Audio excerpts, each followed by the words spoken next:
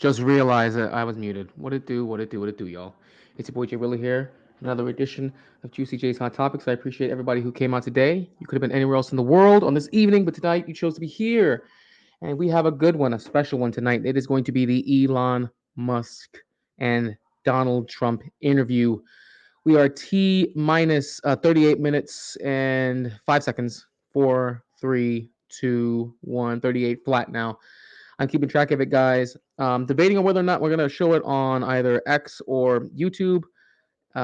X might be the safer bet, especially since I'm hosting it from here. But big shout out to everybody who decided to come through, whether you are on either my Twitter, my YouTube, my Rumble, National Alternative, New Frontiers Twitter, or Caucasian Sasquatches YouTube as well. Let me not forget about Frontier Media's YouTube and National Alternatives YouTube. Also, my Rumble. I think I mentioned that already. Do you want to come up or do you want to stay in the back? It's up to you. I saw you came up a little bit. It's up to you. Decide what you want to do. It's up in the air. I don't think he knows what he wants to do yet. All right. Well, you let me know, bro. Just send me a message. To you. Anyways, let me get some shout outs to everybody who's in the chat right now. We have multiple chats that are going on as we speak. So I'm gonna go ahead. Oh, I almost forgot. Before I forget, let me make sure to go over to my Rumble to make sure that anybody who's there I can show some love to as well. I don't want to forget because, guys, it's been a little bit hectic, but I'm here. I'm mostly on time, and that's what matters most is that I'm mostly on time. So let me make sure that things are okay. All right, cool. That's set. All right. Guys, I'm not going to do a big monologue. There's really no need to. I'll cover one story before we go because we do have. Well, actually, it says T minus 38 minutes. It's probably something preliminary because it's not supposed to start uh, until 8 o'clock Eastern. So what I might end up doing is go into one story because I already had one article that I had loaded up in the Twitter that I read over today this morning. Actually, I'll just bring you up now. What's good, Sasquatch? Talk to me, bro. I'm just gonna bring you up now. So Tiffany Henyard was supposedly on the run, right? Apparently, she's doing a What do you mean? barbecue out in Dalton. She's out on the streets like as of yesterday, cooking hot dogs and weenies for folks, and now we're looking at your penis. Actually, yeah, I'm getting a little bit of motion sickness. You all right? You good? For my charger, I couldn't find my one of my chargers so I can plug it into my phone my earbuds case. But I'm good now. I found it.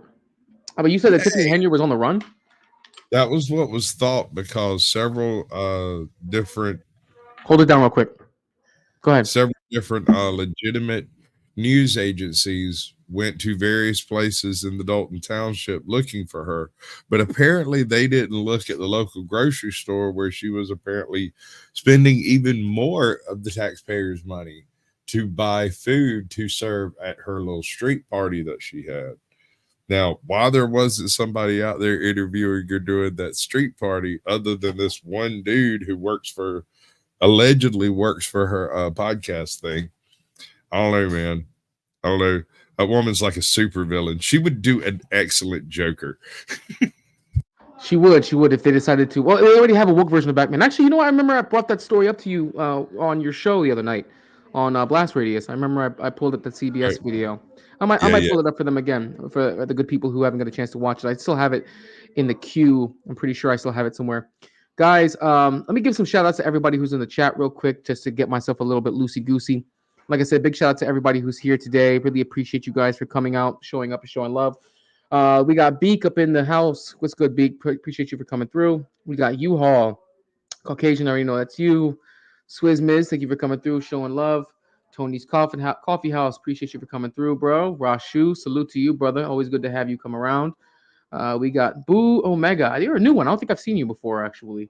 Let's Boa. see. It's Swizz Miz. Much love, Boo Omega. Okay, we got the chat showing love to one another. We got Joker. Appreciate you for coming through. And Joker, thank you for coming up on the panel the other night, bro. It was the first time getting a chance to speak with you. That was actually very pleasant. Actually, I'm glad I wasn't by myself that entire time showing combat footage. Um, we're gonna wait for everybody else to kind of trickle in. Big shout out to everybody who came through so far. We have a big interview tonight. It's the second biggest interview of the year because I still think the biggest interview of the year. was earlier this year when we had Vladimir Putin interviewed by Tucker Carlson. I Tucker think that was the Yeah. interview of the year. Yeah, and that The was a only fire way to interview. beat that, the only way you could beat that if like Trump interviewed Biden. That might do it, right? But I mean, that probably would be the only way. yeah, that it would take double star power because that's basically what the Tucker Carlson Vladimir Putin interview had was double barrel star power. It was amazing. So there are a couple things I want to cover. I think one of them I'm gonna cover is one's gonna be an article because I did pull up an article from before. I posted it earlier today, actually on X, in regards to, and this is more geopolitics stuff. So if you guys aren't really into the geopolitics, unfortunately, you came to the wrong channel for that. But we're gonna go into a little bit of that, and I think I might start off with a video actually, the Tiffany Henyard video These that I folks brought over up the here, other night. my chat, they're just going to Say it talk again. amongst themselves. I said these folks in my chat are just going to talk amongst themselves. Oh, man, that's fine. That's what they want to I'll do. definitely follow them. I mean, listen. Anybody wants to talk amongst themselves. I mean, I listen. I don't have a problem with that. I encourage chatters to talk with each other. I encourage that. I mean, that's how I was able to meet new people online. I mean, honestly, I think I met you in a chat before I met you, like on a stream yard. Pretty sure. I I'm think I pretty come sure. across you on no. You did run into me in a chat, but it was because Midlife Bro Logic had sent me your link, and I went to your next live stream. That's why. What's Okay, up? that's why. Okay. So see, look, I did come across you in a chat first. See, so it all worked out. It all worked out. Anyways, guys, for those of you who don't know, there have been a couple of big things going on. The interview notwithstanding, we also have the why is the cat running there? We also have the tensions in the Middle East rising. Iran has in fact declared that they are going to be launching an attack against Israel. We have what I mentioned about Tiffany Can Henyard. I Uh, can I counterpoint that? What do Go you ahead. think that attack would look like? Are we talking drone attacks or are we talking like Oh, rocket attacks? I'm thinking it's going to be multifaceted. In my opinion, because of how egregious. Because keep in mind, they attacked them. Well, the IDF didn't claim it, but they didn't deny it either. Although they claimed the attack against the Hamas leader, excuse me, the Hezbollah leader. I forget his name. I think it was Kafur. Someone double check me on that. But they didn't claim Ismail Hania's death. Although, I mean, given the fact they were so close to one another and how egregious of an attack uh, this was pretty bad. Why would you call me when Yeah, I'm on stream, bro? Come on. Like, okay, you know what? I'm gonna do this. I'm gonna do this, some guys. people I'm gonna love do you. this. I'm gonna do this. I'm gonna do this. Okay, just to make it easy for everybody. There we go. I'm gonna drop the link. There you go, guys. The links are dropped in chat. There you go. Make it easy for you guys. Okay, because I know that's why you're calling. I will also drop the link in my Twitter. Let me go over to NF's Twitter. All I right, can drop I'm the link not over real there as happy with well. the way this poll is turning out. I put a poll up, was like, what's the best Bond villain, Elon, Trump, or me? And so far, I've got 100% of the votes, and I don't appreciate it very Really? much. You are the best Bond villain. Really? How did that happen, bro? How are you the best Bond villain? I have no idea. You have no idea, but somehow you are though. Somehow this happened. Explain that. Explain that, bro. I think they can just see it in their heads, me playing about Bond. Yes, Mr. Bond. Hour too salty or too dark, I guess you could say. I dropped the link by the way. I know that's what you called for, so you might as well hit the link. Guys, we're gonna start off a little bit lighthearted. Oh, that's where I put the video at. Okay, I found the video. No biggie, no biggie, no biggie. So let me go over here because honestly, this clip is kind of fire. It's actually pretty funny too. Shout out to Maya Rudolph because she does a great impression. You might as well stay on camera too if you want to do all that. So you better be in a spot where you can stay on camera. Is that a yes? Shake or either nod or shake. All Put right. me Well, in, coach. hold on. If that's the case, then hold on. Hold on. What's up, Zach? Hey, how you guys doing? I just want to say that some Iranian sources pointed out to the Financial Times that the attack may or may not happen, even like at all. Mm-hmm. So, like, they don't know. Clearly, the entire world is aware that the Iranians want to attack. Right. So, there's the element of surprise is completely blown for the Iranians. And this is one of the things about the Iranians is that they completely rely on the element of surprise in order to overtake the Iron Dome. So any attack that they send at this time will be futile. It's going to be completely futile because the Iron Dome's completely armed to capacity. Right. People are expecting an attack on Israel at this very moment. It's at full alert. So I don't see why there would be an attack on Israel at this very moment. One of the things is, though, would it be a ground attack? Would they send Hezbollah in? Is that going to be the next move? So I'm going to finish answering Sasquatch's question because I kind of went on a tangent of a tangent. The way I think the attack is going to be is no, you're fine because it ties into what you're saying.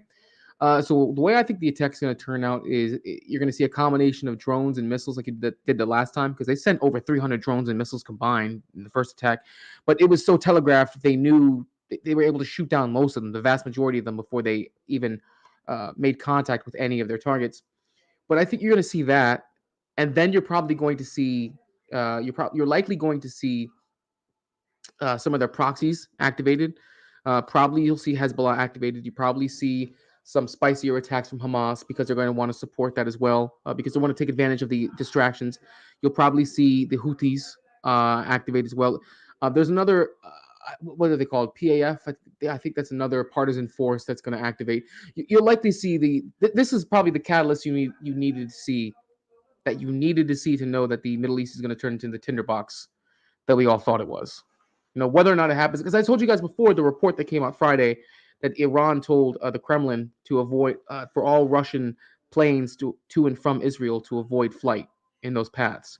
And there was a report that came out last night from Wolf Blitzer that Iran officially stated that they were going to launch an attack against Israel. So that it was going to happen. Because beforehand they didn't actually officially state that. Now they have. So I hear what you're saying, and that I agree that eventually an attack will take place. Will it be soon? Probably sooner rather than later. But what shape do you expect it to take? Are we talking an unguided rocket munitions drop like we've seen in the past, or are we talking drones dropping? You know what I'm saying? Like, what's it gonna look like? I get what you're saying. I mean, I fully expect. Well, first off, whatever any embassies they have in the Middle East are likely going to be attacked by their proxies because they already attacked. Their whole reason why they attacked Israel the first time was because they killed an Iranian general in one of the Iranian embassies. They were in Syria, and that's why they responded the way they did last time. So probably since this was so egregious and it happened in Tehran, in the Iranian capital, you're likely going to see lots of attacks by their proxies against their embassies in that region. Okay. But I'm still asking, what's the physical ordinance we're looking at? Are we more likely what's the ordinance or individuals or it's going to be a combination? No, it's going to be a common. Oh, these are going to be small teams. This isn't going to be a giant aero offensive. No, Iran's not going to pull that off. No, you like I said, you're going to see insurgencies likely from their proxies, probably even mortar strikes. There'll probably be some bombings. There'll probably be some drone. I mean, keep in mind the Houthis have rockets. The Houthis have drones. Yeah, but that's what I'm saying. These things. Yeah. The last go around, that's what they did was they trunked like 3,000 rockets over the wall, basically. Something to that effect. Yeah. Something to that effect. But before we go too dark, I want to start off a little lighthearted. Actually, I honestly do. I saw this when I was at the gym. Actually, before I popped in here before I got home. All right, see you, Zach. This one was pretty funny.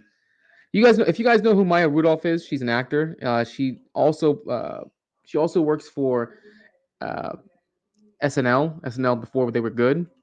Actually, I think she's still there right now. This is probably one of the best impressions I've seen of Kamala Harris. I had to get this low-hanging fruit because to me this was actually really funny.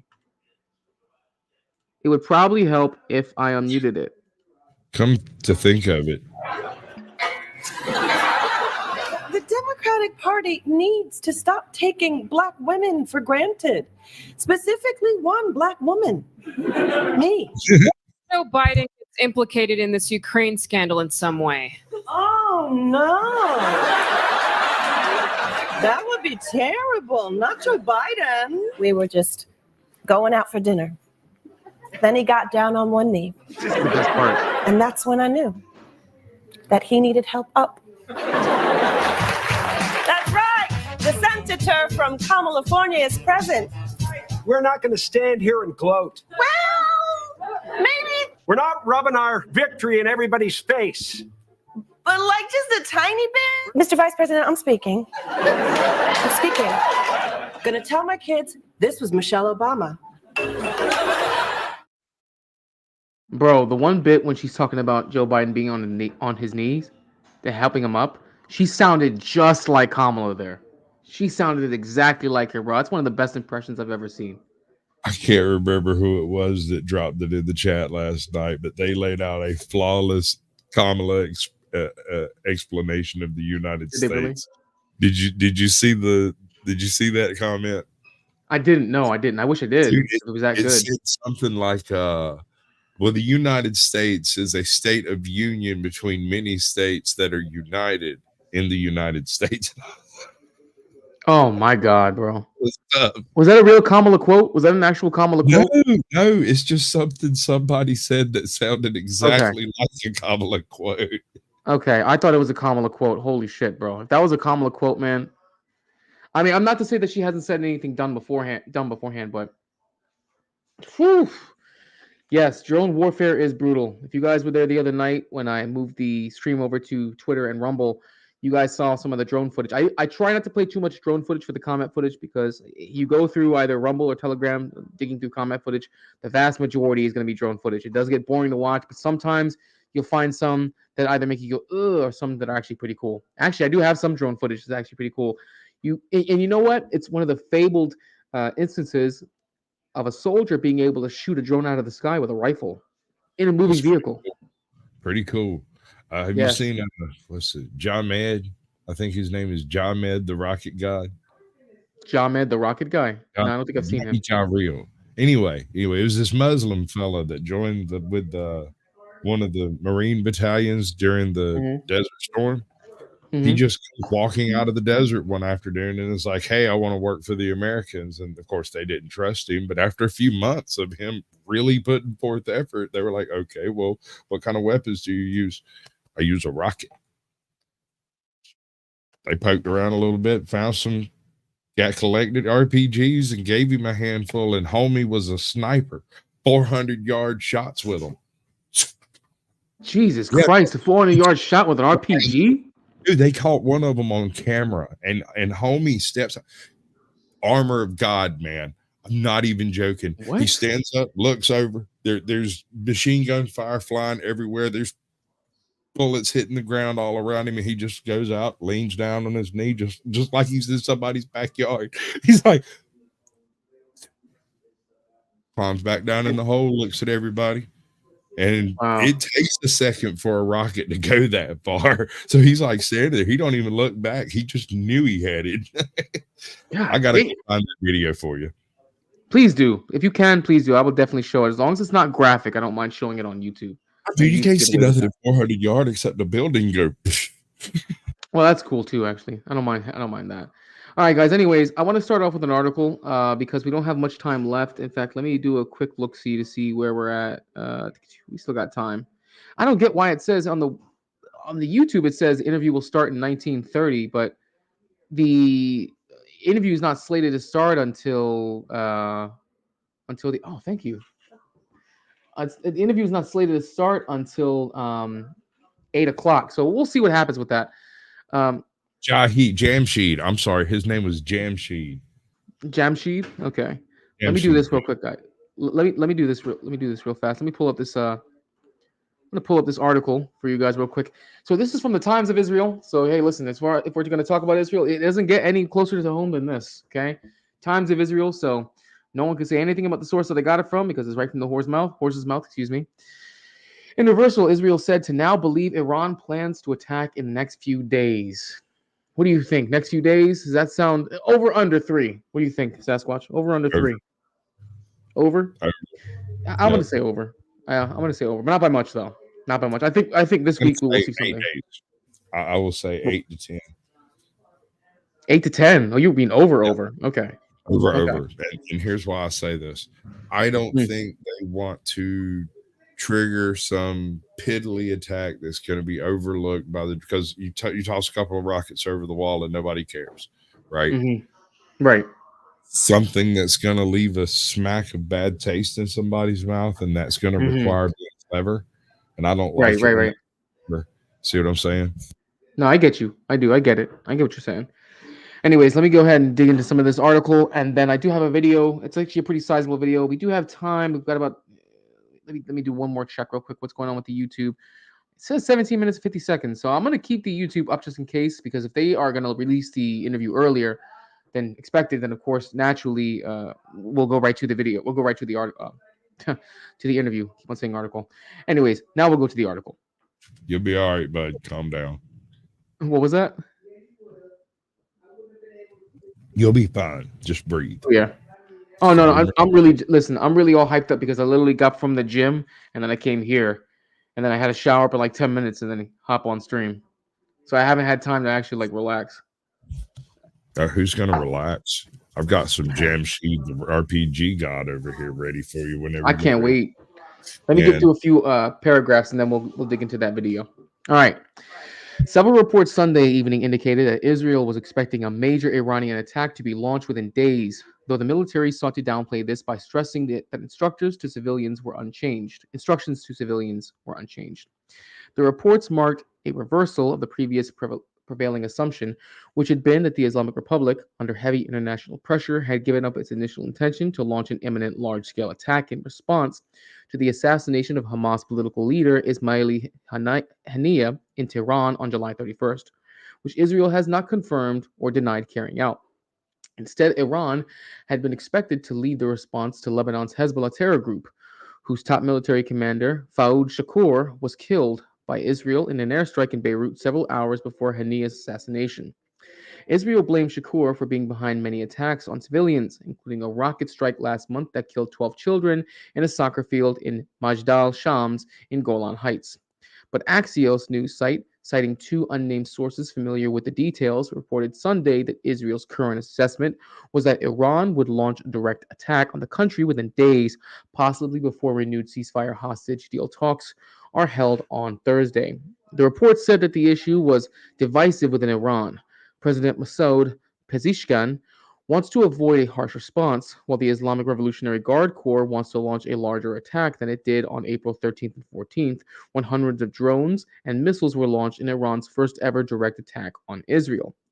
Almost all of the projectiles and UAVs were intercepted during the attack. One of the sources cited in the report said that the situation was, quote, still fluid due to the disagreements. The report said Defense Minister Yoav Gallant had spoken Sunday with U.S. Defense Secretary Lloyd Austin and told him Iran's military preparations suggested Iran was getting ready for a large scale attack on Israel. That's a good point right there for us to stop at. Okay, so Sasquatch is gone. I think he's going to step away for a second. All right, so pretty much here, what you're seeing is that even the Iranians themselves, President Mode said that he wasn't fully set on whether or not he wanted to attack. They even mentioned here in the article that let me see, where did I put that at? Where is he at? That President Masoud Peshkin wants to avoid a harsh response. So, simple fact of the matter is this: they're not even unified on what they want to do. But if they're announcing that they want to have an attack, that means they at least know that they're going to strike back against Israel, whether it's tomorrow, 3 days from now, 5 days from now, 10 days from now. We're not sure. There he is. So Sasquatch, after reading that, I don't know how much of it you caught, but after I read through the first part of the article, it sounds like that the Iranian command is not fully set on how they want to go about attacking. So, in your mind, President Massoud said he doesn't want to do a harsh response. He doesn't want to do a harsh response because he'll receive a harsher response.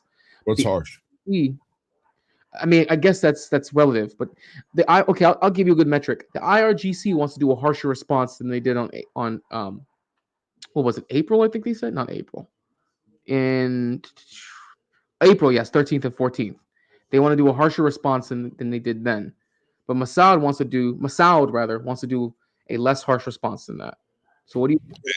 But are they using that particular thing as the metric, or is that something the press, you know, I think interpret? so, because that's what the IRGC is using it as. According Okay. to this Times of Israel, so keep in mind, according to Times of Israel, that's the metric that's being used.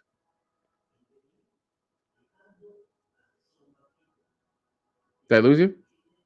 No, I'm trying to update my chat. My chat froze on my phone. Well, I mean, what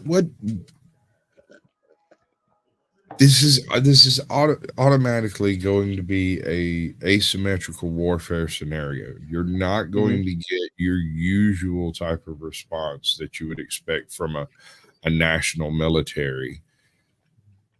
This type of warfare isn't like boots on the ground, squared off, high noon type of stuff where you physically go over there. Typically, this involves very small groups, very small units that hit specific valuable targets, right? Whether it's for intel or whatever, I don't know. I would imagine so. That's what I would do, but I don't know. Sometimes it seems random to me. But then again, I guess warfare does that. I mean, things that are valuable aren't necessarily obviously valuable. Kind of at a loss. Thank you for holding it down, Sasquatch. I just needed 1 minute. I need 1 second. Thank you for holding it down. All right. Well, that being said, guys, I'm going to dig into this video. This video actually is pretty egg roll sizable. almost got you. Don't lie. You were almost taken out by an egg roll. That actually wasn't an egg roll. That was a Philly roll. I haven't had a chance to have dinner, so I decided my girl got some. She got some deli sushi, so we're trying it out. It's cold. I was just saying what happened. You stuck it in your mouth and you choked, and you just went off camera instead of saying anything. Actually, no, I wanted to get some soy sauce. That's what I left to get. All right. So with that being said, guys, let me drop this down real quick, and I want to go into this CNN video. This is the Wolf Blitzer report that I saw last night when the announcement was first made, with the IDF reporting that the IDF on alert amid reports of looming Iranian attack against Israel. Returning now to the Middle East, CNN analyst and Axios reporter Barak Ravid is now reporting that Iran has indeed decided to directly attack Israel. And though it's not clear when that might happen or what form it would take, the attack could come, he reports, as soon as in the next few days. With us now, CNN military analyst, retired Lieutenant General Mark Hertling, and former State Department Middle East negotiator Aaron David Miller. General, starting with you, what do you expect from Iran as compared to the drone and multi-missile attacks of 300 rockets and missiles that were directed towards Israel back in April from Iran, directly from Iranian territory? Do you expect something similar or something different? You know, Wolf, you can't really say. It could be a spectrum along that line. Anything from a massive attack, not only from Iran, but also in coordination with Hezbollah and with other forces in the area, the PMF forces in Syria and Iraq, as well as the Houthis in Yemen. Or could we see just a kinetic strike that's precision and surgical in nature to show Israel and for Iran to show their own population that they are doing something about what struck in Tehran? So it could be anywhere between those two extremes. But I think they have to do something just to appease their own population, but also to show Israel that they are ready to confront them. But anything that they do could certainly expand this region into a catastrophic conflict.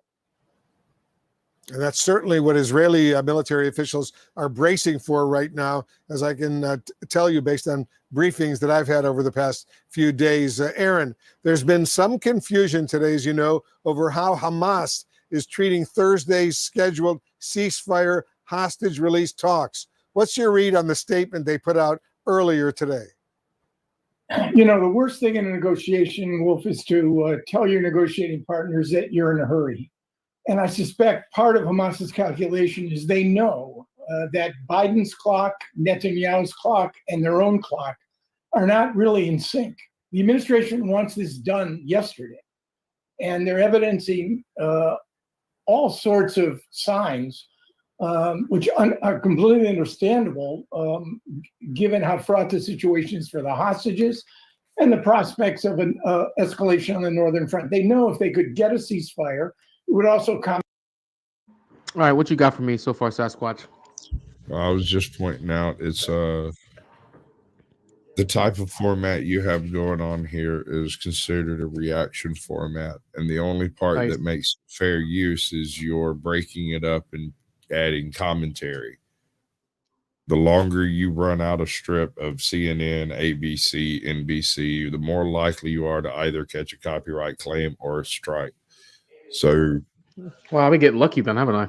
Nice. well, you're not a huge channel, so they're not trying to come over and beat down your door to get money. I'm not monetized, so they're not trying to beat down the door to get my money. But in the future, smaller chunks. Smaller chunks, duly noted. Anyway, Doing a live thing, that's fine. You can do live thing, but then yeah. do you have any analysis you want to add to what you've seen so far with the video? I can't disagree with what they said. More surgical and precision than previous attacks, but possibly more effective. Mm-hmm. Because when you apply more surgical force, you tend to get more precise results. Right. All right. Back to the video. I'm down the north. The problem is that the Biden clock is not synced, it seems to me, either with the Netanyahu clock or the Sinwar clock. And Yahya Sinwar, ensconced in some tunnel somewhere, is making decisions based on what he considers to be Hamas's needs and requirements. And those require a true cessation of military activity by the Israelis, and Benjamin Netanyahu, for his own understandable reasons, are not prepared to agree. So I think on this one, Wolf, that Hamas ultimately will show for Thursday's meeting if the whole thing is not undermined by a major Hezbollah or Iranian strike sometime in the next 72 hours. Which is certainly possible. See, I wouldn't be surprised, honestly, to see the Houthis probably do something on their own. Maybe to kind of throw them off. Maybe to kind of throw them off guard. Maybe to throw them off pace. That's one of the things I'm saying here is that there's several different moving parts in this particular part of the political arena on both sides. Neither of these situations are monolithic in their designs, right? So if you chop a couple of heads off the snake over here, they'll just be replaced by the next guy in command on both sides. It's just seems endless. They already replaced. Yeah, apparently Hezbollah rather already replaced Shakur. They already put in a new leader. I remember reading a report last week about that. General Hertling, is there a scenario you can foresee where Iran launches its retaliatory attack against Israel in the coming days, and the region still manages to avert a much wider regional war? What needs to happen for that to be how this goes? Yeah, certainly, Wolf, there is that potential, and it would be dependent on Iran holding their fire, literally not conducting the kind of large-scale attack they held last time, where a lot of Israeli citizens could be hurt or killed. If that happens, what I'd say is Katie, bar the door. If Israel is struck to the point where there are multiple casualties or a lot of deaths, I think we're going to see that conflict spin out of control. That's the part where I'm very concerned, because it has to do with not only what Iran's action will be, but as Aaron David just said, also what Hezbollah and Hamas will do to contribute to this. But it could certainly rise into a regional conflict or beyond, in my view. And I don't think Iran is ready for that or has the military or the diplomatic capability to do something of that scale. So they should be very careful in what they do next. Yeah, I think you make a very important point, General, because based on the briefings I've been having here, if Iran were to do... Look at all these areas here. Go ahead. Who is briefing Wolf Blitzer? That's a good question, actually. That's a good question. Why I'm wondering is if he got the same. getting I'm briefing? wondering if he got access to the same sources that Axios did, because Axios even mentioned, or Times Israel even mentioned in the article that Axios had 2 unnamed sources that gave him this information. Huh. But who's briefing Wolf Blitzer? That's a good question. You know, I mean, he's part of legacy media, so he's bound to have way better sources than we think. Sure. And I have no doubt that he may have sources on the other side of this campaign that you wouldn't even imagine, Right. because he's been in the game for 50 years straight. At least. But look at all these areas. They have Gaza, Syria, Iraq, Yemen, all these small militias, Hezbollah, northern part to the north of Israel, and southern part of Lebanon.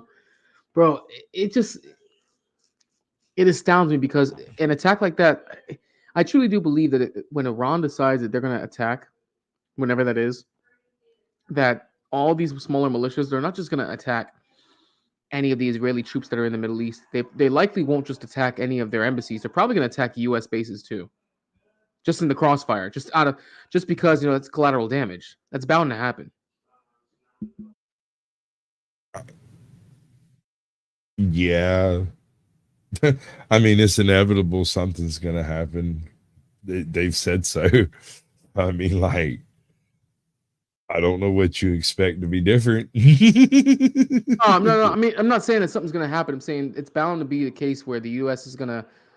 U.S. troops are going to get caught in the crossfire. There's going to be collateral damage. And honestly, some of these smaller militias, who are probably more radical, are probably just going to attack U.S. bases or an outpost straight up, just because. That's why when I was talking to Andre about this earlier today, when I was at the gym, and I told him, listen, don't kid yourself. If Iran ends up attacking Israel, we will eventually get drawn in. There's no way that we don't. I mean, they're our ally. They're our greatest ally. There's no way that we don't get drawn in. There's no way we don't get sucked in, especially when we have 2 Zionist parties in the United States government. But Wow. I mean, yeah, you're not wrong. no, I was just thinking, I was just wondering why, I had a theory when the Ukraine thing popped off. I was like, the day you see US troops on the ground in Ukraine is the day China moves on Taiwan. I think that's all anybody's waiting on, is for a commitment by the US military to be specifically in a theater of war. Classically, we don't open a second theater of war if there's one already open. well, it's bad, military doctrine to do so. Even though we won World War II that way, we did win World War With II World War having II, 2 separate theaters. Yeah, but it wasn't just 2 separate theaters. There is an exception there. First of all, we already had manpower in a fleet that wasn't fielded. right. So Right. it was just an army sitting around with their thumb up their butt, and somebody handed them a firecracker. Mm-hmm. All right. And also there was the Russian front, which was its own war. The Russian front from the World War U.S. II. No, in World War II, the Germans were fighting a retreating war from Russia at the same time. Oh yeah. So yeah, it wasn't just one theater. There were multiple theaters all on the German front over there. Yeah. Well, Russia, they did a cardinal. Excuse me. Germany did a cardinal sin. They fought a war on 3 fronts. That's a cardinal sin. That's beyond. Yeah. Yeah, that's an extremely cardinal sin. All right, let's get back into some more of this video. A direct assault on Israel and wind up killing a lot of Israeli civilians, especially destroying a lot of buildings in Tel Aviv, where I am right now, attacking military bases, Ben Gurion Airport, the international airport outside of Tel Aviv. Israel would respond with enormous military force against Iran, something the Israelis believe the Iranians would deliberately, desperately try to avoid, but they won't be able to do so. So we'll see if this explodes into that type of regional war. Aaron, this forthcoming attack from Iran, as is now expected against Israel, is in response to the killing of a top Hamas leader who was in Tehran. Obviously, there's more to come here, but how has that already impacted the region altogether? I think it has in several ways. Yahya Sinwar Wolf has now been elevated to the head of Hamas, which is something frankly, we all knew from the beginning that he's the major decision maker. I will say, though, that General Hilton raises a critically important point, and that is the Hezbollah piece of this. It takes 12 minutes for a cruise missile to impact in Israel, assuming it's not intercepted, launched from Iran. We're talking a minute and a half, though, probably less time for Hezbollah's high trajectory weapons and its precision guided munitions to strike Israel proper. The real damage here, frankly, is not going to come from Iran. It's going to come from Hezbollah. But I really do believe that both, and again, John Hertling's right, I don't think Hezbollah nor Tehran is interested in the kind of strike that would trigger a massive Israeli response. A response, I might add, Wolf, and the Iranians know this, that could easily draw in the United States. The question is, will they be able to navigate the fine line between doing something that is significant but not triggering the regional escalation that would create something the Middle East, Wolf, has never seen before, a genuine multi-front war involving Lebanon, Syria, Iraq, Yemen, Israel, and perhaps even an Israeli and U.S. military involvement against Iran. Bro, you might as well call that World War III at that point. I know everyone says, "Oh, we're already in World War III," but I mean, like kinetically, like from the optical standpoint, you might as well call that World War III at that point. You may as well call it that. That swings a few pendulums into play that aren't currently moving, right? So the Russian war machine hasn't actually been geared up for warfare, or Ukraine would have already been over, right? So if it goes kinetic like that, Russia would just go ahead and gear up. They'll just go back to their World War II factories and rebuild everything they need for their entire freaking war machine to just roll out. Take them a couple months. It'll be nasty. That's what they're good at. The thing is, they don't have to rebuild them, though. They never destroyed their factories. They're state-owned, so they've always maintained them. They just mothball them when they don't use those. Currently, they're building tractors. There's a big old switch over there on the wall, and flip the switch, and the next thing that rolls off the assembly line is a freaking Tiger tank or something, anti-aircraft. So if you've been following the war, you'll know that the state-owned factories, like Erdova Gunzavod is their biggest factory. It's a massive factory. It's like I don't know the exact measurements to it, but I know it's like hundreds of square kilometers long. It's a massive factory, right? Erdova Gunzavod. And since the start of the war, they had very small production. Now apparently they have like 3 12-hour rotating shifts that they work. 3 8-hour rotating shifts that they work off of. The question they're producing about close to 100 tanks a month. Go ahead. Is this a process of cascade training?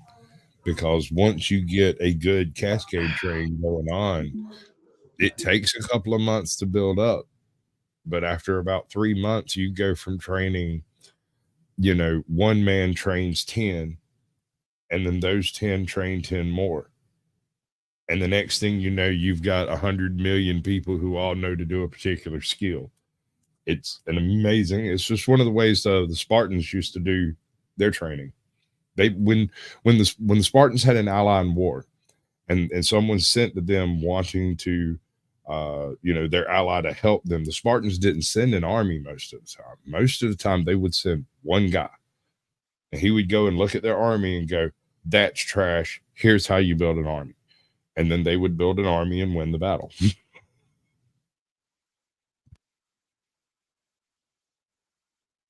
You're muted. No, it's not you. I'm literally Jesus Christ, bro. This is a crypto scam. So the one they almost got me. Okay, so the one and I thought I shut this one down. I remember I reported this. There is this one YouTube channel that's called Tesla, right? They do a good job of making it look like Tesla. They have 37,000 people watching right now. And it's Elon Musk. And this is a deep fake of Elon Musk talking about if you scan this QR code on the screen and you deposit an amount of crypto, you will receive double the crypto amount back. Do Bro, not show the oldest trick in the book. Huh? I'm not going to show it. No. I'm not going to show it, but I'm looking at it now. There's 37,000 people watching with 204,000 subscribers, bro. This is like a really good scam, Tesla. A really good scam channel. Wow. I mean, it doesn't take. You don't have to be great. I'm kind of I'm kind of shocked that they did it so well, though, man. I'm kind of shocked. Wow. Wow, bro. That's wild. It's crazy because I just had the Tesla. I just had the Tesla channel that I subbed to earlier today. Let me see if I can find it. I'm pretty sure. I'm hoping that I subbed to the right Tesla channel. I'm hoping I did. If I didn't. Well, no, I didn't sub to that one because I just checked and my subscription is not there because it has the box that says subscribe. So it's asking for the subscription. Which channel did I sub to then? Hold on a second. Let me double check this real fast. Because I did it specifically because it looked like they were going to be showing the. Oh, that's why. That's why. That's clever. That is clever. That is clever. That is clever. Okay, that makes more sense. Okay, so here's why I got fooled. I almost got fooled in that one. Because their symbol is black with a red T in the middle of it, right? And the official Tesla channel is red with the white T in the middle. But here's the crazy part.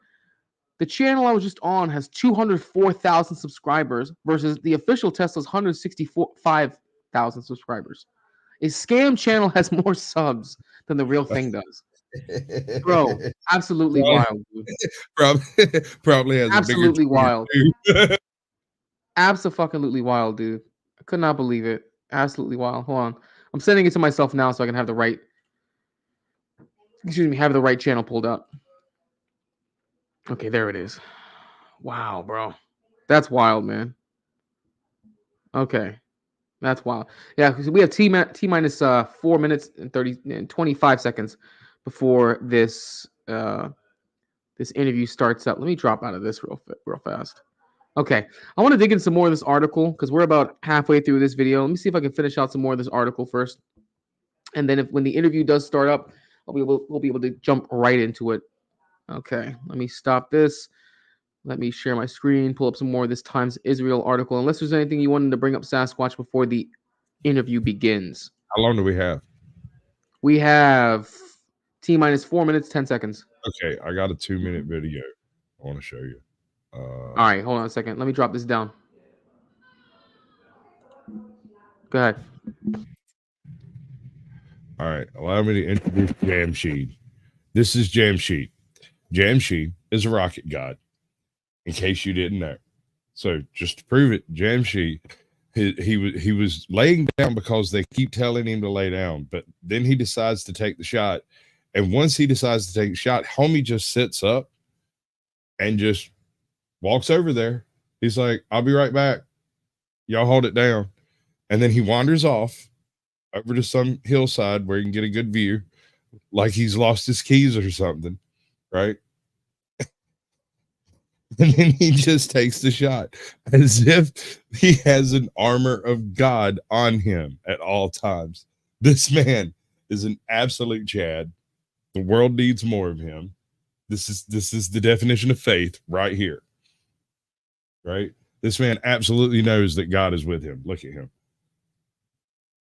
An entire Marine squad laid out trying to hide from everything, and he's just wandering around like, it's raining.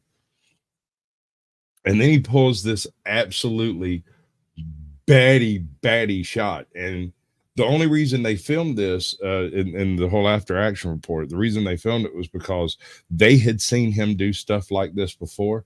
What's that, like a quarter mile? Like freaking wow. He just hit a window at like 500 yards. Absolutely insane. And then just wanders back. We're just gonna go over there and blow up somebody half a mile away, and then wander back in the frame. Okay, should be good now. Had to take care of some secondary or tertiary laptop issues. Got a lot of screens right now going on in one shot. Let me do a quick check real quick. 1 minute, 40 seconds. Okay. So, I was thinking about reading more of that article, but I don't think there's going to be any point really because we have just over a minute to go. So what I might do is let's go some early predictions. What are you expecting Musk to bring up to Trump? How many times do we expect Trump to say that the election back in 2020 was nefariously performed? I I'm gonna think you're say missing. over under. I'm gonna say over under 2. Over under 2 on that one. I think you're missing the plot. I think What's that? Elon Musk might be fixing to prove that he's a better journalist than every journalist walking the streets because he interviewed Donald Trump. Everyone else attacks him. It's never an interview. It's never an honest discourse of ideas or a questioning of the campaign. It's always, how much do you hate these people and why do you hate them? How much do you hate those people and why do you hate them? They're clever about how they ask, but that's what they're asking. Why do you hate him? Yeah. How much do you hate them and why? Yeah. I mean, it's just such a waste, man. It's such a waste to do things that way.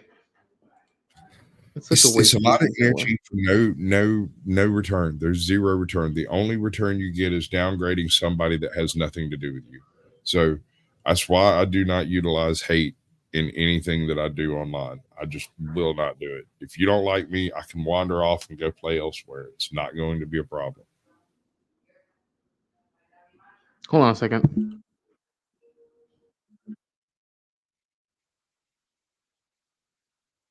Dead air. Okay, I think it started. Okay. Wait a second. Hold on a second. Okay. This might be it. We're gonna find out.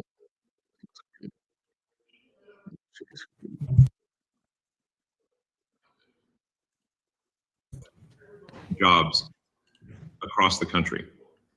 No.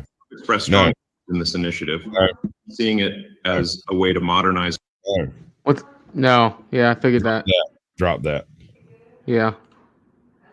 I figured that. I saw the code. I was like, Jesus, not again, bro. These are getting really good. What's up, Queen Bird? Welcome in, Brandon. Good to see you, bud. All right, let me see. This thing is really acting up. Donald Trump space. Every time I click on the spaces, it ends up freezing up. So I don't know what the hell's going on. Let me see if I can. Yeah, I know it's really starting to act up. I'm wondering if it's really. I'm wondering if it's crashing. What's so funny? You're laughing at my pain? No, yeah, it's not me. I'm usually the one over here crashing out midstream, having technical difficulties. Remember, Well, no, ladies, it's the technical. well, it's more than that. It's just I'm on his page right now, and there's like this film. I don't know, it's like an off-white film that's over top of it. Doesn't seem to make any sense, and it's not really responsive. Let's see if I open up another X page. I wouldn't touch it. I wouldn't touch it with your pointer. Yeah, right. Hold on a second. How high are you, bro? How much did you smoke before you came on here?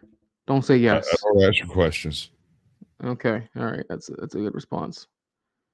All right. Let's see. Did the spaces unavailable? Okay, that makes sense. Are they behind? Are they not doing it just yet? No. I'm on the official page. I don't really Twitter much or X or any of that stuff. I just mainly use it for communication with other people because a lot of people do, especially on YouTube.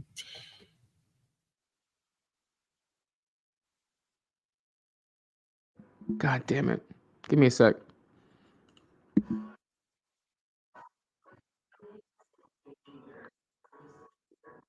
Weird.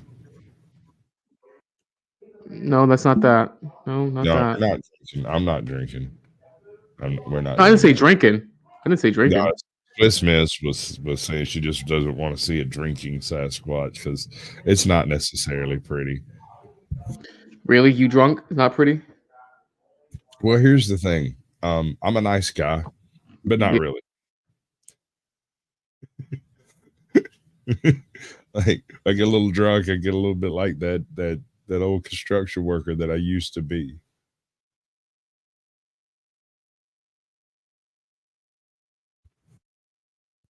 Yeah, you want to see Hold on, hold it down because it's this is let's go to the home page. Hold on, is this it?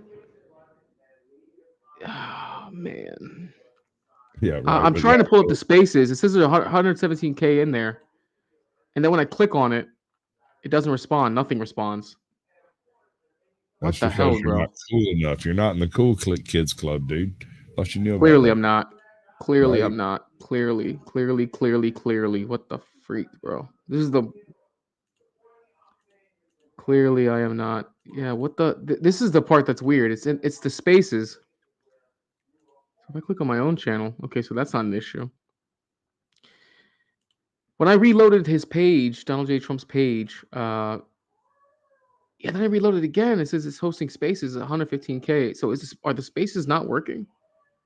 He's been known to crash sites before. What's up, Zillage?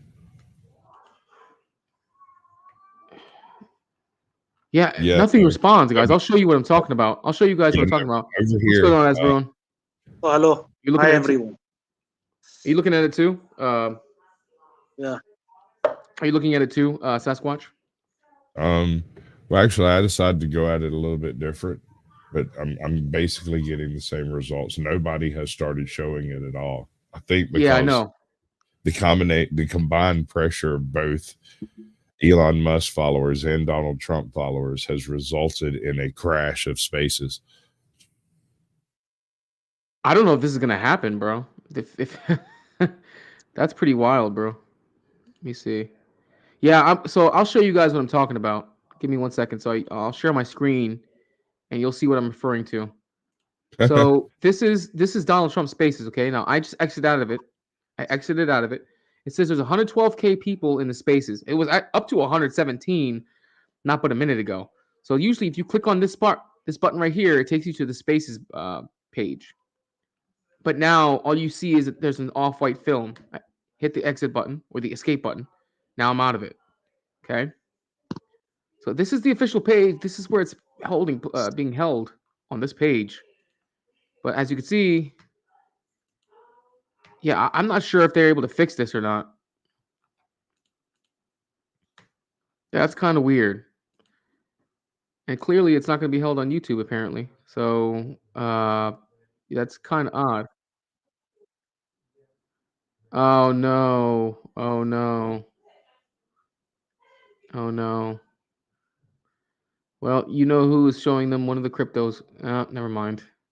He'll find out. Okay.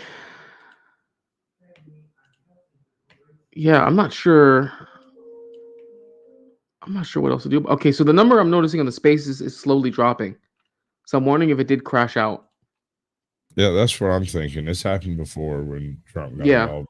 Yeah. And Yeah, Elon it may. gets something that both of them can crash a system. Asvadoon, talk to me, bro. What are your thoughts about what's going to happen with this interview? I don't know actually. Like, even as far as this is concerned, even I too want to see the outcome. So it's like difficult to predict until it happens actually.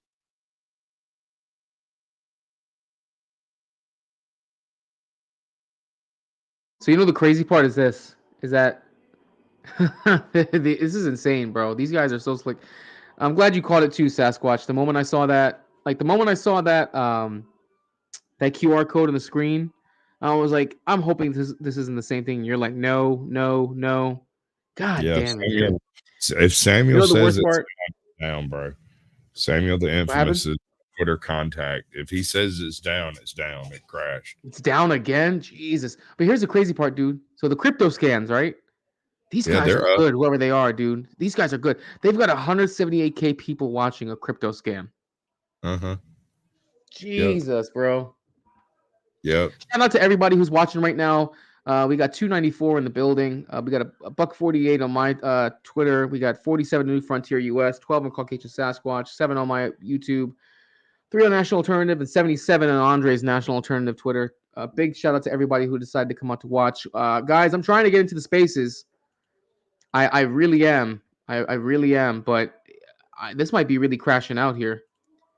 Yeah, no, that's the prediction. Okay, so now it's up to 144K. So I don't know what it takes. It just shot up.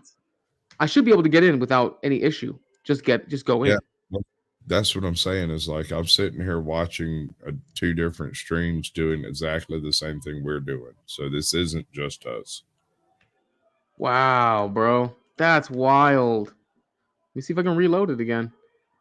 Maybe I just gotta get lucky and somehow get 155K. So the number's going up. People are getting in. Maybe I should just wait. Should I just wait, you think? Just wait and just hope that give I buffer in?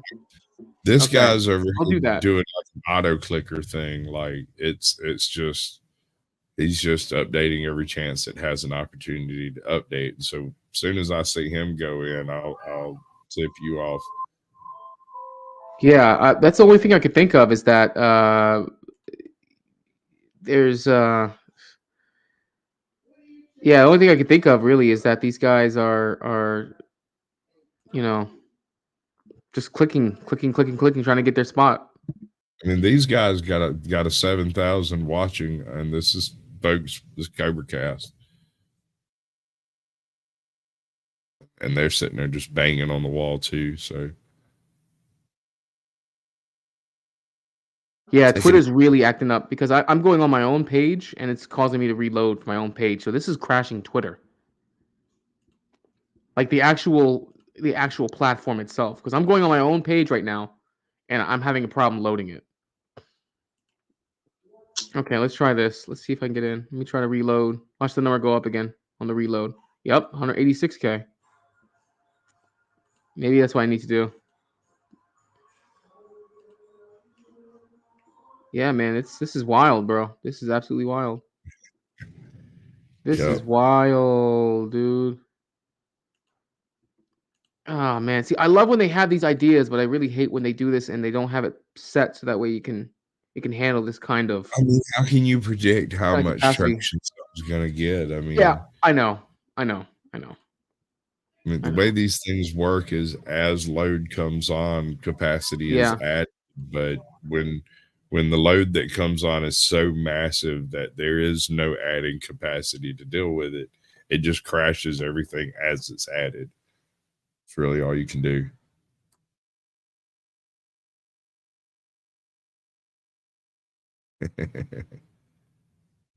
Over 200K. So I'm just wondering how they're able to get in. How are they getting in? Man, I'm doing what I can here, guys. Believe me, I am. I'm reloading. Jumping in. Okay. I'll be back with a cup of coffee. Good luck. May the force be with you always. May the force be with us all. May the force be with us all. All right, I'm trying, guys. Doing what I can. Wow, man, this is a hell of a thing, bro. This is a hell of a thing. Twitter. This is a Twitter problem, not you. No, I get it, Zilge. I get it. I just wanted to be able to have the content ready for you guys.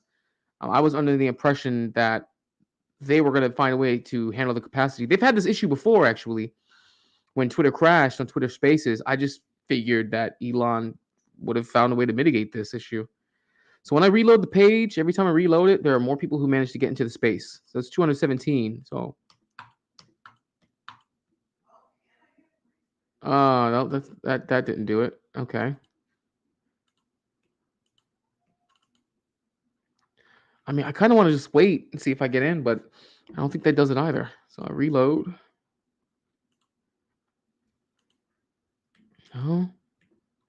No, okay. It's okay. These are just previews. All these are just previews. So, yeah, trying to go in again.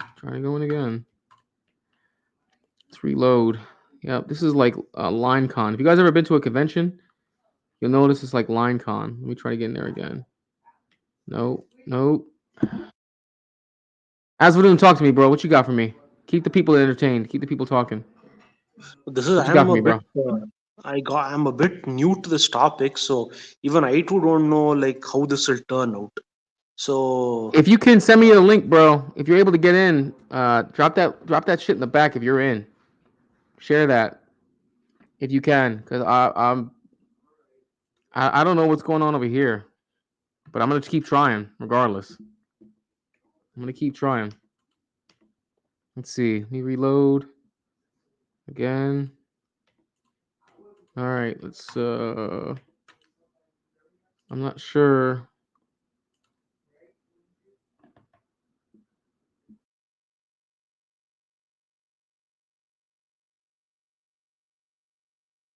Yeah, I'm not sure what more I can do other than keep reloading. Wow, bro, that's wild. The number is still at 214K. Although all I'm getting is music on my end. Are you saying all they're playing is music? So they're probably just prepping then. They're probably not even ready. If you guys know anything about Trump rallies or anything involving Trump, he is extremely fashionably late, bro. Like him being fashionably late is everything he does, bro. He's late about everything he does, so he can get away with that. Let's keep trying because at least if it's music, at least we'll be in there. Let's see. Let's see. Let's see. Wow. Okay. All right. I would almost be tempted to have Sasquatch when you. Okay, the numbers are going down again. People probably don't want to wait. Sasquatch, when you get back, bro, pop open your Twitter. Maybe you'll have any better luck. Everyone, do you have a Twitter? Me, Twitter account, I have not used it for a very long time, so I don't know how it will work. I have to go and use All it right. again. Okay. Got a question from the chat for you, Aswadoon. Joker is asking, what is your thoughts on Iran and Israel? They used to be friends once upon a time. They even signed a deal of cooperation and friendship. But after the Ayatollah came into power, the relationship deteriorated very badly. And Iran became Israel's greatest foe in the Middle East. It wasn't like that under Mohammad Reza Pahlavi, the Shah of Iran, but with Ayatollah, like it's so bad. Actually, they're constantly at a state of war, and like Iran supports Hamas as well. So they want the Israelis out of the Middle East for sure. They think that it's some like they think that the US actually wants to again use Israel probably to get the resources in the Middle East for their own benefit. So they consider this. They think that the whole thing is part of Zionism. And even though Zionism is a kind of myth, actually, they consider the current government to be satanic.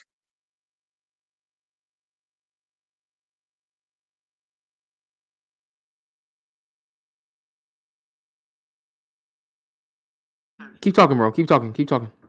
Yeah. No, I mean, like, that's about it. There's nothing much you can say about this. They don't like each other Wow. anymore. Bro.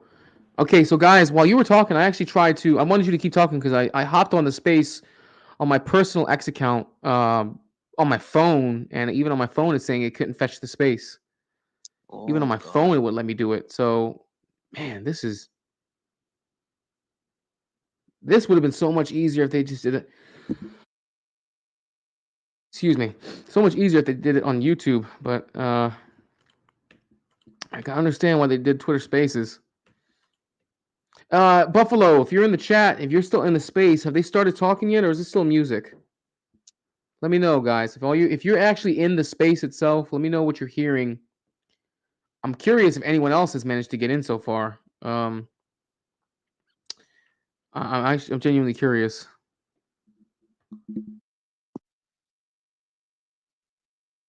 Yeah, as of right now, I don't think anyone else has. I'm looking at other content creators. I don't think none of them have managed to get in thus far. I guess this isn't just me at this point. It's a lot of other people who are trying to do the same thing, trying to get in. But let's see. What about you? How are you doing?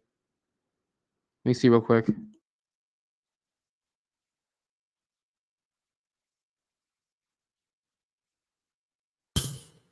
How we doing? Okay, so I did some digging. I've been trying. So what I decided to do, and guys, I've looked at other content creators, and actually, you're right, dude, because there are way bigger channels than I. I mean, like way bigger channels than even the spaces that we frequent for bigger channels that are having the exact same issue.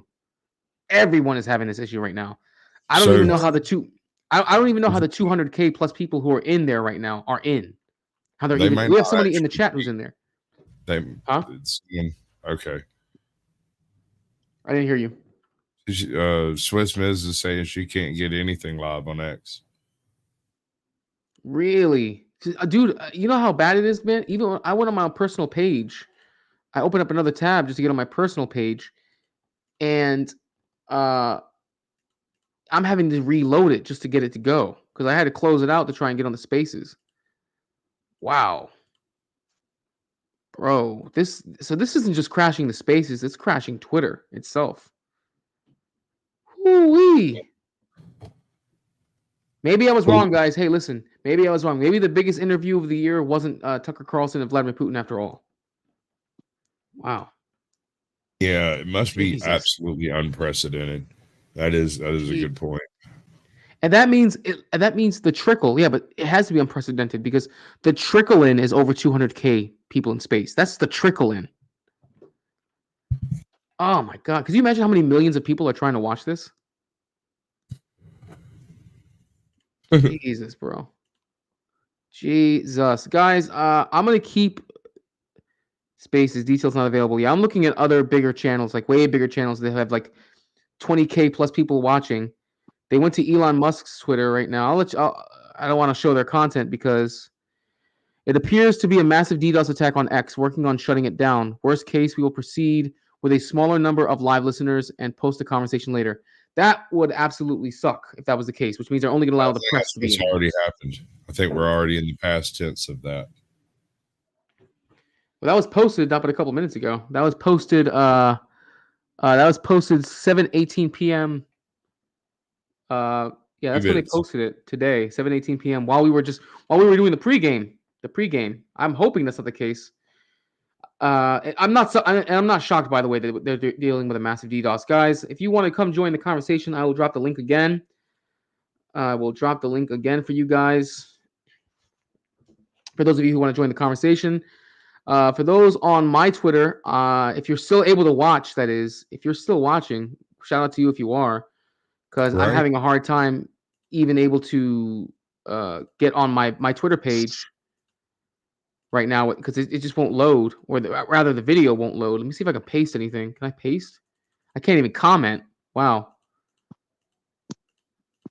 Wow, bro. That is wild. Well, I mean, absolutely wild. I knew it was going to be big. So does this beat Tucker Carlson? No, I knew it was. Yeah, I mean, that's debatable, man. Well, here's the thing: it was pre-recorded and they dropped it on his website, so that made it easier. That made it easier to work with because they dropped it on his website. You know what I mean? They dropped it on his website.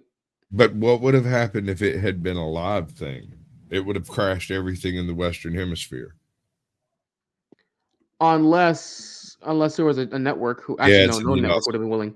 Yeah, is it really a DDoS attack or is it just us trying to get online? I mean, technically, it could be an organic DDoS. You know, you figure if you pour so many people.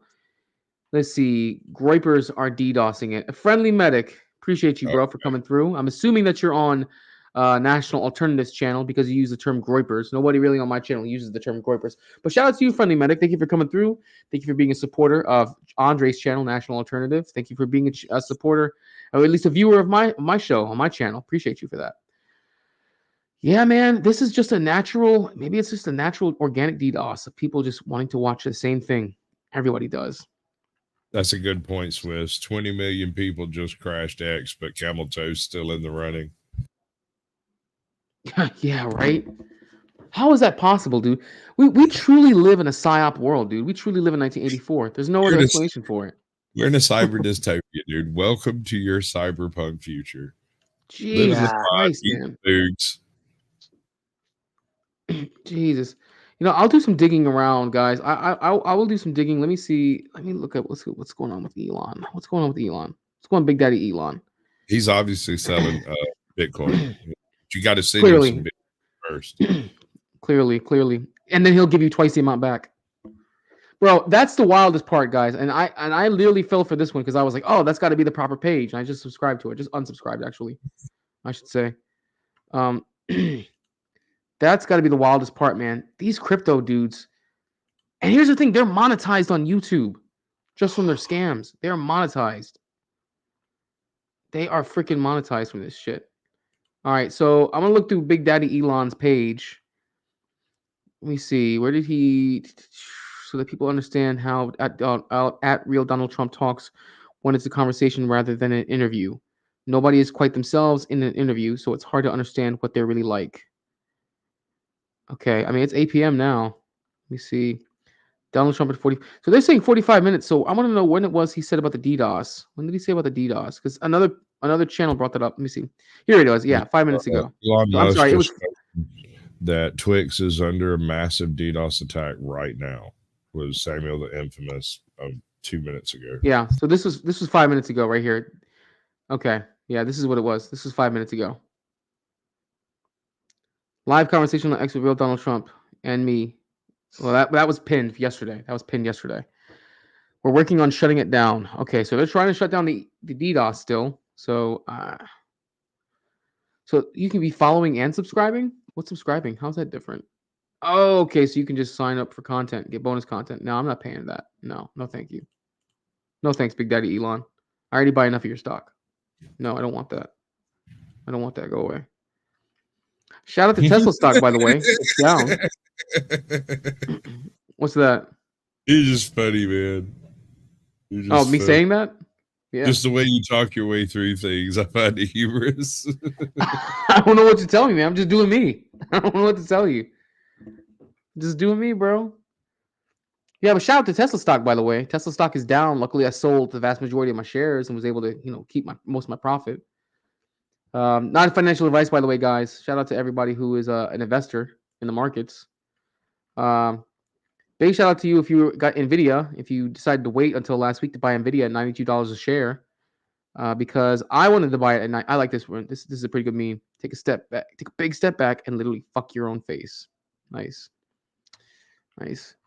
Big shout out to you if you decided to wait and then buy Nvidia. Then I should have bought more Nvidia at that time when it was at $92 a share, but I blew a lot of my load on the way down. So let's see what happens. Email me that, Boa. I want to see that.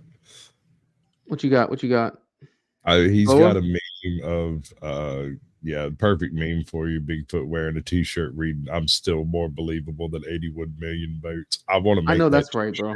just for me. I know that's right. I know that's right. Yeah, so I think the whole world right now, the whole world is yeah, bro, I'm looking at much bigger. Dude, okay, so I follow another channel. The investor channel that I follow the most is Meet Kevin. Maybe you guys have heard of him. I get a lot of my investment advice. I actually have his course. He's really good. He's helped me make some money. Not gonna lie.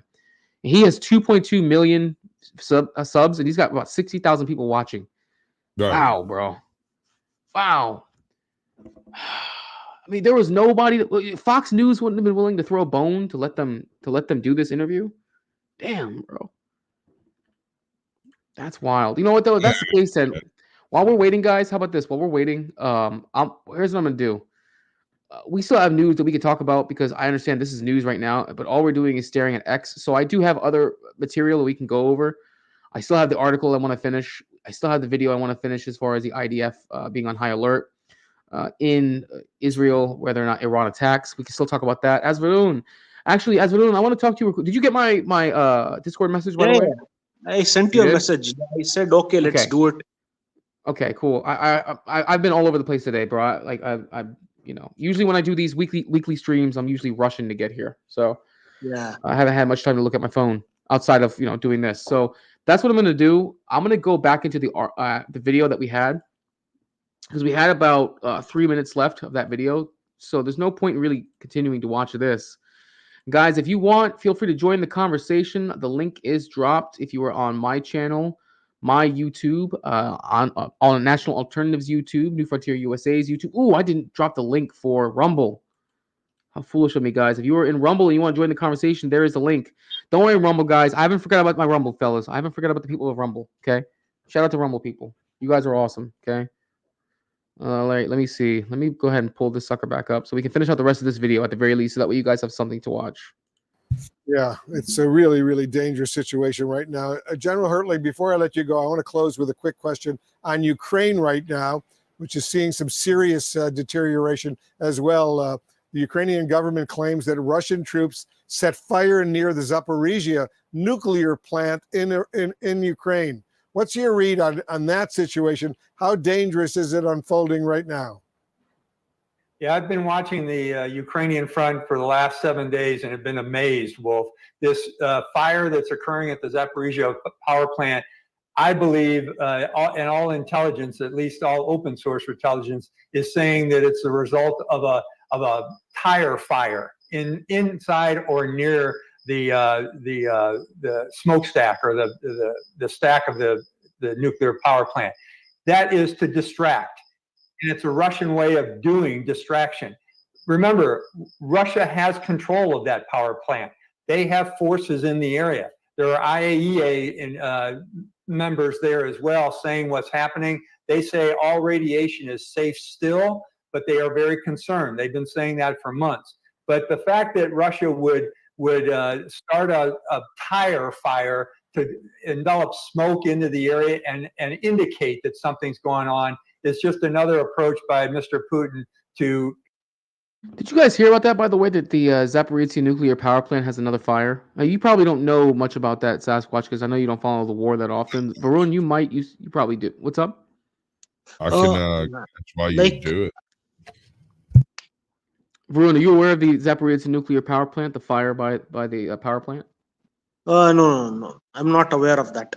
I've not been keeping in touch with. Go ahead. I've not been keeping in touch with that thing. I just, because I felt Ukraine was lost a long time ago. It was actually like Ukraine, Israel, Iran. As far as America's national security interests are concerned, it's insignificant. All America had to do was build the Keystone gas pipeline. They'll attain energy independence, and if they talked to all the yeah, but if they talk to the leaders in the Middle East and they became neutral, I don't think they would be able to aggravate any of the problems, because national security interests are more important than democracies. Thinking that just because you're a democratic nation and you're less likely to fight because you're a democracy doesn't make sense. Democracies will fight like everyone else, because in the US, when the Civil War took place, two of the greatest democracies killed 400,000 of their own, 600,000 of their own. So I just felt probably the best thing that America could do is build the Keystone pipeline and stay the hell out of other people's problems. Follow the Constitution.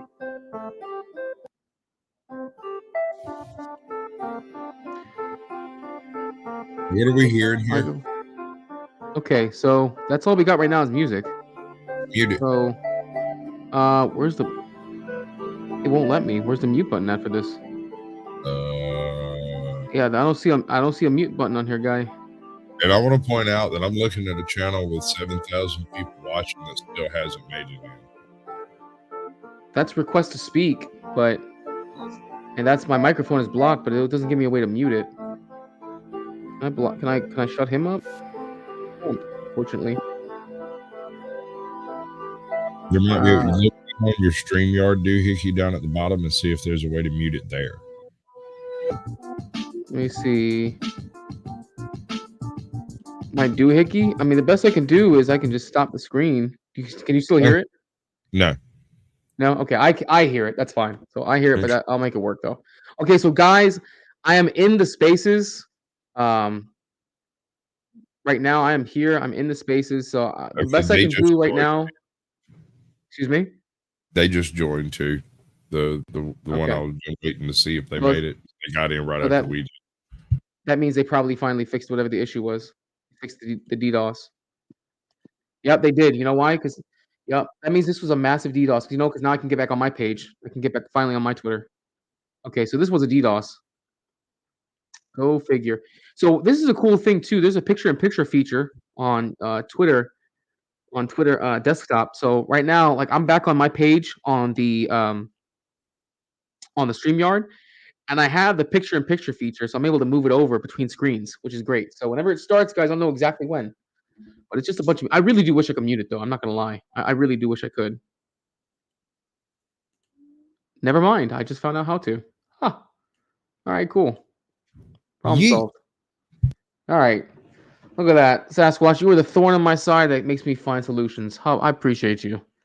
You will learn to hate me and then love I me. hope not. I hope not. I don't want to hate you. I do like you, but you maybe you have some maybe there'll be some quirks that'll manage to dig at me at some point. No one's perfect. No one's perfect. Try. You try. I'm sure you do. That's the problem. Is that you try. I could try harder. You would Don't like. don't. I like knowing you. Please don't. I like knowing you. All right. So let me go ahead and let me listen to this real quickly one more time. Let me see. Hold on. Yeah, got it. On. I got it. All right. Enough. Jesus, Joseph, Mary. Let's see. Okay, still music. Okay, that's fine. All right, still music. All right, so I'll leave the picture in picture going because it's not going to hurt me any to do so. Yeah, you seeing 105K and growing. I'm looking at this now. It's 783K at this point. If I reload it, which I'm going to do right now. The one I'm looking Oh, at no, says 765K.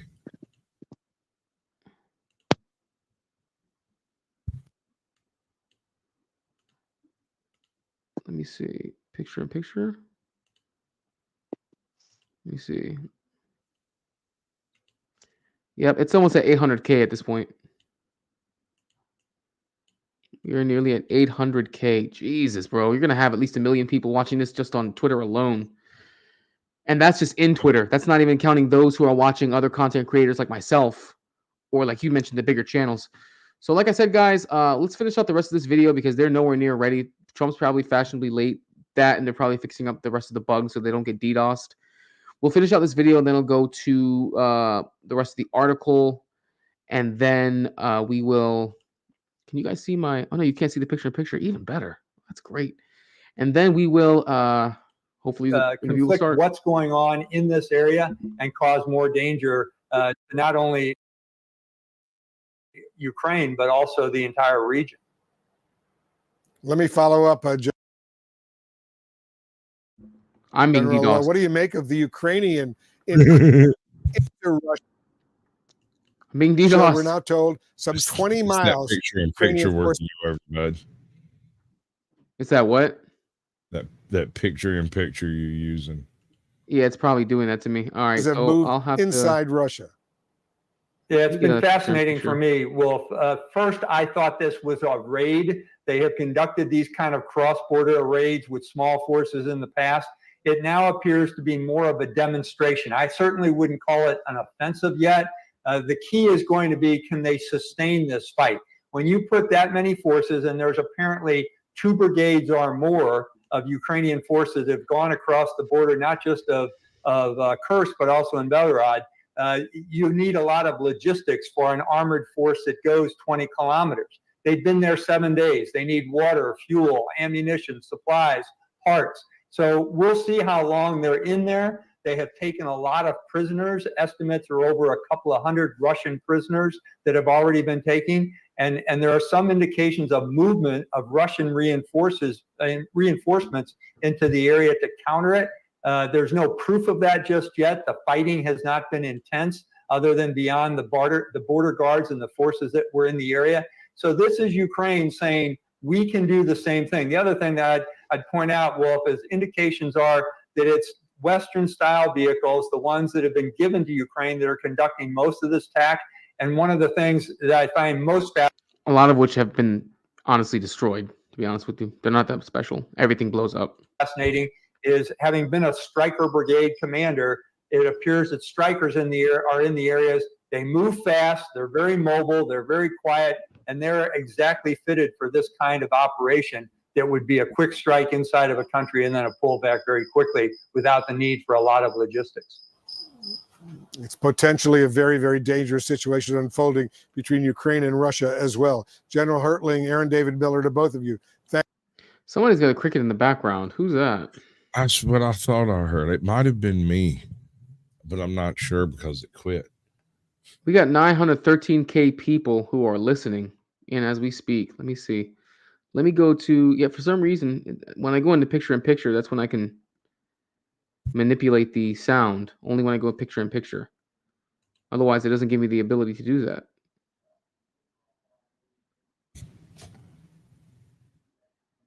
No sound? Okay, that's interesting. Guys, I don't hear anything on that end. Did they start speaking yet? Because I don't hear any music. I haven't Turn the heard sound it. back on for the spaces. Are you in it too? Mm-mm. I've actually got a screen up to share. Ah, yeah, I got you. Jesus Christ. Jesus, bro. What Thank in you, the hell? Bella. Thank you, Muchly. Bigly, even. That's cool. See, I got the sound on too. Let me. That's interesting. Crash out again. No, I don't know if it crashed out. I'm hoping it didn't. I'm truly hoping. Maybe they're about to start. Who knows? I'm gonna do this actually. I'm going to reload one more time, and hopefully I'll still be able to join the spaces because they have nearly 1 million people listening. Well, the It's other people quiet. over here also are not in there. They're in there, but they're not. Nothing's happening. Yeah, it's quiet right now. There's no music. There's not even any music. So my guess is they're about ready to start soon. About this page, and you can't mute it either. Yeah, I don't hear anything. Okay. Yeah, I'm dead serious, bro. I'm listening right now. I don't hear anything. So if any of you guys at home are listening as well, yeah, music stopped a few minutes ago. That's what I figured. And I turned the sound back on. In fact, I reloaded it to make sure that the sound was back on. So, okay, best guess is they're going to start soon. So we'll see what happens. So what I was doing was I would go to picture-in-picture mode, and then it would allow you to manipulate the sound, turn it on or off. But since now it's not letting me do that, I'm assuming you can't. Meaning that they're about to start. 963K other listeners. Jesus. I got in. Good stuff, bro. Good stuff. Good stuff. Everyone who can get in, I mean, whew. Yeah, maybe I was wrong about that. Maybe this is going to be the interview of the year. Maybe this is. No, it's crazy. You know, it's crazy, man. Huh? What would that one have done had it been live? The first one, the Tucker Carlson, and yeah. Oh, dude, yeah. I mean, by far would have crashed. That was because that was the biggest interview of the year. 3 That million? was, yes. 7? I mean, easily, because you're talking about the president of a country, the president of another country, and at that time, and probably still the biggest media face on the planet, Tucker Carlson. So likely that would have been the case. You know what's interesting, Sasquatch? I don't know if you noticed this. So I misspelled year when I was remaking the stream. Okay, but here's the thing though. I went back and I changed it because you could see on the title on YouTube and on the other platforms, it edited properly. But here it didn't in the StreamYard, and it didn't do it on the Twitter either. Original. Yeah, I noticed like, that. damn. When I went and copied and pasted everything over, I came back into the StreamYard and I noticed that it was misspelled, and I went to go fix it and was like, but it's fixed. Oh, here we go. Actually, are you sure? Saturated all of our data lines, like basically. How's my audio? How's the audio? Gigabits of data were saturated. I hear it. We think we've overcome most of that, and so it's now time to proceed. But as this massive attack illustrates, there's a lot of opposition to people just hearing what President Trump has to say, and but I'm honored to have this conversation. I want to emphasize it's a conversation, and it's really intended to just get a feel for what Donald Trump is just like in a conversation. It's hard to catch a vibe about someone if you just don't hear them talk in a normal way. And when there's an adversarial interview, like no one's themselves in an adversarial interview. So this is really aimed at kind of open-minded, independent voters who just trying to make up their mind. so you can understand like what is what is it just like to have a conversation? So um honored Donald, great to speak. We had a great conversation yesterday. As you mentioned yesterday, if we could just record that conversation and post it, it would have been excellent. And I hope we can have something like that today. Well, I think we will. I'm pretty sure we will. And congratulations, because I see you broke every record in the book with so many millions of people. And it's an honor. We view that as an honor. And then you do want silencing of certain voices. Usually those are voices that have something to say that are constructive, oftentimes constructive. And so we have to consider it an honor. But congratulations on breaking every record in the book tonight. That's great. Well, thank you.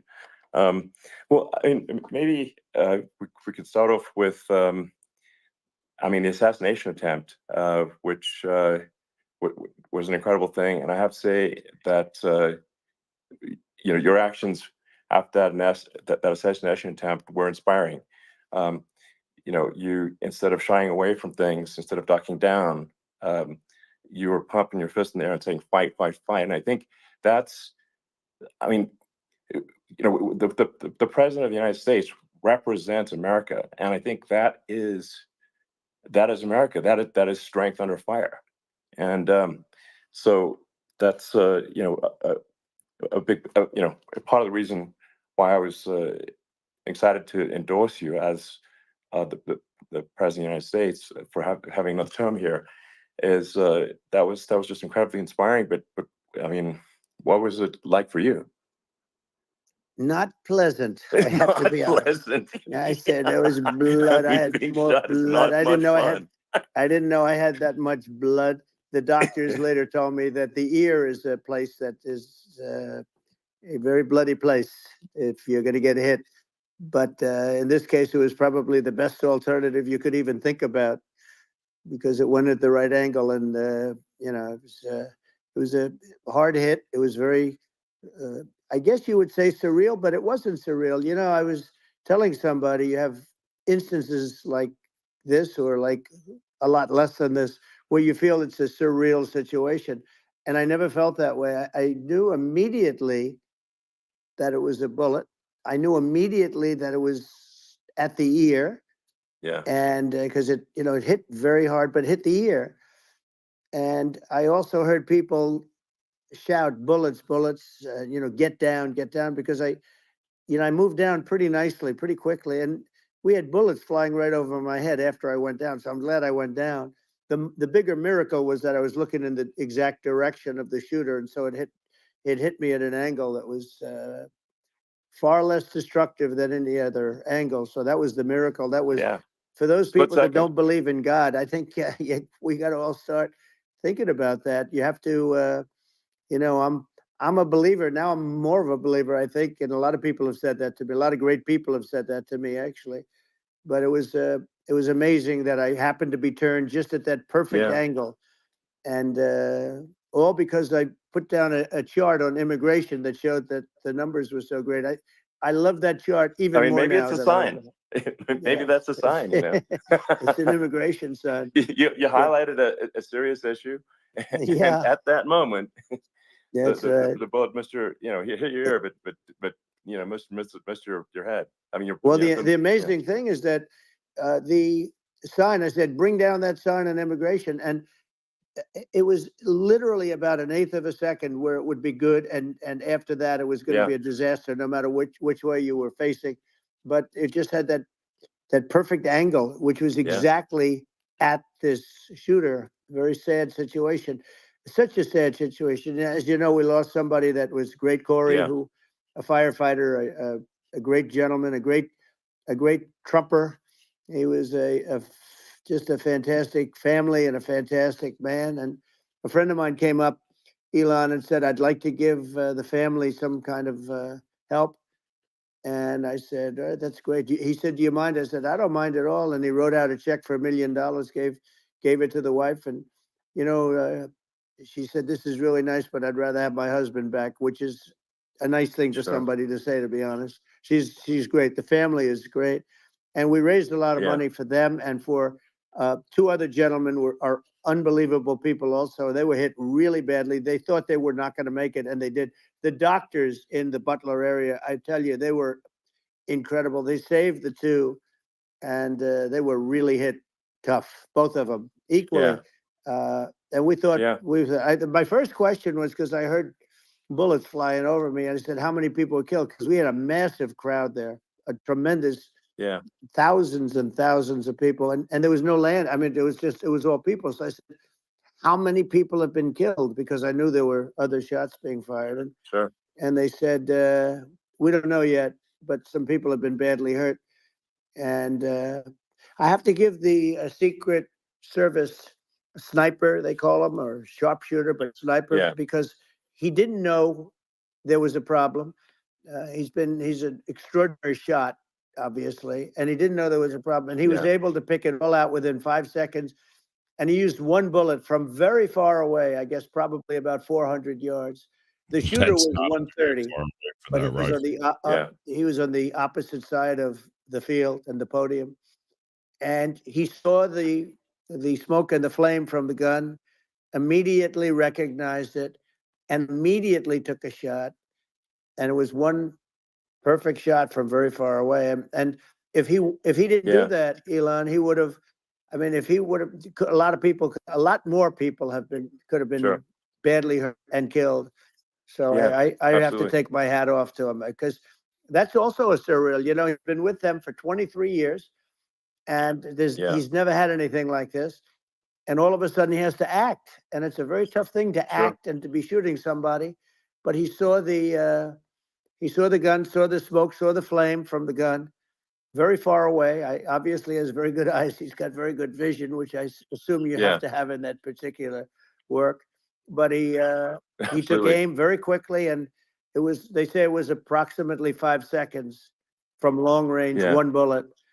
If that didn't happen, because the shooter had a lot of bullets, he had a lot of cartridges up there with him. So well, could have been very. I mean, that's clearly, he was very competent in taking that shot to stop the attempted assassination. But I mean, there does seem to be, I mean, some pretty significant failings elsewhere in the system. Like, there's just no way that, like, how on earth does a shooter get on a roof 130 yards away?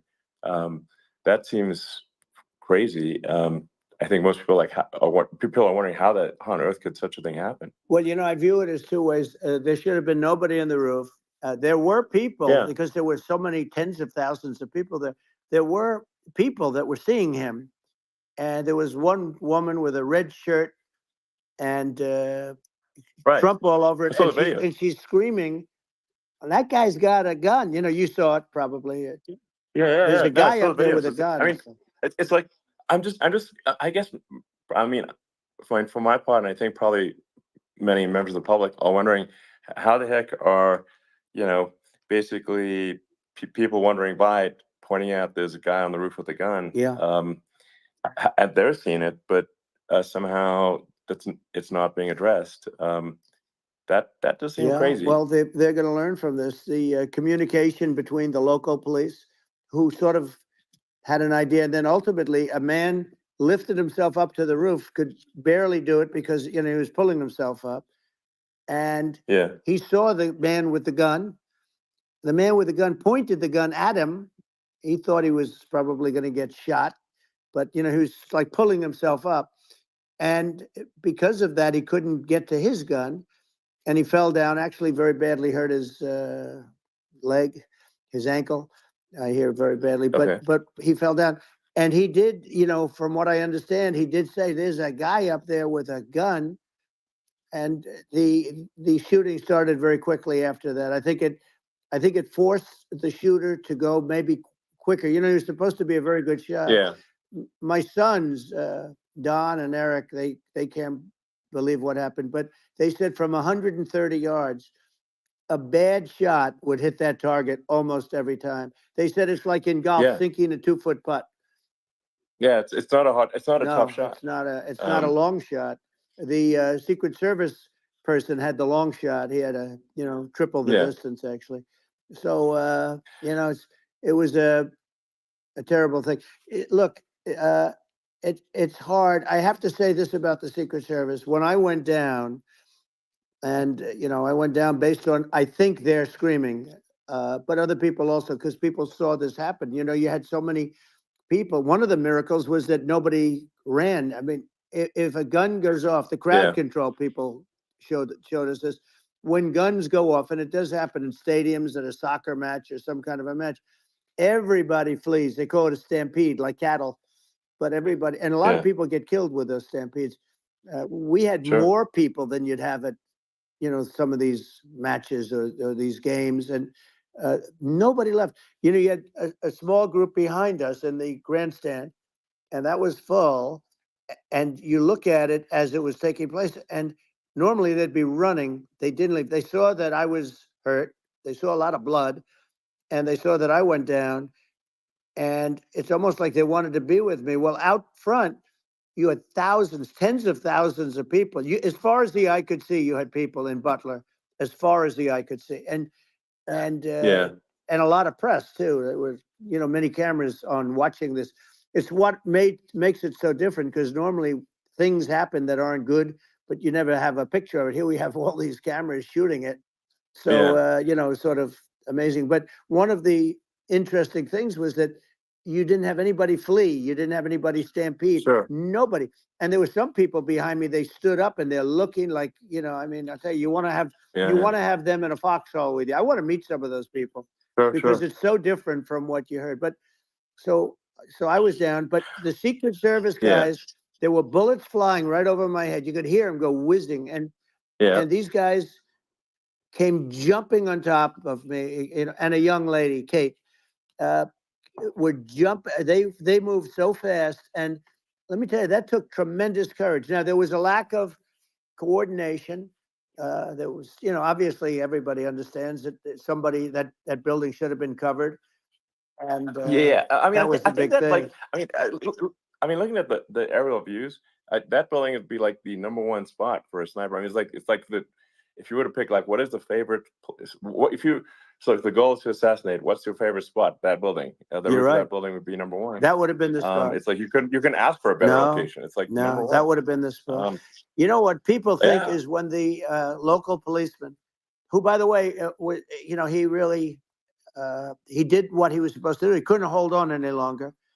And then when he got his head just peeking above, this guy standing there with a gun at his head. And when he fell down, again, hurt his ankle very badly, but he was making the calls. But what happened is the firing took place very soon. So what they think is that this guy ran to his site, which he had all planned out with the gun. He ran to the site and he started shooting fast. And maybe that's why he sort of missed. I mean, he but as you got said, me, he but it would could have have hit. been, could have been a much bigger problem. But he totally would have hit if you hadn't turned your head. So, like, there was it was a very near thing. It was a miracle. If I hadn't turned my head, yeah, I would not be talking to you right now. As much as I like you, exactly. I would not. Yeah, I would not be talking. I mean, be talking to me from another realm, perhaps. Yeah, that's right. We'd be talking from a different place. Yeah, But it was a it was a very terrible experience. The Butler Hospital, they did such a great job. The doctors were so good. Everybody was so good. There was a mistake. If somebody knew, because people were hearing that, there was just a bad feeling that there was somebody was around. You know that story now. It's been And if somebody could have said, because they've oftentimes said, like there'd be a lightning storm or something. Because I've done, I think, over 300. I think I did a lot more than that, but we did a lot. And oftentimes they'll say, "Sir, could you wait 10 minutes, please? Sir, could you wait 20 minutes? There's a storm overhead or lightning or something," right? And that happens often. Yeah. And this would have been a perfect time for that to have happened, but it didn't. It didn't get coordinated. That was the problem. Well, it was I think your actions in the heat of fire, and like what I found admirable there was that you can't fake bravery under such circumstances. The courage is instinctual, or it is not. It's not a rehearsed action. And so I just want to say that I think a lot of people admire your courage under fire there. And Right. yeah, so Thank you very yeah, much. I appreciate it. I didn't think of it. I just wanted to get up and I wanted to stand up. I wanted to let people know, I felt I was good when they were on top of me, covering me, actually, very much covering me and very bravely. But I wanted to get up. I said, I want to get up. And they wanted, they have everything there. They wanted stretcher. I didn't like the stretcher. And I knew I was hit in the ear, but I knew I wasn't hit anywhere else. They felt I was hit someplace else yeah, because it was such a lot of blood. And they were sure that I was hit someplace else. And they were saying, sir, you were hit more than the ear. I said, nope, I was hit in the ear. I want to get up.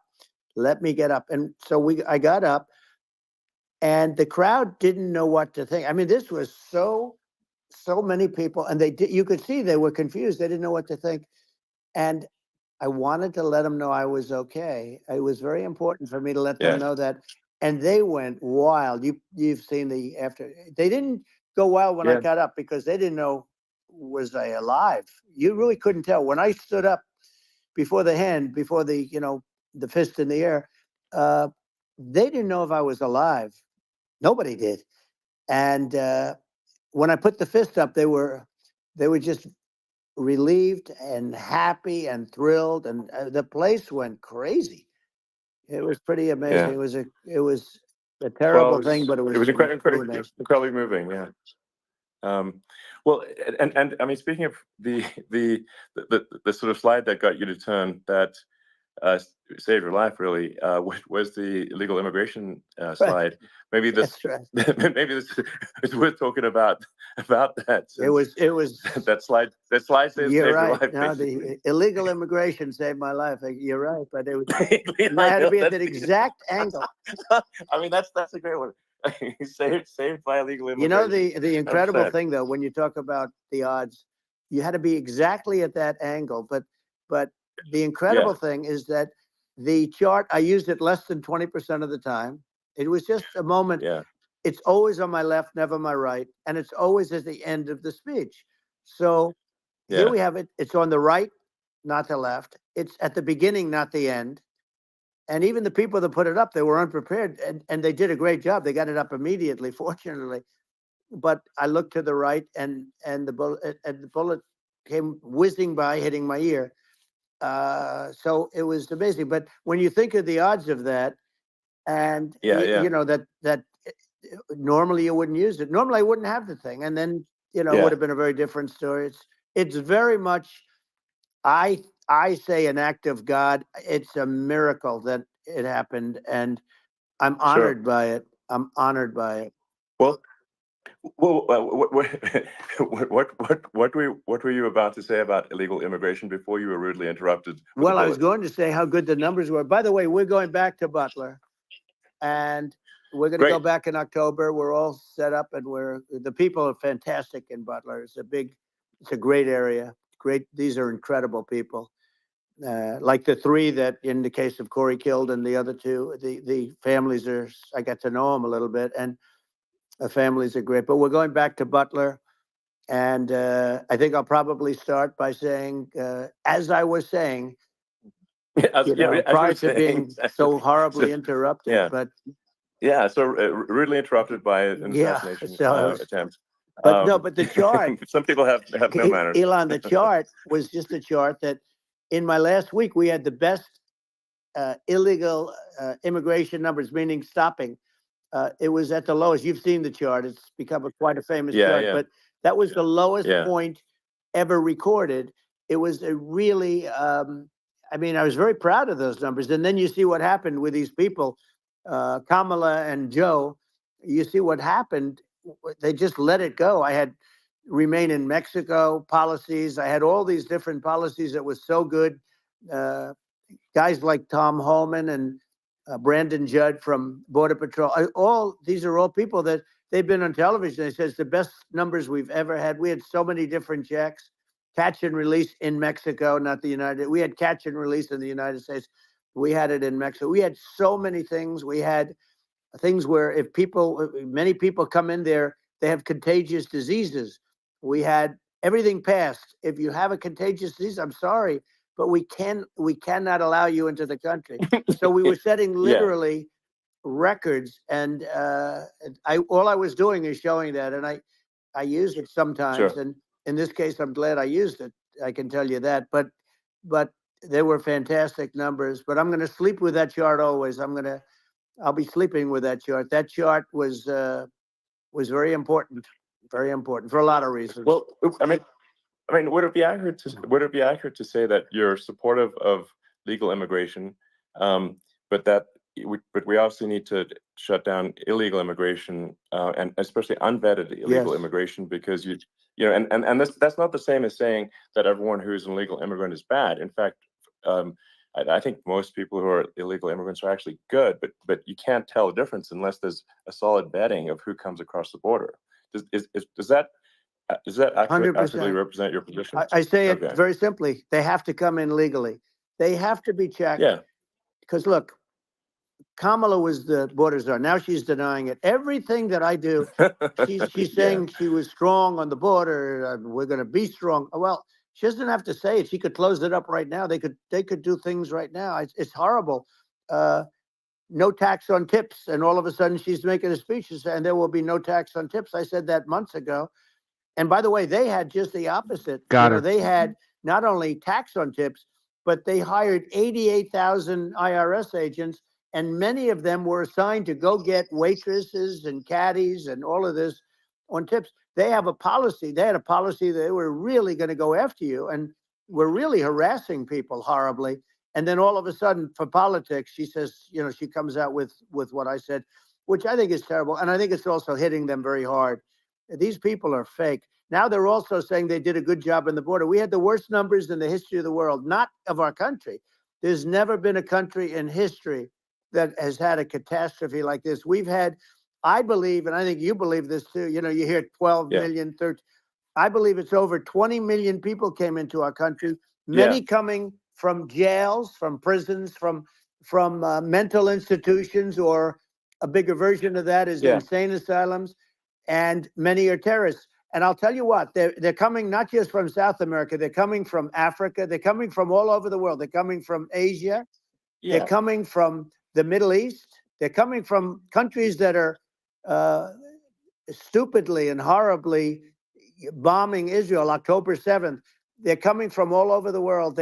And you look at, it's so sad, October 7th, because it should have never happened. Yeah. It's so sad Sure. when you look at Ukraine. It should have never happened. We have a defective government. These are defective people, and they're not people that should be running it. But where you see it the best is the border, because you have millions of people coming in a month, and then she gets up and she tries to pretend like she's going to do something. She had 3.5 years. And by the way, they have another 5 months that they can do something, but they won't do anything. It's all talk. She's incompetent and he's incompetent. And frankly, I think that she's more incompetent than he is. And that's saying something, because he's not too good. Yeah. No, I think it is essential to have a secure border. I mean, you're really not a country unless you have a Correct. secure border, and secure elections too. Yeah, absolutely, secure elections, and so it's just essential to have a real border, or we can't function as a country, and our service, our essential services are being overwhelmed in a lot of cities. But as we were talking about earlier, I think having a legal immigration process that is smooth and efficient and done well, and speaking as someone who is a legal immigrant, and I think I mean, like one way to think of it is, who do you want on your team? Who do you want on Team America? And I think we want to just say, okay, we want to let in people who are going to, be great contributors to our society and to our economy, and and who do you want on the team? And it's not to say that, like in my opinion, actually, I'd say like probably most of the illegal immigrants actually are actually good, hardworking people. That's my opinion. But some are not, and you just have this sort of adverse selection process where, if somebody's if somebody's like you know um, uh, has a career in theft or robbery, I don't understand what's taken them so long to get here, because we're such a target-rich environment. I mean, why aren't more people who have a career in, bad things coming here sooner? Because it's a piece of cake to go rob, houses in LA or New York, compared to other parts of the world. And in a lot of places in America, if you try to stop the person who's robbing you, you'll be arrested. Yeah.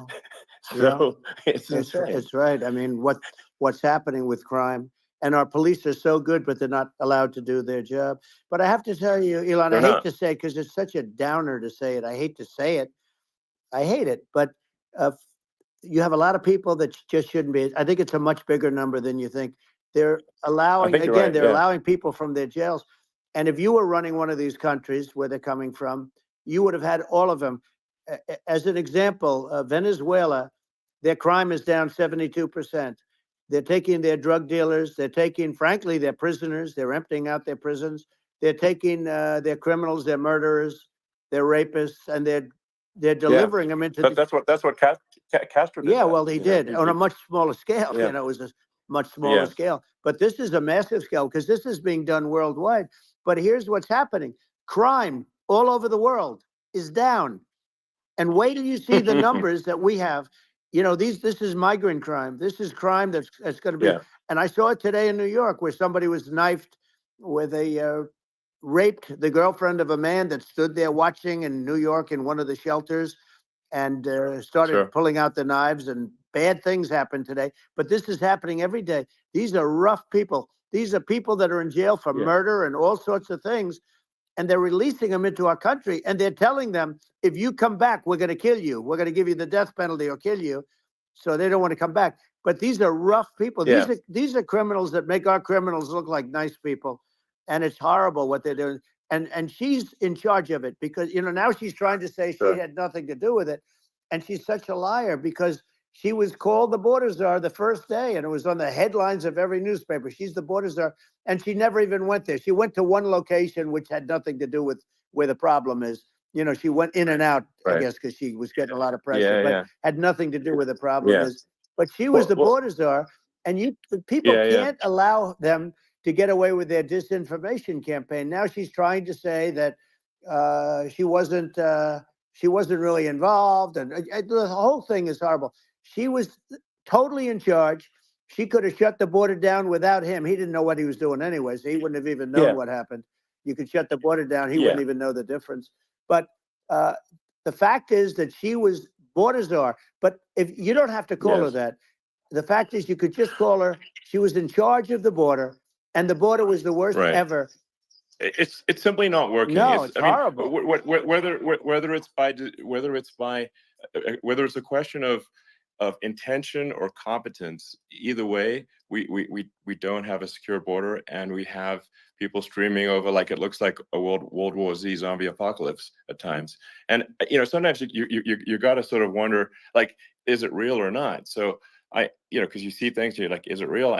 So I went to the border at Eagle Pass, and I saw for myself in Texas, and I was like, okay, it's real. I'm like seeing this in real time. I actually posted the video like just live. I just flew there one day and just to see, hey, is this made up or real? And I'm just seeing people stream across the border, and I have to say, at least the people that I saw did not look friendly. So These are people people. can look at my video and say, hey, Yeah.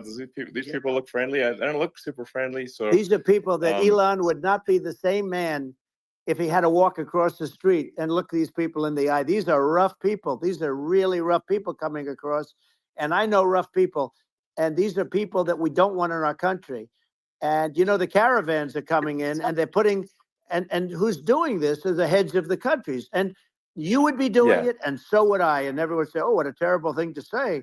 The fact is, it's brilliant for them because they're taking all of their bad people, really bad people. And I hate to say this, the reason the numbers are much bigger than you would think is they're also taking their non-productive people. Now, these aren't people that will kill you. We have enough of them. But these are people that are non-productive. They are just not productive. I mean, for whatever reason, they're not Yeah. workers, or they don't want to work, or whatever. And these countries are getting rid of non-productive people in the caravans in many cases. And they're also getting rid of their murderers and their drug dealers and the people that are really brutal people. And they're coming into our country at levels that have never been seen before.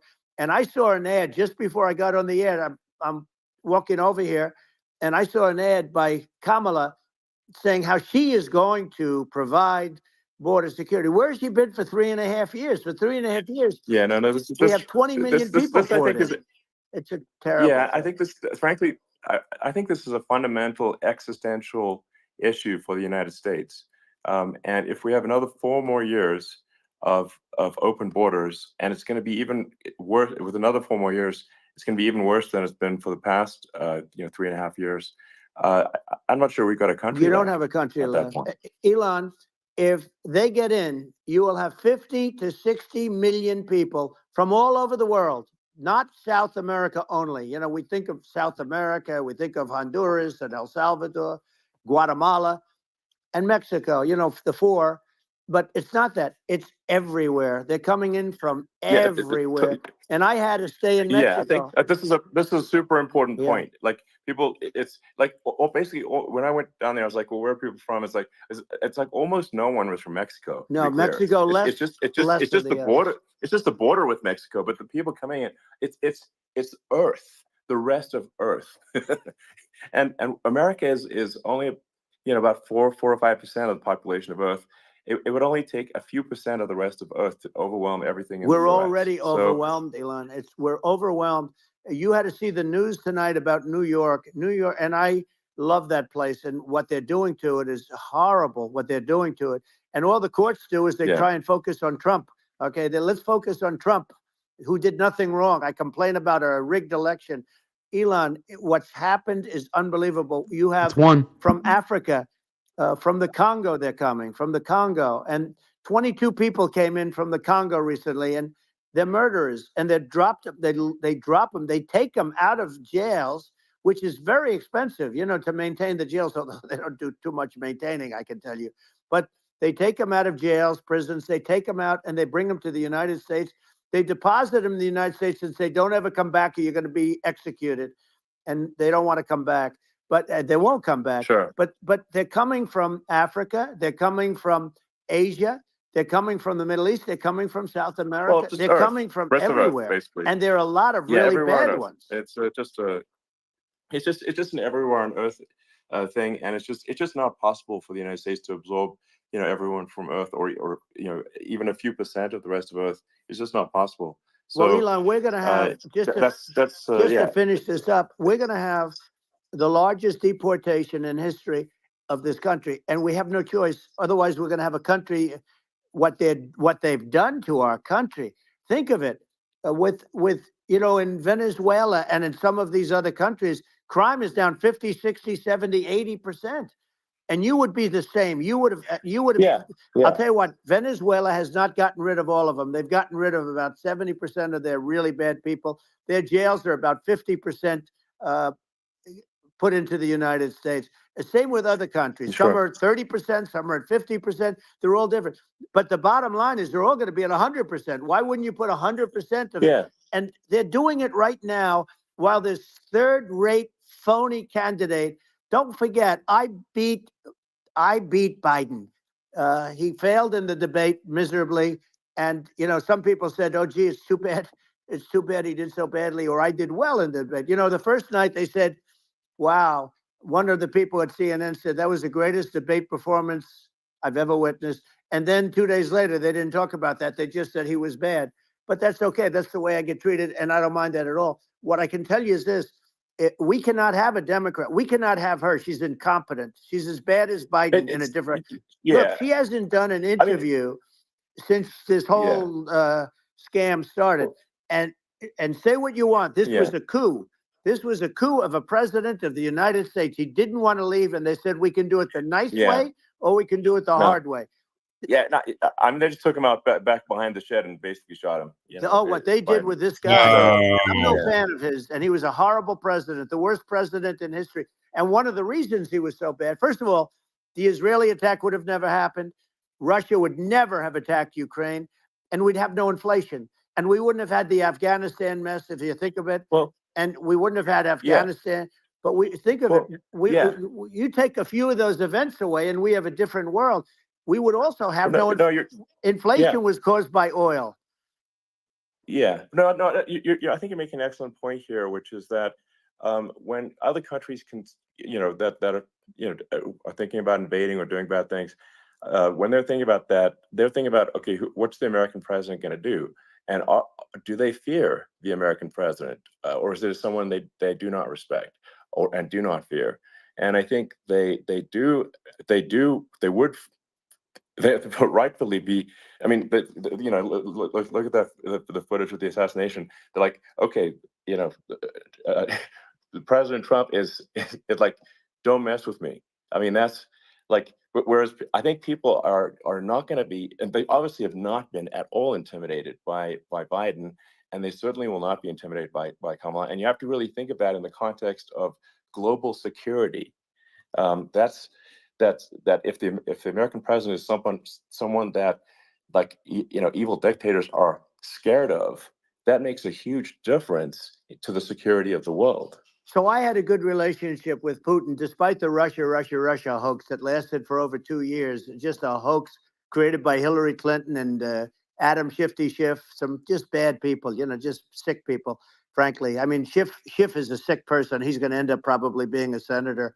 It's hard to believe. The whole thing is hard to believe. But, they put our country in danger with that stuff, too. They actually, when they make up stories, and you have to fight your way out of it for a long time. But I know Putin very well. I got along with him very well. He respected me, and it's just one of those things. And we would talk a lot about Ukraine. It was the apple of his eye. But I said, don't ever do it. Don't ever do it. I shut down Nord Stream 2. That was the big oil pipeline, the biggest pipeline in the world going all over Europe. I shut it down. Biden came, and then they say, I loved Russia. I was a friend of Putin, and I loved Russia. No, he actually said to me one time, he said, if you're my friend, I'd hate to see you as an enemy. I shut down his pipeline, the biggest pipeline. They were looking at that to fund, and this pathetic president gets in there. And the first thing he did, one of the early things he did, is he shut down Keystone XL pipeline, which is our pipeline that would have employed 48,000 people, pipeline workers, shuts it down. That was, a massive job that Obama refused to allow. Yeah. I allowed it in my first week because it was jobs and it moved oil. And by the way, in a much more environmentally friendly way. It's underground. It's not a truck that catches on fire or a train that catches on fire. But think of it. He shut down the XL pipeline, the Keystone XL pipeline. Yeah. He shuts that down, and he approves the Russian pipeline. Yeah, it doesn't make any sense. It's inconsistent. Certainly, but I mean, I think it's just worth emphasizing to listeners the immense importance of whether the United States president is intimidating or not intimidating, and how much that matters to global security. Because there's some real tough characters out there, and if they don't think the American president is tough, they will do what they want to do. I know every one of them. And that puts the whole world in danger. Elon, I know every one of them, and I know them well. I know Putin. I know President Xi. I know Kim Jong-un of North Korea. I know every one of them. And let me tell you, people will say, oh, this is terrible. He said, I'm not saying anything good or bad. They're at the top of their game. They're tough. They're smart. They're vicious. And they're going to protect their country, whether they love their country. They probably do. It's just a different form of love, but they're going to protect their country. But these are tough people at the top of their game. And when they see a Kamala or when they see Biden, Sleepy Joe, they can't even believe it. They can't believe this happened. All the stuff that you're seeing now, all the horror that you look at Israel, they're all waiting for an attack from Iran. Iran would not be attacking, believe me. When I was there, and I say it with respect, because I think we would have been good with Iran. I don't want to do anything bad to Iran, but they knew not to mess around. Iran was broke because I told China, if you buy from Iran oil, it's all about the oil. That's where the money is. But if you buy oil from Iran, you're not going to do any business with the United States. And I meant it. And they said, we'll pass. Yeah. They didn't buy oil. Other countries, likewise. Sure. You want to buy, you're not doing business with the United States.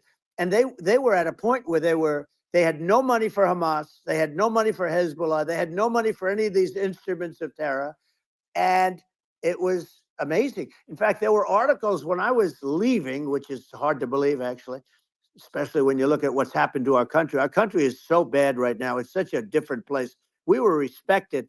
Think of it. 4 years ago, we were so respected to a point where when I said don't buy oil, they didn't buy oil, but they had no money, and Israel would have never been attacked. It is zero chance. And again, I said to Vladimir Putin, I said, don't do it. You can't do it, Vladimir. You do it, it's going to be a bad day. You cannot do it. And I told him things that what I do, and he said, no way. And I said, way. And it's the last time we ever had the conversation. He would never have done. I got along well with him. I hope to get along well with him again. Getting along well with them is a good thing, not a bad thing. I got along well with Kim Jong-un. When I met with President Obama just before entering, it's a sort of a ritual. And I sat down with him and we talked. It was supposed to be for a very short period of time. It turned out to be a long period of time. I said, what's the biggest problem? He said, North Korea. I had that problem worked out very quickly. It was nasty at the beginning with Rocket Man and, all the different things. Yeah. But all of a sudden I got a call. Those were some epic tweets, by the way. Yeah, they Those were. like They were absolutely... epic everything. He said that he has a red button on his desk. I said, I have a red button on my desk too, but my red button is much bigger and my red button works. And then I called him Little Rocket Man of Little Rocket Man. Anyway, here's the bottom line. All of a sudden I got a call from him. And they said they want to meet. They want to meet me. And we met, as you remember, we met in Singapore. We met also in Vietnam. And I got along with them great. We were in no danger. But President Obama thought we were going to end up in a war, a nuclear war with him. And let me tell you, he's got a lot of nuclear stuff, too. Exactly. He's got plenty of nuclear. He can do plenty of damage.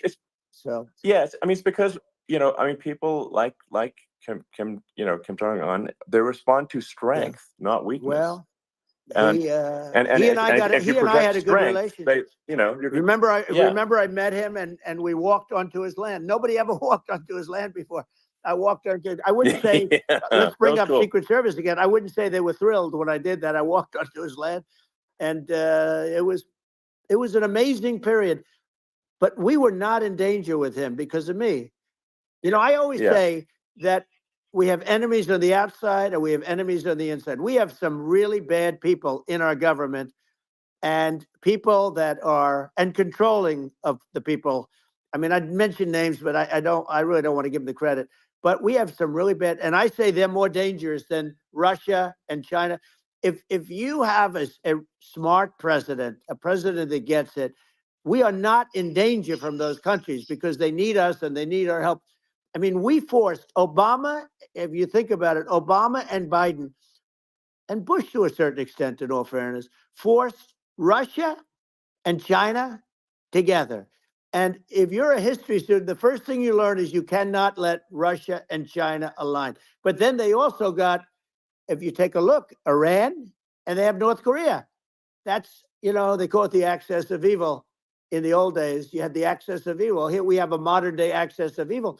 These are powerful countries, very heavy nuclear, which is the biggest threat. The biggest threat is not global warming, where the ocean's going to rise 1/8 of an inch over the next 400 years. And you'll have more oceanfront property, right? The biggest threat is not that. The biggest threat is nuclear warming, because we have 5 countries now that have significant nuclear power, and we have to not allow anything to happen with stupid people like Biden. Biden did something with Russia. There was no chance of him ever going in. And when I left, and then after I left, they started forming big armies on the border with Ukraine, right? And I looked at that, and I thought he was doing that because Putin's a good negotiator. I thought he was doing that to negotiate. But then Biden started saying such stupid things. For instance, he said that it can be a NATO country. Now, Russia, for as long as there's been NATO, has said we're never going to agree to that. And we go right up front and say that. And we did things and said things through this president with a low IQ, very low IQ, he had a low IQ 30 years ago, by the way, but now he might not even have a IQ at all. There's nothing on the board that goes this low. He said things that were so stupid that that war had zero chance of happening if I were there. Zero chance. He was saying everything the opposite, and it's so sad because many more people have been killed in Ukraine than you read about. You don't read about how bloody it is and how disaster. Sure. Hey, look, just in the two armies, you lost 500,000 people, and Ukraine's having a hard time.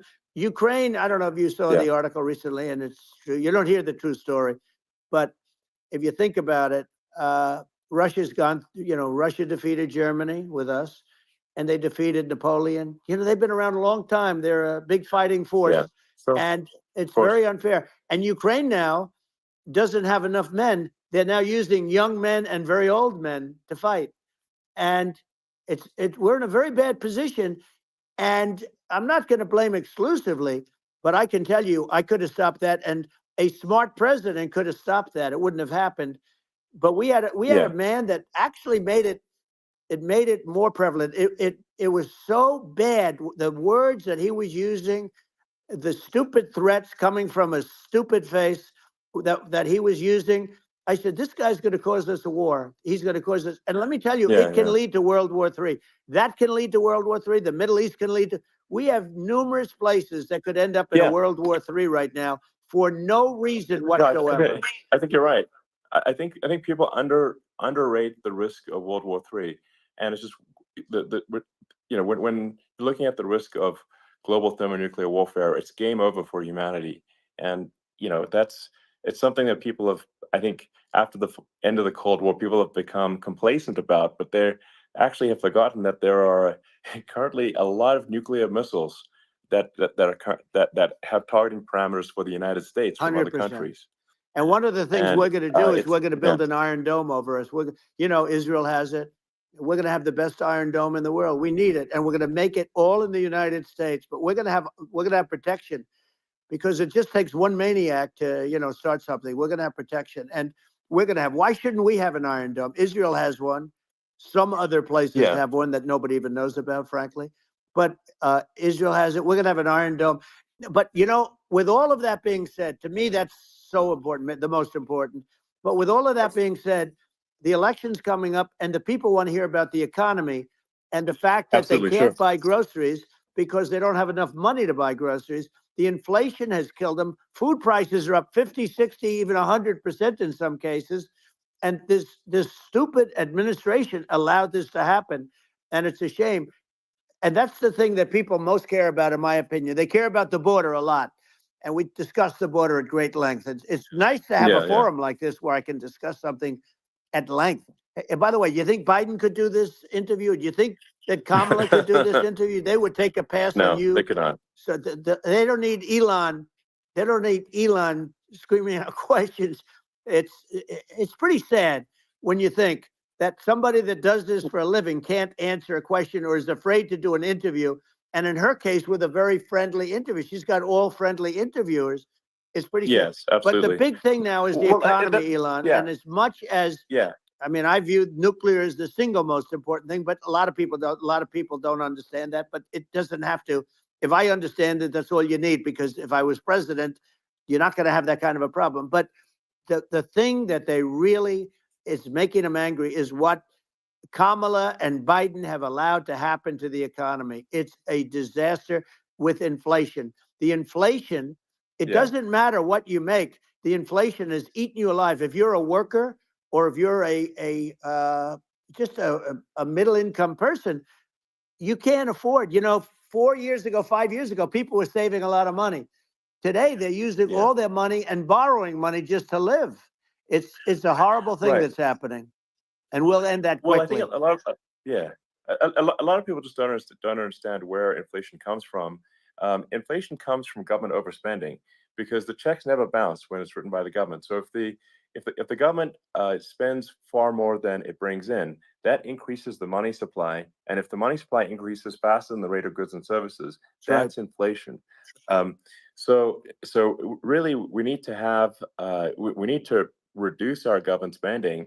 And we need to re-examine. I think we need like a government efficiency commission to say like, hey, where are we spending money that's sensible? Where is it not sensible? And we need to live within our means. We're currently adding, I think, $1 trillion to the deficit roughly every 100 days. That's right. And the interest payments on the national debt have now exceed the defense budget. It's on the order of $1 trillion. It's interest, and it keeps I growing. rebuilt our military, largely rebuilt our military, did a great job on it, which was so important. We had jets, we had fighters that were and bombers that were 70 years old, and we did a great job in that. Then we gave 85 billion of it back to Afghanistan, if you can believe it. We gave them 85 billion. They're one of the largest sellers of military equipment in the world. They're selling what we gave them. That was one of the most embarrassing days in the history of our country. But if you think about, let's go back to the economy. We have to bring energy prices down. Energy started at the price of gasoline. Now your cars don't require too much gasoline, so you have a good, and you do make a great product. I have to say, I have to be honest with you. That doesn't mean everybody should have an electric car, but these are minor details. But your product is incredible. But the gasoline, Elon, is the cost of energy. Not only gasoline, it's the cost of heating your house and cooling your house. That has to come down. It's gone up 100%, 150, and 200%, and that has to come down. When that comes down, and we're going to drill, baby, drill. They stopped drilling, and then they went back to drilling because they went back to the Trump policy. But if they won the day after they get into office, this country will go out of business because they're going to go to an energy policy that's not sustainable. Wind and different things. You're not going to have anything. And I know you're a big fan of the AI, and I have to say that AI, and this is shocking to me, but AI requires twice the energy that the country already produces for everything. So we're going to have to build a lot of energy if our country will be competitive with China, because that's our primary competitor for this on the AI. You're going to need a lot of electricity. You're going to need tremendous electricity, like almost double what we produce now for the whole country, if you can believe it. Sure. Well, just going, back to this, like this basic thing, which that people try to make it sound complicated, but it's not. But inflation is caused by government overspending. Would you agree that we need to take a look at government spending and have perhaps like a government efficiency commission that just tries to make the spending sensible, and so the country lives within its means, just like a person. The waste is incredible, and nobody negotiates prices. You used to have a lot of people making jets, and you end up with two companies, and they'll probably try and merge at some point. I went through it, like Air Force, just a thing like Air Force One. One of the first documents they asked me to sign, a general said, "Sir, would you please sign this document?" And what is it? Air Force One. That's with Boeing, which is basically two planes, two 747s. And the price was $5.7 billion for two planes. Now, now they're highly sophisticated. That's insane. They're even nicer than your plane, okay? But much more sophisticated. They're very, I won't say what's on it, but they got a lot of stuff on it. Anyway, but it's 5.7. That's a crazy number. It's a crazy number. But I said, I'm not going to pay 5.7. I'm not going to do it. I said, who made the deal? Obama and his people. I said, well, then I know the deal's no good. I'm not going to do it. And over a course of about 4 weeks, by my saying I'm not going to do it, I got the price reduced by $1.6 billion for the exact same plane, other than we had a nicer paint job, if you want to know the truth. But for the exact same plane, I saved one. And I said to Boeing, man, you guys must make a lot of money if you can reduce the price by that. But now what I do hear is that they're going back to the Biden administration and wanting big cost overruns, because they see these dopey suckers in there, and they'll end up getting some of the money back. But I shaved it by $1.6 billion for the exact same plane. And you can now take that and multiply that out times thousands of other items. Multiply it by the numbers are astronomical. I agree with you. Well, I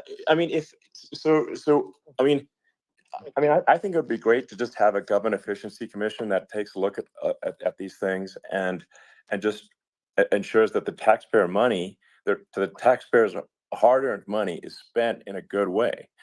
I'd be happy to help out on such a commission. I'd love if it. it were formed. Well, you're the greatest cutter.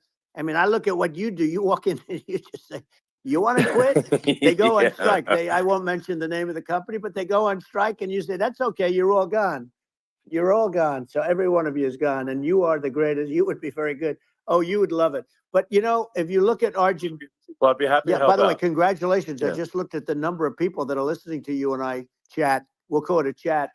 But congratulations. This is very good. I mean, it's great. And you're an interesting character. The new head of a place called Argentina, and he's a big, Malay's awesome. he's great. And Yeah. he's a big MAGA fan, that he ran on MAGA. And he took it to an extreme too. He ran on MAGA, and I hear he's doing really a terrific job. It's called Make Argentina Great Again. It worked out perfectly. He came in, he bought a lot of hats, he brought everything, but he's doing a big job. He really cut. And I'm hearing they're starting to do pretty well. Inflation's getting down. They had like 2,000%. They had inflation like not normal inflation. They had the real deal. But we're going to have that pretty soon. I think we have the worst inflation we've had in 100 years. They say it's 48 years.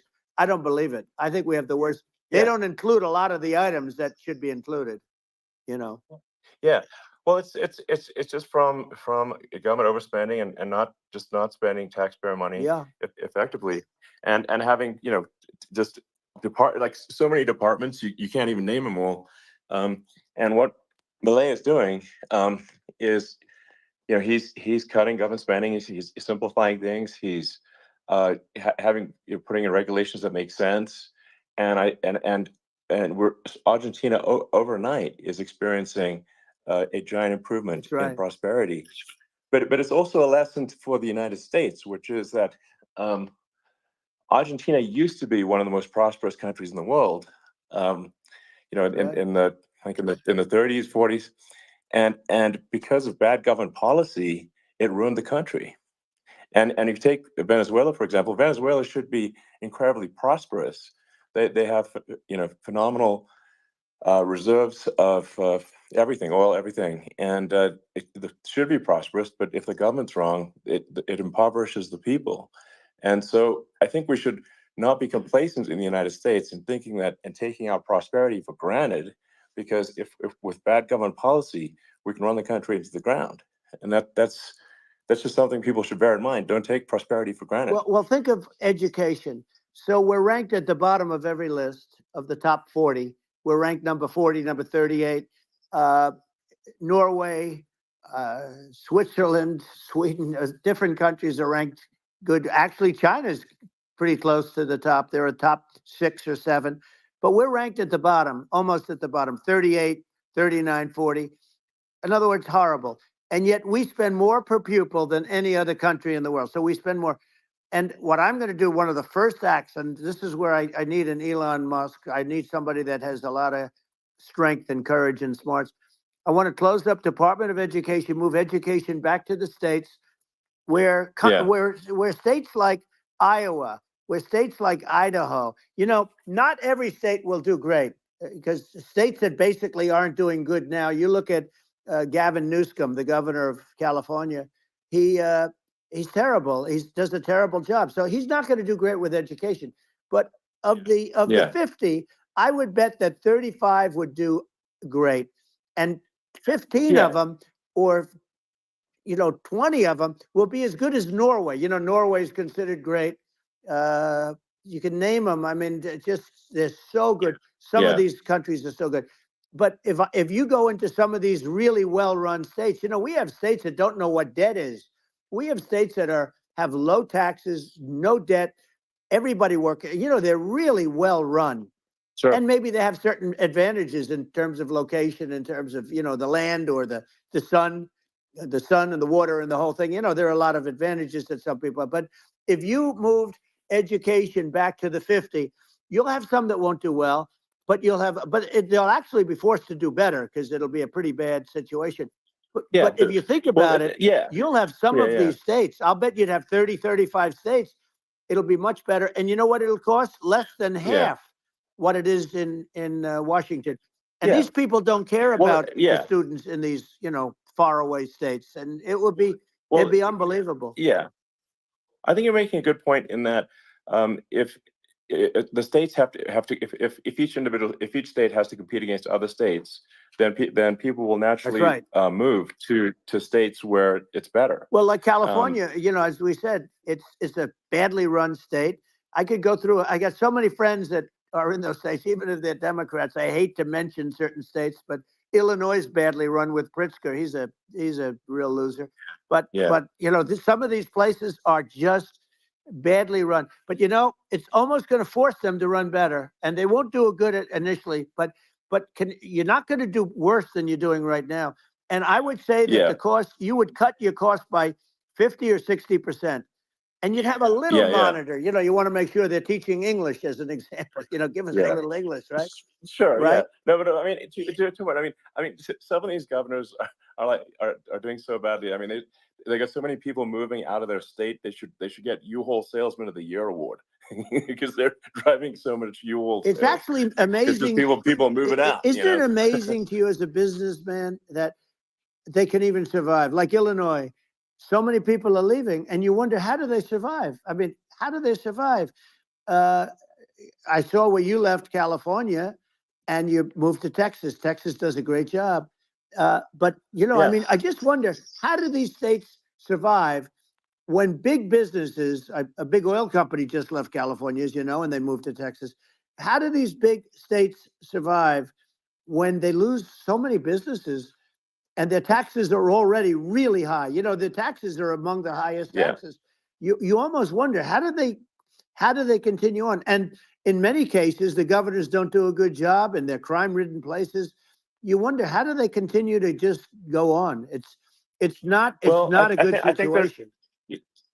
I mean, I think the only thing that's going to force some of these states to change is if they risk bankruptcy and they're not getting bailed out by the federal government. Right. Well, That's you're the going to only thing have that's that. going to get them to change. You remember the area in California where they had that, where I guess somebody had sticky fingers and they stole a lot of money, and they went into a form of chapter, and it was very nasty for a period of time. But now it's probably the most popular place in all of California. So at some point, something like that may have to happen. But the problem is you can't penalize people that loan money to the state when you have incompetent people like a Pritzker. Look, the family didn't want him in the family business. And then he ends up being governor of Illinois. So, what is he going to be? Is he going to be a great governor? And, you have people, I could name every one of them. I got to know every one of these, and some are very good and some are just horrible. Well, I think the larger point here, too, as you're saying, like a lot of people are concerned about the economy, a lot of people are concerned about inflation, and inflation is effectively a tax on people that save money, and for people that are working day to day, it's just a form of taxation. And if we can solve the government spending problem, we'll solve the inflation problem, which means people will have a better standard of living, and that's a really big deal. Well, the people that got hurt worst are the people that did it the way they were taught to do it all through, their younger life and their young life and their whole life. The people that saved money and then they got no interest on their money and inflation destroyed them. And frankly, they were almost better off if they didn't do anything like that. I mean, those people have been absolutely decimated, and we're going to bring those people back and help those people. We've got to get the prices down. When I look at bacon costing 4 or 5 times more than it did a few years ago, when you look at some of the food products in grocery stores, people go, they can't believe it. They used to be able to buy a whole cart, and today, a lot of people just don't have the money. They go in and they can't buy anything. They look at it's sticker shock. They call it sticker shock, right?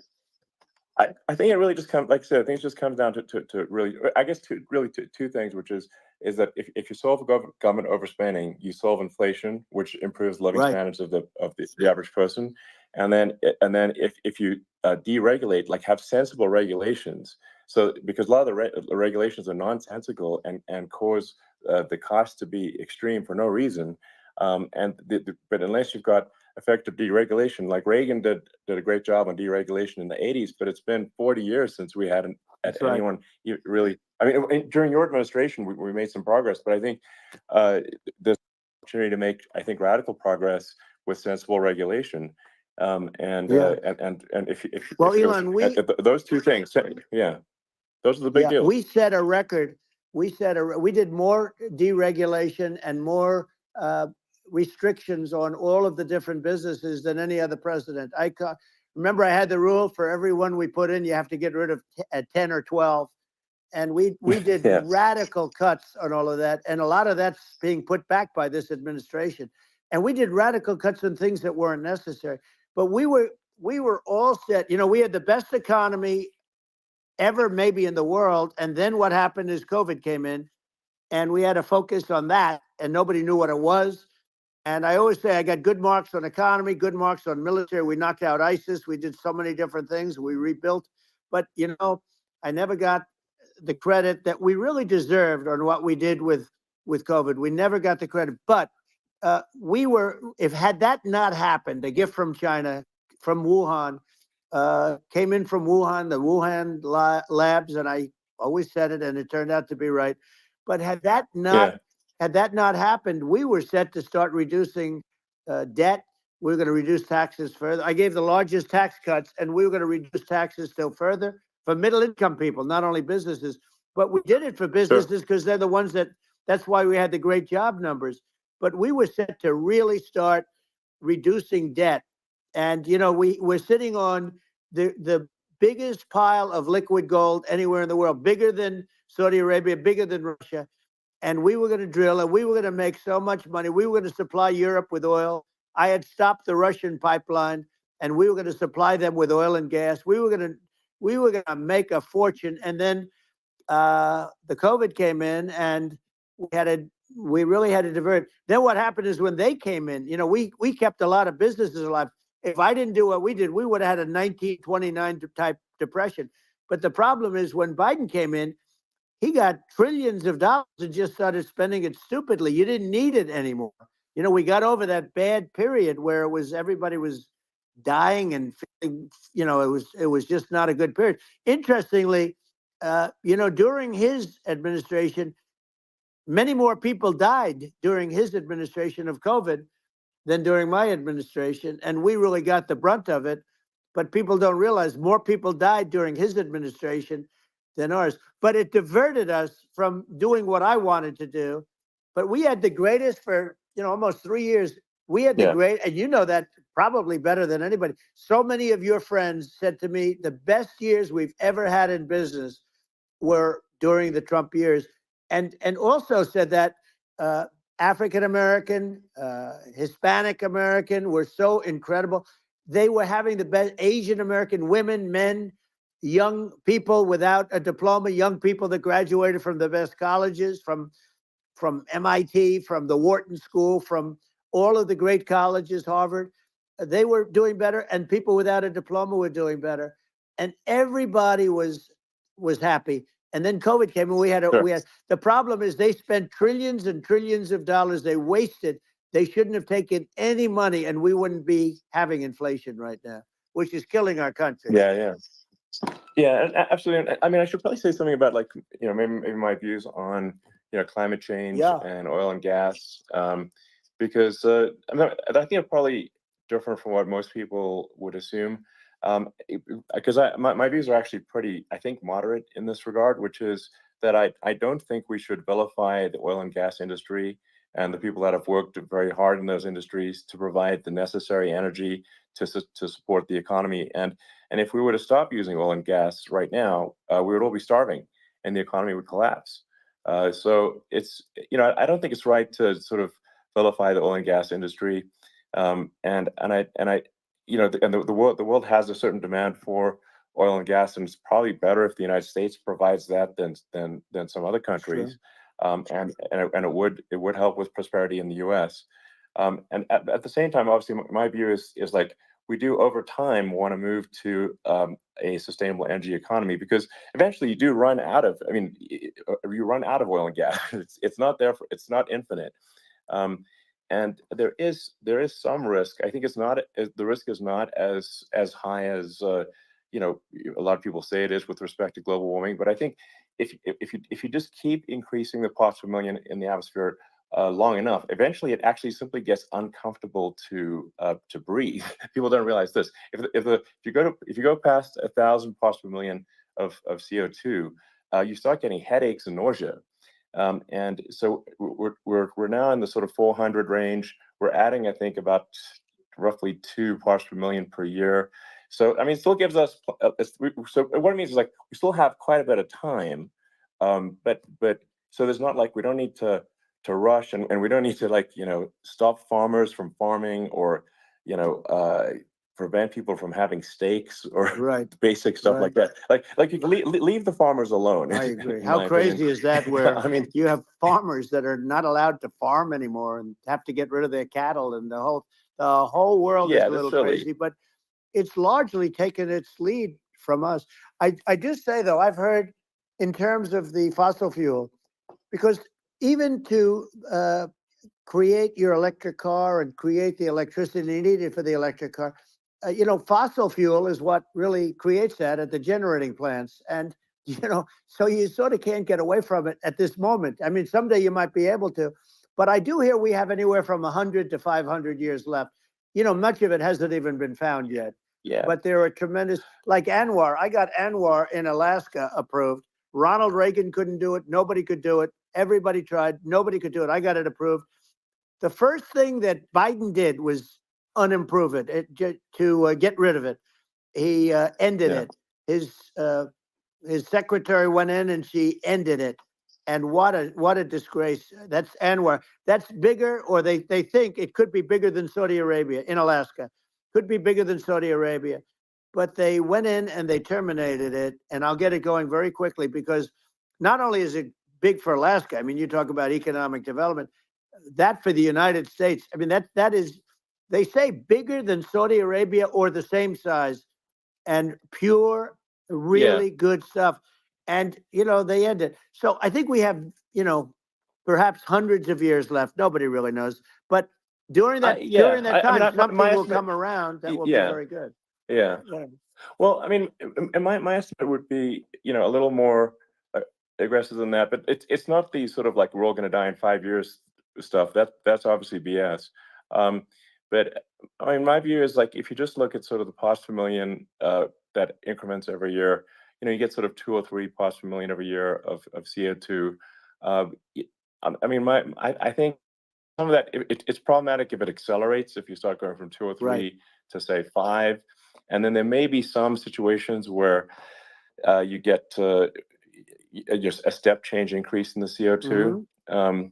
And I think we don't want to get too close to 1,000 ppm, because like that's actually makes it uncomfortable to breathe. Like just existing in 1,000 ppm CO2 is uncomfortable. That's like that's considered like an industrial hazard. Right. Just so it's that's actually, you start getting headaches and stuff. So it's even without global warming, it's not comfortable to live. So you don't want to get too close to that. But I mean, I think we've got. I think we want to just move over, and like, and if I don't know, 50 to 100 years from now, we're I don't know, mostly sustainable. I think that'll probably be okay. So it's not like the house is on fire immediately, but I think it is something we need to move towards. And on balance, it's probably better to move there faster than slower. But like I said, without vilifying the oil and gas industry, and without causing hardship in the short term, I think this can be done. Without people can still have a steak, and they can still drive gasoline cars, and it's okay. It's like, it's not. I don't think we should vilify people for it, but I think we should just generally lean in the direction of sustainability. I actually think solar is going to be a majority of Earth's energy generation in the future, and it's certainly trending that way. And so you get the solar power, combine that with batteries, so because obviously the sun doesn't shine at night, and then you use that to charge the electric cars, and you have a long-term sustainable solution. And that's what Tesla is trying to move things towards, and I think we've made a lot of progress in that regard. But when you look at our cars, we don't believe that environmentalism, that caring about the environment should mean that you have to suffer. So we make sure that our cars are beautiful, that they drive well, that they're fast, they're sexy. I mean, they're cool. In fact, literally, I mean, the sexy joke, Model S, Model 3, Model X, and Y spells out sexy. It's probably the most expensive joke out there. But I don't know, I like cheesy humor, so but I'm a big fan of, like, let's have an inspiring future, and let's work towards a better future, and we can do so without demonizing Right. people. I'm okay. It's very interesting that you use the word global warming, and today they use the word climate change because you have some places that go up, and so they were getting themselves in a little trouble with the word global warming because not every place is warming. Some places are going the opposite direction. But I'm sort of waiting for you to come up with solar panels on the roofs of your cars and on the trunks of the cars, and it just seems like something that at some point you will come up with. I'm sure you'll be the first. But it would seem that a solar panel on the roofs, on flat surfaces, on certain surfaces might be good. Yeah. At least in certain areas of the country where you have the world Sure. where you have the sun. But I would think, and I have no idea because that's not my world, but I would think that this would be something that would be interesting. But the one thing that I don't understand is that people talk about global warming or they talk about climate change, but they never talk about nuclear warming.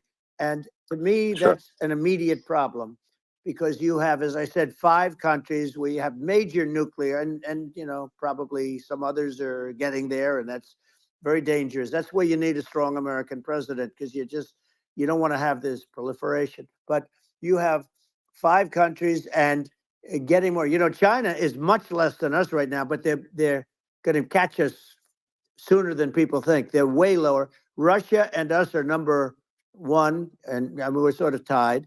And China is far behind, but they're developing at a level that you're not surprised to hear very fast. They'll end up catching up, maybe even surpassing. But to me, the biggest problem is not climate change. It's not, and everything's a problem, but it's degrees. To me, the big problem is the nuclear power. The power of nuclear is so great. And when I talk about I'll prevent World War III, I will. But the truth is that you have to, because this is no longer army tanks going back and forth and shooting at each other. This is a level of destruction and power that nobody's ever seen before. Yeah, and actually, there's the bad side of nuclear, which is a nuclear war, very bad side. But there's also, I think, nuclear electricity generation is underrated. You're right. And it's actually, people have this fear of nuclear electricity generation, but it's actually one of the safest forms of electricity generation. It's just a huge misunderstanding. And if you look at the injuries and deaths, caused by, say, I mean, I'm not going to try to pick on coal mining, but just any kind of mining operation. And there's a certain number of injuries and deaths per year. And you compare that to nuclear. Nuclear is actually way better. So it's underrated as an electricity source, and I think it's something that's worth reconsidering. But there's so much regulation that people can't get it done. So that maybe they'll have to change the name. The name is it's a rough name. There are some areas like when you see what happened in bad branding. Right, we'll have to rebrand it. We'll have to give it a good name. We'll name it after you or something. No, it has a branding problem. When you see what happened, it does have a branding problem. When you see what happened in Japan, where they say you won't be able to go on the land for about 3,000 years. Did you ever see that? And in Russia, where they had the problem, where they there's a lot of bad things happened, and they have a problem. And they say that in 2,000 years, people will start to occupy the land again. You realize it's pretty bad. No, that's not true. But you're right about it. It's amazing. It's actually not that bad. So like after Fukushima happened in Japan, like people were asking me in California, are we worried about like a nuclear cloud coming from Japan? I'm like, no, that's crazy. It's not even dangerous in Fukushima. I actually flew there and ate locally grown vegetables on TV to prove it. And I donated a solar water treatment, a solar powered system for a water treatment plant. And but you haven't been feeling so well lately, and I'm worried about it. No, but I mean, I'm only kidding. It's fine, It's like Hiroshima and Nagasaki were bombed, but now they're like full cities again. So Right. it's Well, that's really great. not That's something great. that That's um, great. so it's not as scary as people think, basically. Yeah. But let's see. I mean, are there some other topics we should touch on? Like lawfare. I think Well, we need to be concerned about what they've done to this country. obviously. Yeah. Yeah. Well, we just won the big I mean, case in Florida. This was a Biden administration did something that's never been done in this country, and that's go after their political opponent, me, with this nonsense and just nonsense. And the big case in Florida we won, but they always pick a judge and a jury, and they use local DAs, they use the local attorney generals, like Fani, Fani, spelled Fani, Fani. And it's all a big hoax, and it's all run from there. Like in Manhattan, one of the top people from the Justice Department went in, ran Manhattan, ran the state. The Letitia James deal was run by a person from the Department of Justice, Biden. They've never done this before, and they set up a very bad precedent. It's called lawfare, warfare. It's a terrible thing, and never happened in our country. It does happen in banana republics and third world countries, but it's never happened. And the incredible thing is it actually drove my numbers up because people see, fortunately I have a platform like you, or, in all fairness, like a conversation like this, where I can talk about it and people understand. I mean, you fight for election integrity and you end up getting indicted because you're fighting for election integrity. And when the day comes that you can't fight for election integrity, you don't have a country anymore. So what happens is they went after their political opponent, me. Now Biden's, close to vegetable stage, in my opinion. Okay, I looked at him today on the beach, and I said, why would anybody allow him? The guy could barely walk. Why would anybody allow him? Does he have a political advisor that thinks this looks good? He thinks this looks good because it looks so bad, and it's ridiculous. I mean, and he's been doing that for a long time. He can't lift the chair. The chair weighs about 3 ounces. It's meant for children and old people to lift, and he can't lift it. The whole thing is crazy. Well, he's clearly not, he's clearly like, we just don't have a president right You now. don't have a president, and she's going to be worse than him because she is a San Francisco liberal who destroyed San Francisco, and then as Attorney General, she destroyed California. You talk about location, and we're talking about the sun and the water and all. There's nothing better than California. She has destroyed that. She was the original DA. She was the original in San Francisco. She was the original Attorney General in California. What she has done to California is, well, you know better than I do. You just left California for a lot of those reasons. And what she's done with crime, with cashless bail, where you kill somebody. I mean, we have states there you kill somebody and they let you out right away. I mean, you don't have to even put up, and then they never find the people unless they kill again, and then they let them out again. Our country is becoming a very dangerous place, and she is a radical left San Francisco liberal, and now she's trying to protect. Now she's looking like she wants to be more Trump than Trump, if that's possible. I don't think it's possible, but she wants to be more Trump than Trump. Yeah. I want a wall. I think that's, she wants to release all the prisoners that are in detention, and some of these guys are really bad. Right. That just came out today. She doesn't want to build the wall, even though the walls work. Walls and wheels. In your business, everything you do is obsolete. Almost, well, not the tunnels, but everything is obsolete. Even your rocket ships, they're like a month later, they're obsolete. You find a better way to. The only thing that's not obsolete is a wall and a wheel. And the wall, I built hundreds of miles of wall, and that's why we had such good numbers. I was going to add 200 miles. We bought it. We could have flipped it up in 3 weeks, and they sold it for 5 cents on the dollar. That meant, I said, wow, that means that they actually do want to have open borders. She wants to have open borders, and now she's going like she's tough on the border. It's such a lie. Yeah, this is simply not true. This is simply not true. And everybody knows it's not true. It's a disgrace that she can say it. No, obviously, what's happening sort of overnight is they're rewriting history, and and making Kamala sound like a moderate when in fact she is far left, like far left. Worse than Bernie Sanders. She is considered more liberal by far than Bernie Sanders. She's a radical left lunatic. And if she's going to be our president, very quickly, you're not going to have a country anymore. And she'll go back to all of the things that she believes in. She believes in defunding the police. She believes in no fracking, zero. Now all of a sudden she's saying, no, I really want to see fracking. If they got in, the day she got in, she'll end fracking. And by the way, if people didn't think that, the lunatics that really believe in that, they won't vote for her. You know, like the Palestinians and Israel. She is so anti-Israel, and she's bad for both. Biden actually did something that was impossible. Both sides hate him, you know, both sides. That was a hard thing to do, unification.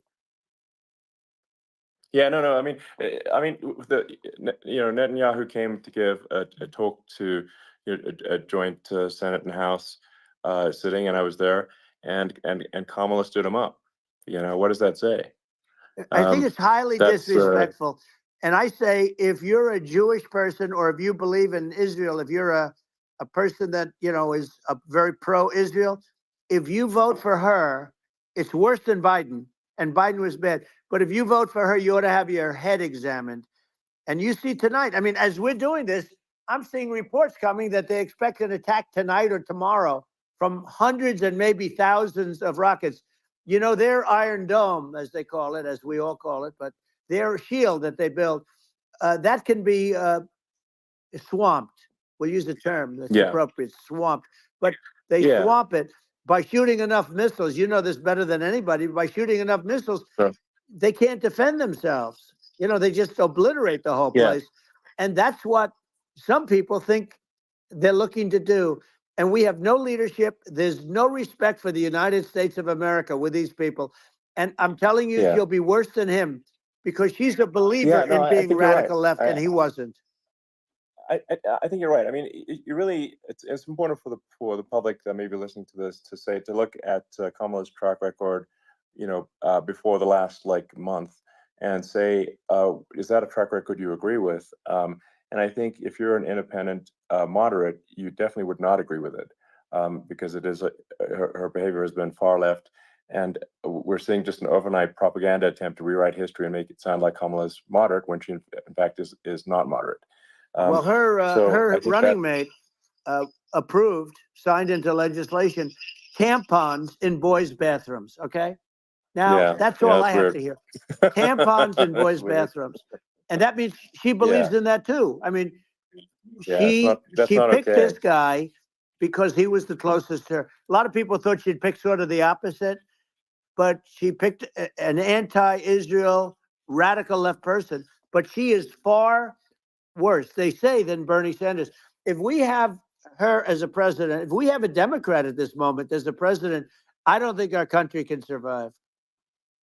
I think it's a massive. I think we're in massive trouble, frankly, with the Kamala administration, and that's my honest opinion. And I think really it's essential that you win for the good of the country for this election. And I mean, I'm just stating my opinion. Now, you know, you may have seen this, but I got a letter from the EU Commission, saying, you know, to not have disinformation on during this discussion that we're having, and you know, there's a lot of attempts to do censorship and to force censorship even on Americans from other countries. And you know, what do you think about that? Well, I know the European Union very well. They take great advantage of the United States in trade, as you know. We, through a different forum, NATO, we protect them. And yet, if you build a car in the United States, you can't sell it in Europe. You just can't sell it. It's impossible. The same thing with our farmers. Our farmers find it very difficult to do business. You know, we have a deficit with them of $250 billion, which people don't know. It sounds so nice, the European Union, but let me tell you, they're not as tough as China, but they're bad. And I let them know it. And that's probably why they notified you. No, they don't treat our country well. We defend them, with Ukraine. So we're in for 250 billion, and they're in for about 71 billion, and they have the same size. If you add up the European nations that in terms of an economy, it's about the same size. When you say as us, and they're in, and they're in much greater risk. They're right there. We have an ocean separating us from. In this case, the enemy would be Russia. It used to be for the Soviet Union, but let's assume they're close enough. And what happens is they're in for 70 something million. I think even less than that billion, and we're in for about 250 billion, and it could be a lot higher than that. And I say, why aren't you going to equalize? Why aren't they paying what we're paying? And they're in much more, it's much more important for them because of the fact that, they're right near there. I mean, they're all sort of in that location. We're not, but they should, and I did it with NATO. There were only 7 countries that were paid up in NATO out of 28 at the time. And the United States the United States was subsidizing NATO, tremendously subsidizing NATO. And I said, I went in and I said, you got to pay up. If you don't pay up, we're not going to defend you any longer. I took a lot of heat, but you know what happened? Billions and billions of dollars came flowing in. And I think a lot of the public isn't aware of the fact that the United States pays a disproportionate share of the NATO expenses. And then we get taken advantage of on trade. So think about it. Yeah, well, I mean, the point of NATO is defending Europe, and it's it's like, then okay, well, why is the United States paying disproportionately more to defend Europe than Europe? That doesn't make sense. That's unfair, and that is an appropriate thing to address. Well, when you talk about cost cutting and savings and everything else, I mean, honestly, look, there's nobody that feels worse about the Ukraine situation than I do, because I know it would have never happened. I know Zelensky. He was very honorable to me, because when they went with the Russia hoax and they said I had a phone call with him, he said it was a perfect phone call. It was a great phone call. He could have grandstanded and, said, oh, he was very threatening. He said, no, it was a very nice phone call. I called him up to congratulate him on his win, and you end up getting impeached because these people are lunatics. I was talking about the difference from the people within and the enemies on the outside. In many cases, the people from within are more dangerous for our country than the Russians and the Chinas. If you have a smart president, you're not going to have a problem with them. You're going to do things. Yeah. Now, they've taken advantage of absolutely. us incredibly, but you're going to do things with the right person. Yeah, well, I think it's obvious that you're a believer and an advocate of free speech, because during your first term as president, you were attacked relentlessly every day, often very unfairly with false attacks, and you didn't try to shut down the media. You didn't try to inhibit their freedom of speech, and I think that says a lot. Well, the good thing is that you and I have, and some people, very few, we can get the word out. Although sometimes it's hard because they don't want to print it, like we're having a great conversation right now. Kamala wouldn't have this conversation. She can't, because she's not smart. She's not a smart person, by the way. She can't have this conversation. And Biden, we don't even have to talk about it. I mean, he couldn't have this conversation. He would have given up on the first half of a question. He would have walked out. He would have said, where am I? Where am I going? So anyway, but no, he wouldn't have this. That's true. Not a lot of people would have this conversation, but we cover a lot of territory. But the beauty is that we can have a conversation, and I'm able to get it out without, because I get treated unfairly. This is a really big point. You can actually have a conversation with you. Yeah, it's nice, isn't it? And you can't have a conversation with Biden or Kamala. It's like it's not possible. That's true. This is like talking to an NPC. No. So it's just impossible. Well, but think of it. We need a man or person who's unbelievably sharp in order to stop all the nuclear danger and all the dangers that I'm talking about. And I got along with all these. I got along with Kim Jong-un. We had dinner. We had everything. And he really liked me, and I got along with him really well. By the way, he's the absolute boss over there. A lot of people said, oh, do you think he really? That's for Let sure. me tell you, I saw things that you don't want to know about. He is the boss. But we had a good relationship, and he doesn't like Biden. He considers him a stupid man, he said. He's a stupid man. Well, at least he speaks his mind. But in this country, you're not sort of allowed to say it, but I guess you are. You should be allowed to say it if Yeah. it's true. But we need smart people, and we need people that have an ability to lead. And she doesn't have that ability. Can you imagine? Now, Chairman Xi very well. Can you imagine her and him negotiating, or No, it's even silly. It would be standing silly. together? It is, the whole concept Yeah. is ridiculous. She is terrible. She's terrible. But she's getting a free ride. I It saw a would- picture of her yeah. on Time Magazine today. She looks like the most beautiful actress ever to live. It was a drawing, and actually, Yeah. she looked very much like our great First Lady, Melania. She didn't look. Yeah. She didn't look like Camilla. That's right. But of course, she's a beautiful woman, so we'll leave it at that, right? Yeah, well, maybe like I think part of what people in America want to, people in America want to feel excited and inspired about the future. They want to feel like the It's future true. is going to be better than the past, and that America is going to do things that are greater than we've done in the past, reach Right. new heights that make you proud to be an American, and excited about the future. They want the And I American think dream this, back. They want the American dream back. More important than anything else. It's like you don't have that today because the people, they've been just sucked. They see incompetent people running our. The Biden thing is very interesting. People just found him to be incompetent, and when I debated him, I was like, "Is this for real?" It was. yeah, it was just absurd. But I think there are like some grand projects that we could do. I mean, I think like we could build a base on the moon. We could send American astronauts to Mars. We Right. could build high speed connections that are more advanced than anything else in the world between our cities, so people have fast transport. Um, it's possible to solve traffic with tunnels. That's right. We've we already made great progress in Vegas doing that, and and just do things that are exciting and inspiring and make the future feel like it's better than the past. Well, I saw what you Like, did in Vegas, and I'll tell you, it was amazing. I got to see. I took a big glimpse at it, and it's incredible. It's incredible, and you could do that all over. You could do that all over. It's deep. Yeah, You don't even need much structure. Assuming you're in the right areas. no, it's straightforward. It's amazing. So I think we could do some things that like China's got incredible high speed rail between its cities, but I think it's actually possible with tunnels if with deregulation, with an ability to actually where it's like legal to actually do the tunnels. Then you could have high speed tunnels that are actually better than anything else in the world for high speed transport between cities, and that would be something that Americans can say, wow, okay, we've got something that's cooler than anyone else in the world. That's the kind of thing that makes you proud to be an And American. much safer than surface trains, where there is a danger there. With crazy people. It's much safer, much better. And it's sad because I've seen some of the greatest trains. I find it fascinating, and I've seen the systems and how they work, and the bullet trains they call them, I guess.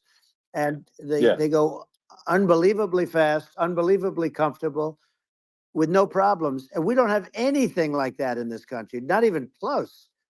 And it doesn't make sense that we don't. Doesn't make sense. Yeah, and I think also like there's I'm kind of hopping on the excess regulation, but I think something that that I think people can generally understand is that what happens with laws and regulations is that there's more and more of them every year, and unless there's a process to clean them up, eventually everything becomes You're right. illegal, and that actually it slows down the development of new technologies. I mean, if you take the sort of like I think there's room for some reform at the FDA for improving the speed with which we approve drugs that could help save lives and improve people's lives. And I worked very hard on that. We got that down yeah.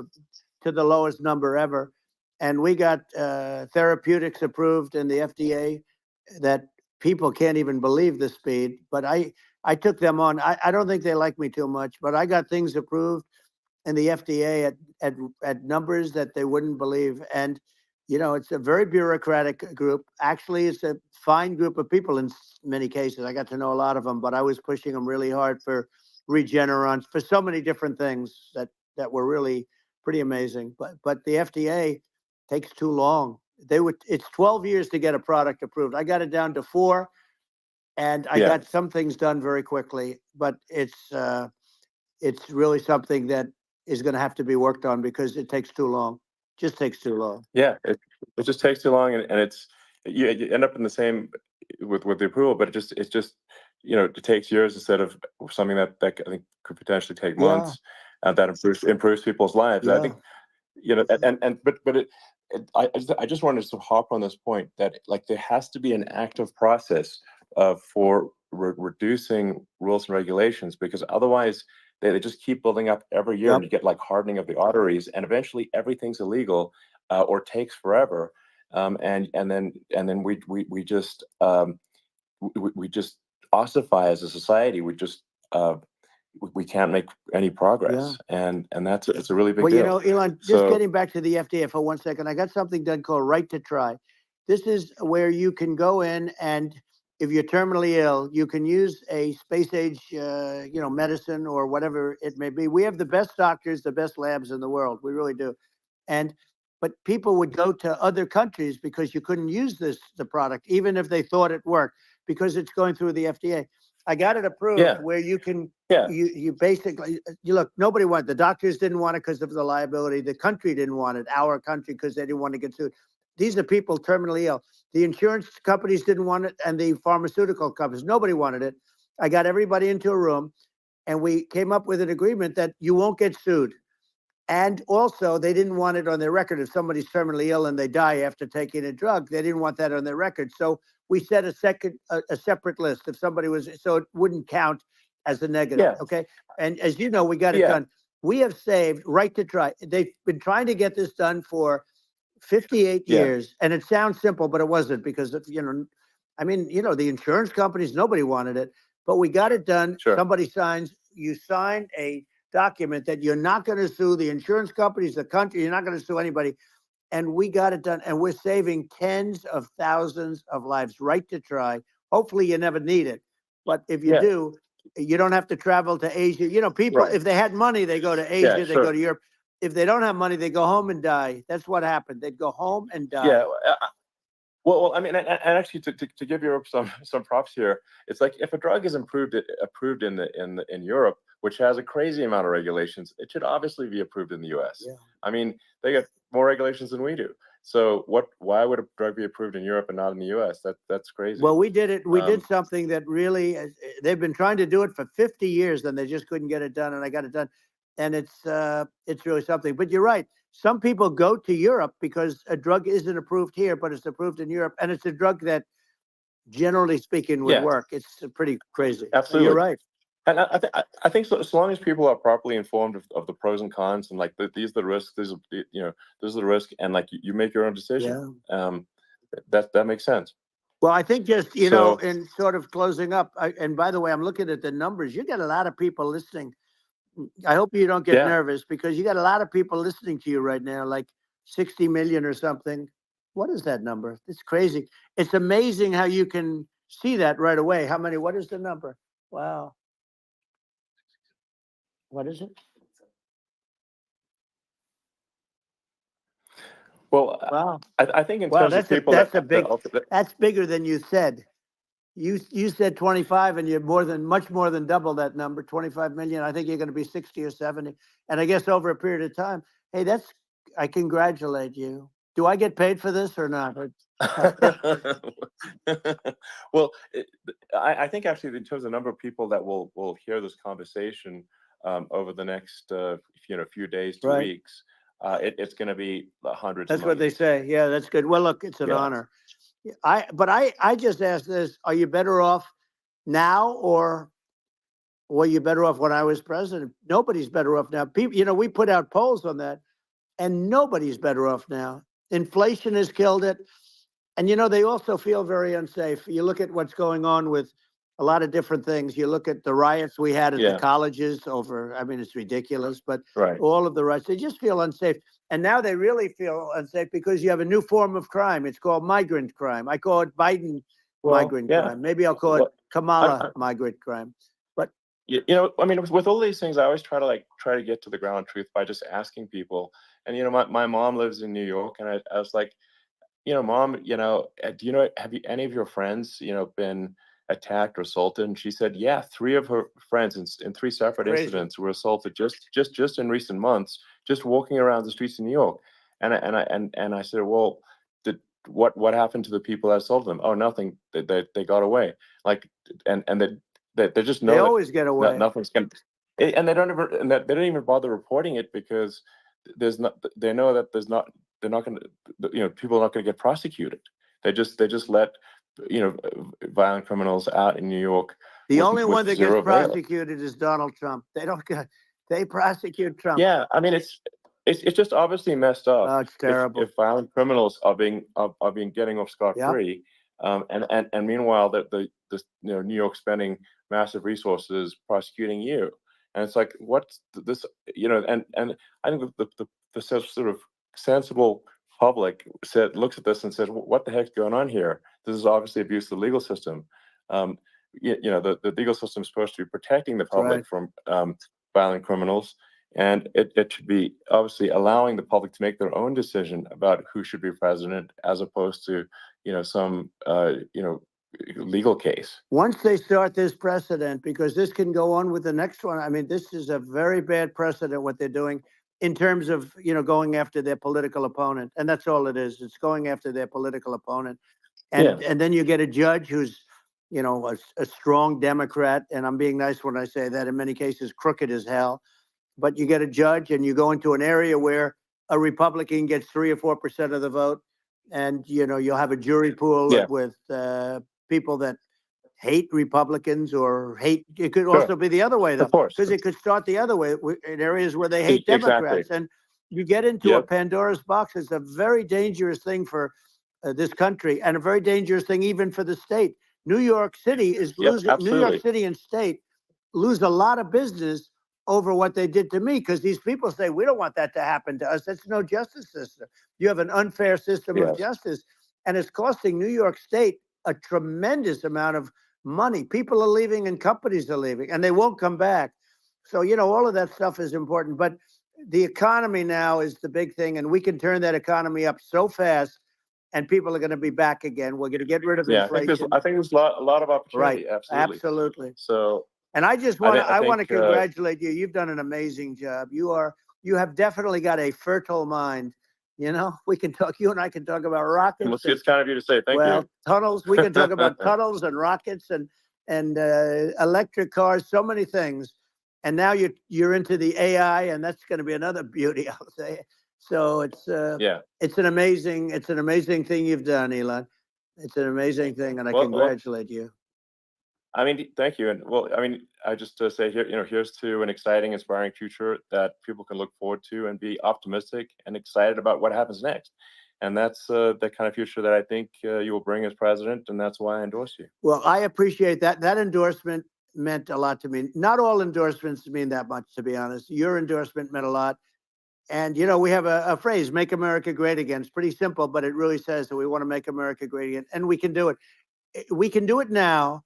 But if we were going to suffer another 4 years like we've suffered for the last 4 years, I'm not sure the country can ever come back. That's how bad it is. It's so bad. We have to do a lot of things. I think that's a very real risk. Yeah, it's a big risk. It's a very real risk. Yep. And it's, I'd just like to note to people listening, like I've not been very political before. And if you look at my record, I've actually been, I'm not like, sometimes they try to paint me as like a far right guy, which is absurd, because I'm like making electric vehicles and solar and batteries, helping with the environment, and I actually I supported Obama. I stood in line for 6 hours to shake Obama's hand when he was running for president, and so it's not like I'm like some sort of dyed-in-the-wool long-term Republican. I'd call myself historically a moderate Democrat, but now I feel like we're really at a critical juncture for the country, and I think a lot of people thought the Biden administration would be a moderate administration, but it's not, and obviously we're just going to see an even further left administration with Kamala. That's my honest opinion. I mean, her dad is literally. She was brought up as an actual. Her dad is a Marxist economist.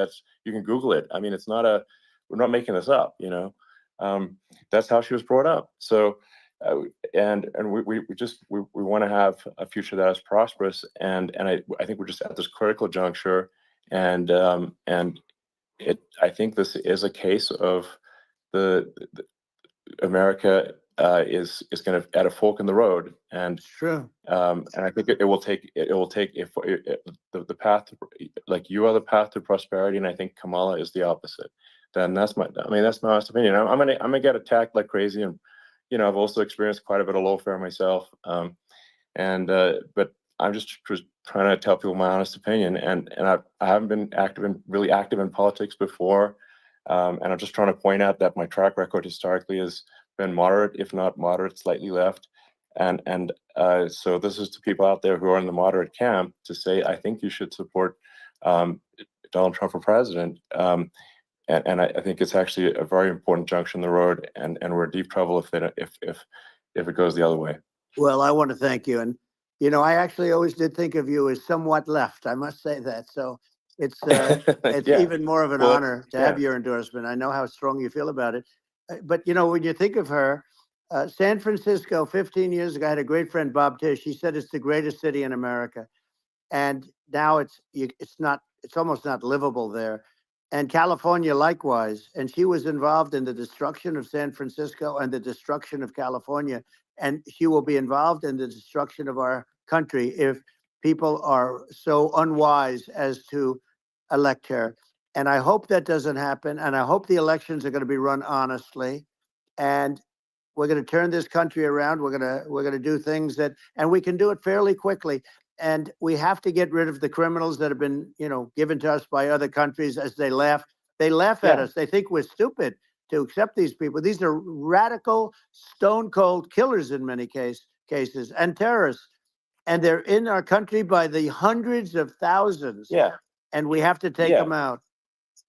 Yeah. I mean, if I could summarize it, perhaps, I think these are issues that I think most people in America would agree with, which is that we want safe and clean cities, we want secure borders, we want sensible government spending, we want to restore both the perception and reality of respect in the judicial system, just stop the lawfare, and I think that's like, and how are those even right-wing positions? I think those are just that's just common sense, and that's I mean, would you agree with that? 100%. I don't understand, the whole, they call it progressive. They don't like the word liberal anymore, but call it liberal or progressive.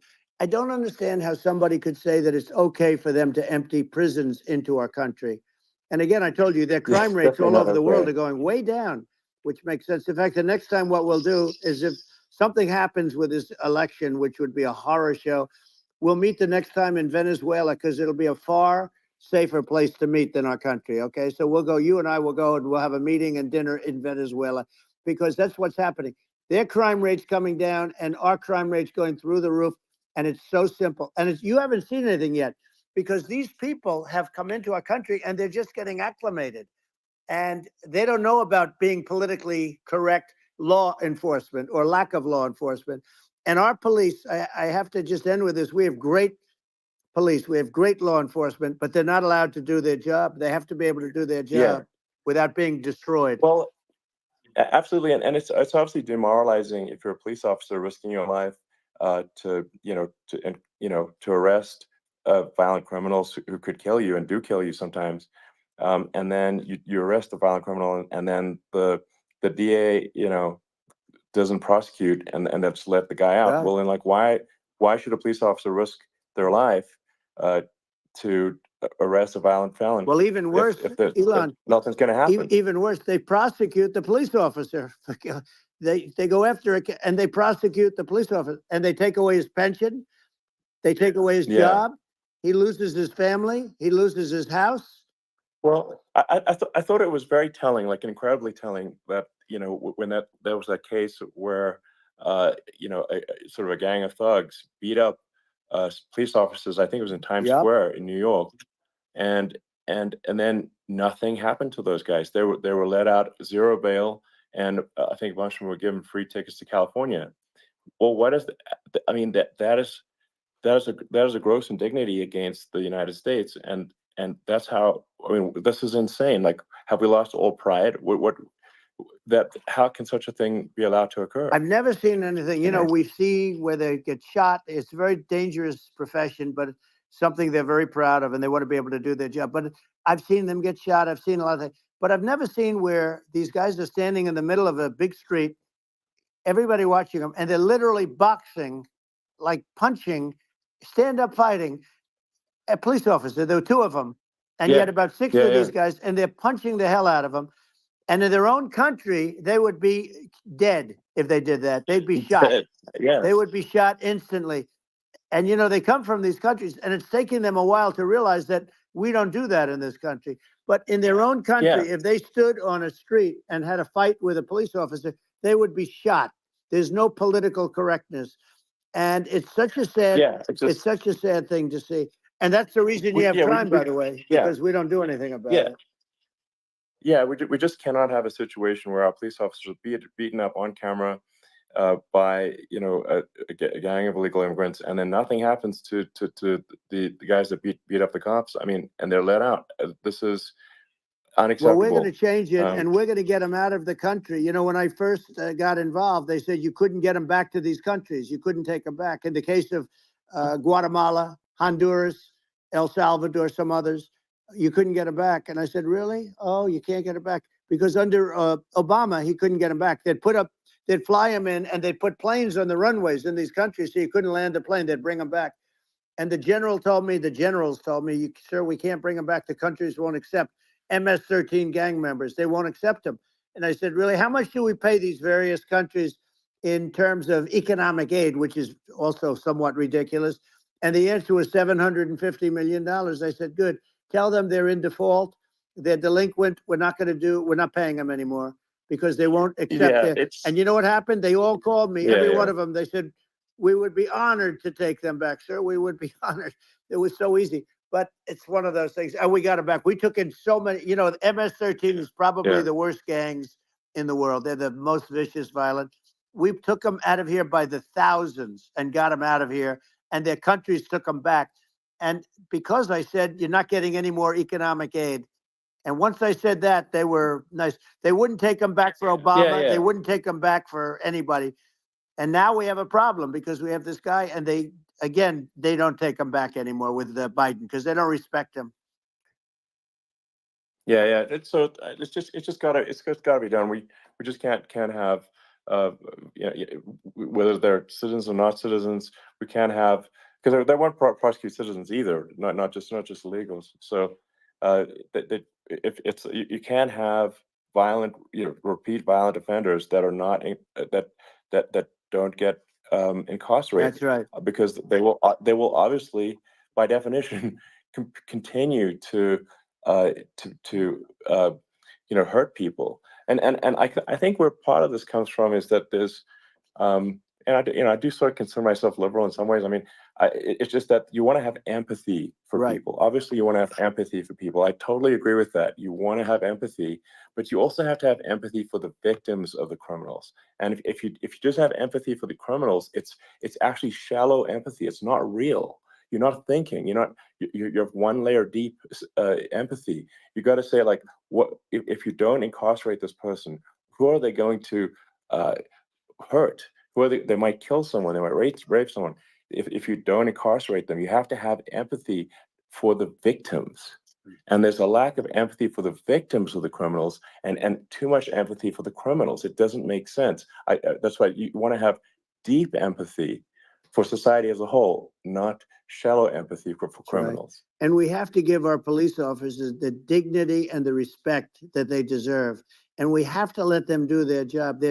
They can do a great job, but we have to let them do their job. And if we don't do that, it's going to all disappear. There's never been a society like this where you're allowed to do anything you want and nothing happens. And I'm talking about violent crime. And it's going to get more violent because these are really, really violent people. And we're going to get them out of our country, and we're going to get them back to because they were sent here by the presidents and by the various people that run those countries. And I know every one of those guys. And they're smart people, and they're streetwise people. And they really think that The USA is stupid. They think we're run by stupid people, and they happen to be right. But when I was there, we had no problem. We got them out. We took out thousands of MS-13 gang members. We brought them back. And now, again, it's the same old story. We don't do it. And they actually gave them a big increase in aid. They raised it up to billions of dollars, and they get nothing for it. So, you know, I hope everybody's going to vote for Trump, and we're going to get this country straight. Yeah. And I didn't need this. I'm like you. I didn't need this. I had a very nice Yeah. life. I didn't need to go through court systems and go through all the other stuff and run at the same time. I have to run. I have to go through fake trials with, in some cases, corrupt judges, totally corrupt judges. I didn't need it. I had a nice life. I have great locations. I have beautiful oceans that I have places. But I felt it was important. And if I had to do it over again, you probably think I'm crazy for doing it, actually. But if I had to do it over again, I would have done it over again, because this is so much more important than me or my life. We're going to save this country. This country is going down. And these people are bad people that we're running against, and they're liars. They make statements. They do things that are so bad. They say they're going to make a strong border. They say they've been great on the border, and they've been the worst in history. They say they're going to stop horrible. crime. Like, the facts speak for themselves. It's so incredible. Speak for themselves. Like it's gotten to the point where people just don't even bother reporting crime in a lot of That's cities right. because they know nothing is going to happen. That's what I hear anecdotally from people all the time. So it's just my values. I'm just saying to people out there, like the things I think are important for the future is like we've got to have safe cities, we've got to have secure borders, we've got to have sensible spending, and we've got to have deregulation, and Right. So we can have a prosperous future. And then we want to have some exciting, sort of moonshot projects that people can get fired up about. And that's the future I'm looking for. And I'm pro environment, but I'm not against. I'm not like I don't think we should vilify the oil and gas industry because they're keeping civilization going right now. And but I do think we want to move at a reasonable speed towards a sustainable energy economy. Those are my values, and I think and so I mean that's why I'm supporting you for president. Well, I appreciate it. We're going to give incentive to companies to come into our country, not to leave our country. We're going to be giving tremendous incentives. We want companies to build here, not to build in other locations. And we want to create jobs. And again, it's about the American dream. You don't hear about the American dream anymore, Elon. You don't hear. You're the American dream in the truest sense, but you don't hear about the American dream anymore. And you're going to hear about it.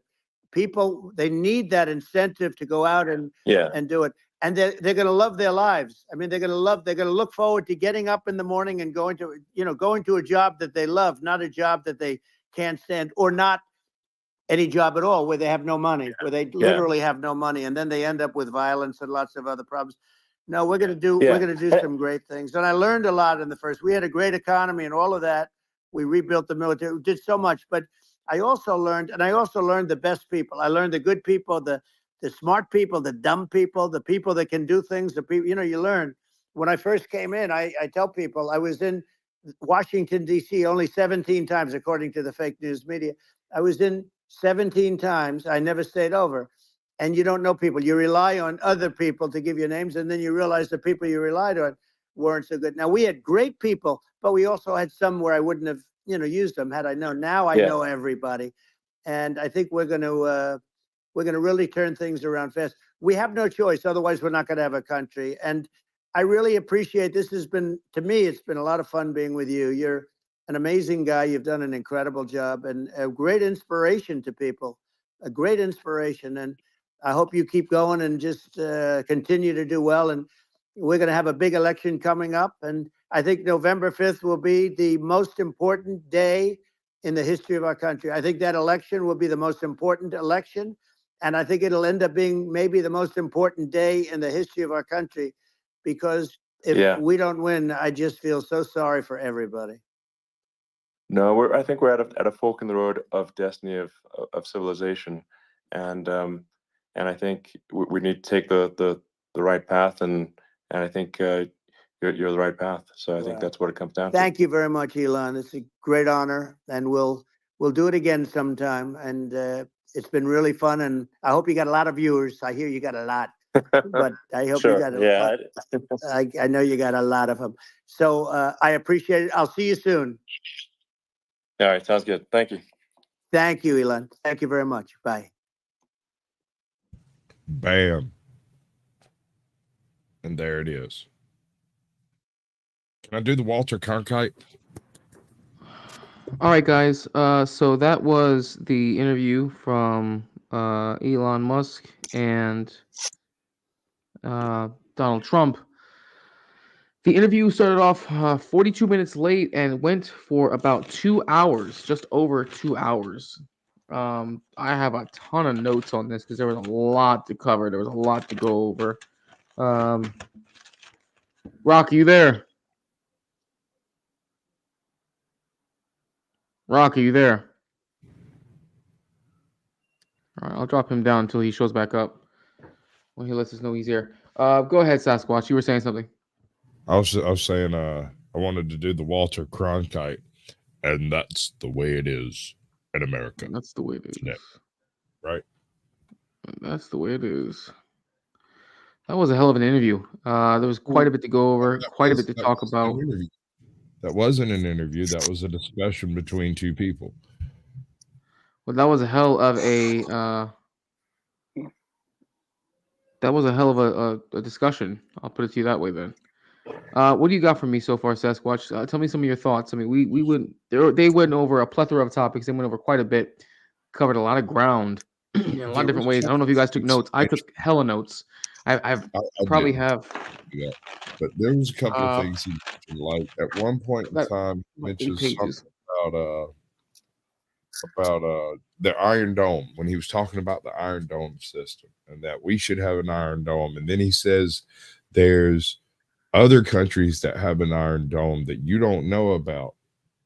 And then he just kind of trails off mid-sentence and changes to, but we should have one, and we're definitely going to have one. Did you catch that bit? No? I'll go back. Can you repeat that? Can you repeat that? Can you repeat that? Can you repeat that? He was talking about Israel's Iron Dome program and how he thinks America should have one just like that. And he said Israel has the best Iron Dome program. There's other that have very good ones, right? And then he went right back to saying we should have one, but it was like he remembered he wasn't supposed to mention that and just bit the sentence off.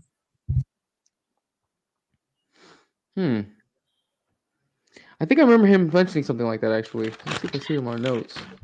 But I mean, he's mentioned the Iron Dome system before, though. He's mentioned beforehand how the United States already had it. There he is. I was wondering when you're going to show up. Can you hear me? Am I coming through all right? Can you hear me? You coming through loud and clear, bro. I was wondering when you're going to show up. I was like, damn, bro. I was hoping you would come through for this, of all things. Did you get a chance to catch any of it? No, I haven't been able to catch anything. I got an interview in about 10 fucking minutes. Me and Mike are going on the America Happens network with Corinne. If anyone who knows Corinne, I'm not going to say anything because she's a nice woman, but if you know the deep lore of Corinne, you probably know who she is. If not, just kind of a little bit of hints. Killstream used to do a lot of stuff with Ethan Ralph, Mr. Medicare, a few other people. So, yeah. Anyway, going on that, they got a big platform. I think one of their shows got maybe 30,000 views. I think they get decent feedback, about 8,000 subscribers.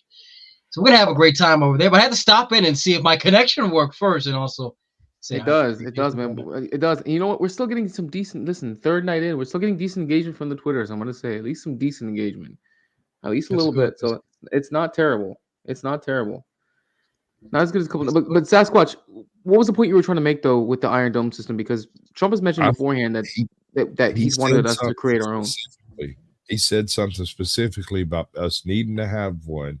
Then he mentioned Israel's. Then he mentioned some other people that he didn't say who were also have other Iron Dome programs. But then he just chopped that sentence off and immediately talked about how we need to have this because other people have.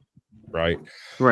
I just noticed the way he cut that sentence off, and it struck me as odd. I think he might have kind of overstepped his bounds on his confidentiality for the presidency on that one. He did say that there were some. I remember that because he did say there are some who have it that you don't even realize, and then he kind of stopped at that point. He did mention that part. I do remember him saying that. So he may have actually, maybe he did foul up a little bit and say something he wasn't meant to, but he could probably get away with it. He almost did, but the fact that he alluded to, because you're not even supposed to allude to things, even that gives information away. Because people are not as dumb as, well, I shouldn't say all. Some people are not as dumb as others think they are, and it just to allude to something can give enough information away for you to draw a conclusion. I'll go back to you in a minute, Andre, because I know you didn't get a chance to watch the interview. Varun, is there anything you want to bring up you that you thought was striking that really came out to you? Can you hear me? Yeah, you're loud and clear, bro. Okay. No, I thought you're blinking again, by the way. Okay. Every time people talk about how we should get rid of socialism, but the weird thing is, no matter how much politicians on the right talk about getting rid of socialism, I feel you can't get rid of it because power, prosperity, and riches don't last forever. Something like socialism creeps in every time, no matter how good you are, and it ultimately destroys the nation's prosperity. I've never seen any empire last forever with all its glory and riches. So I don't understand why they keep saying we got to get rid of socialism. Like, instead of that, they should actually say for how long can we prevent socialism from coming, because I've never seen anyone get rid of it in my whole life.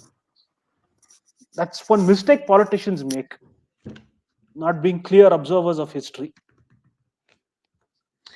That's a fair point, actually. A lot of politicians are seem educated, but they're really not. Andre, did you catch anything at all of the interview? Any bit of it whatsoever? None of it at all? Because there are a whole ton of topics that were caught. Do you want me to drop the link in the back for your chat, Sasquatch?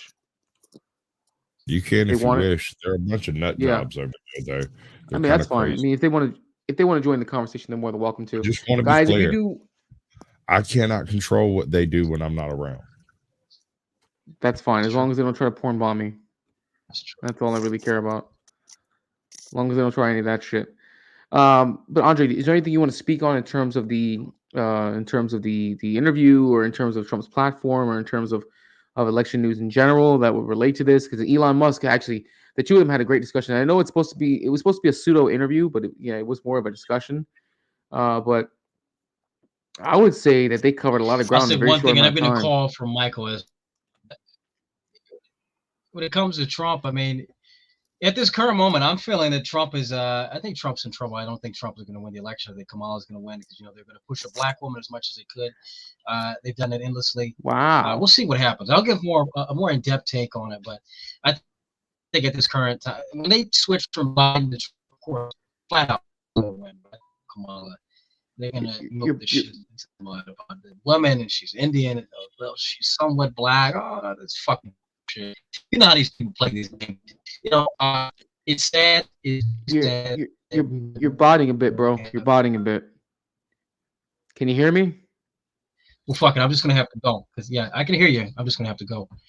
Can you hear me now? I hear you. Yeah, I hear you. Hello? When you were going on your roll, you were botting out. Oh shit. Turning off your camera. Just turn off the camera and let maybe the they get it. Say again? No, I can't turn off. I can't turn off. I always speak with the camera on. I can't. Yeah, try with the camera off. Maybe that'll help with your bandwidth. Because you're talking, but it's you're frozen now and you're botting. Keep the camera going. Yeah, you're botting, bro.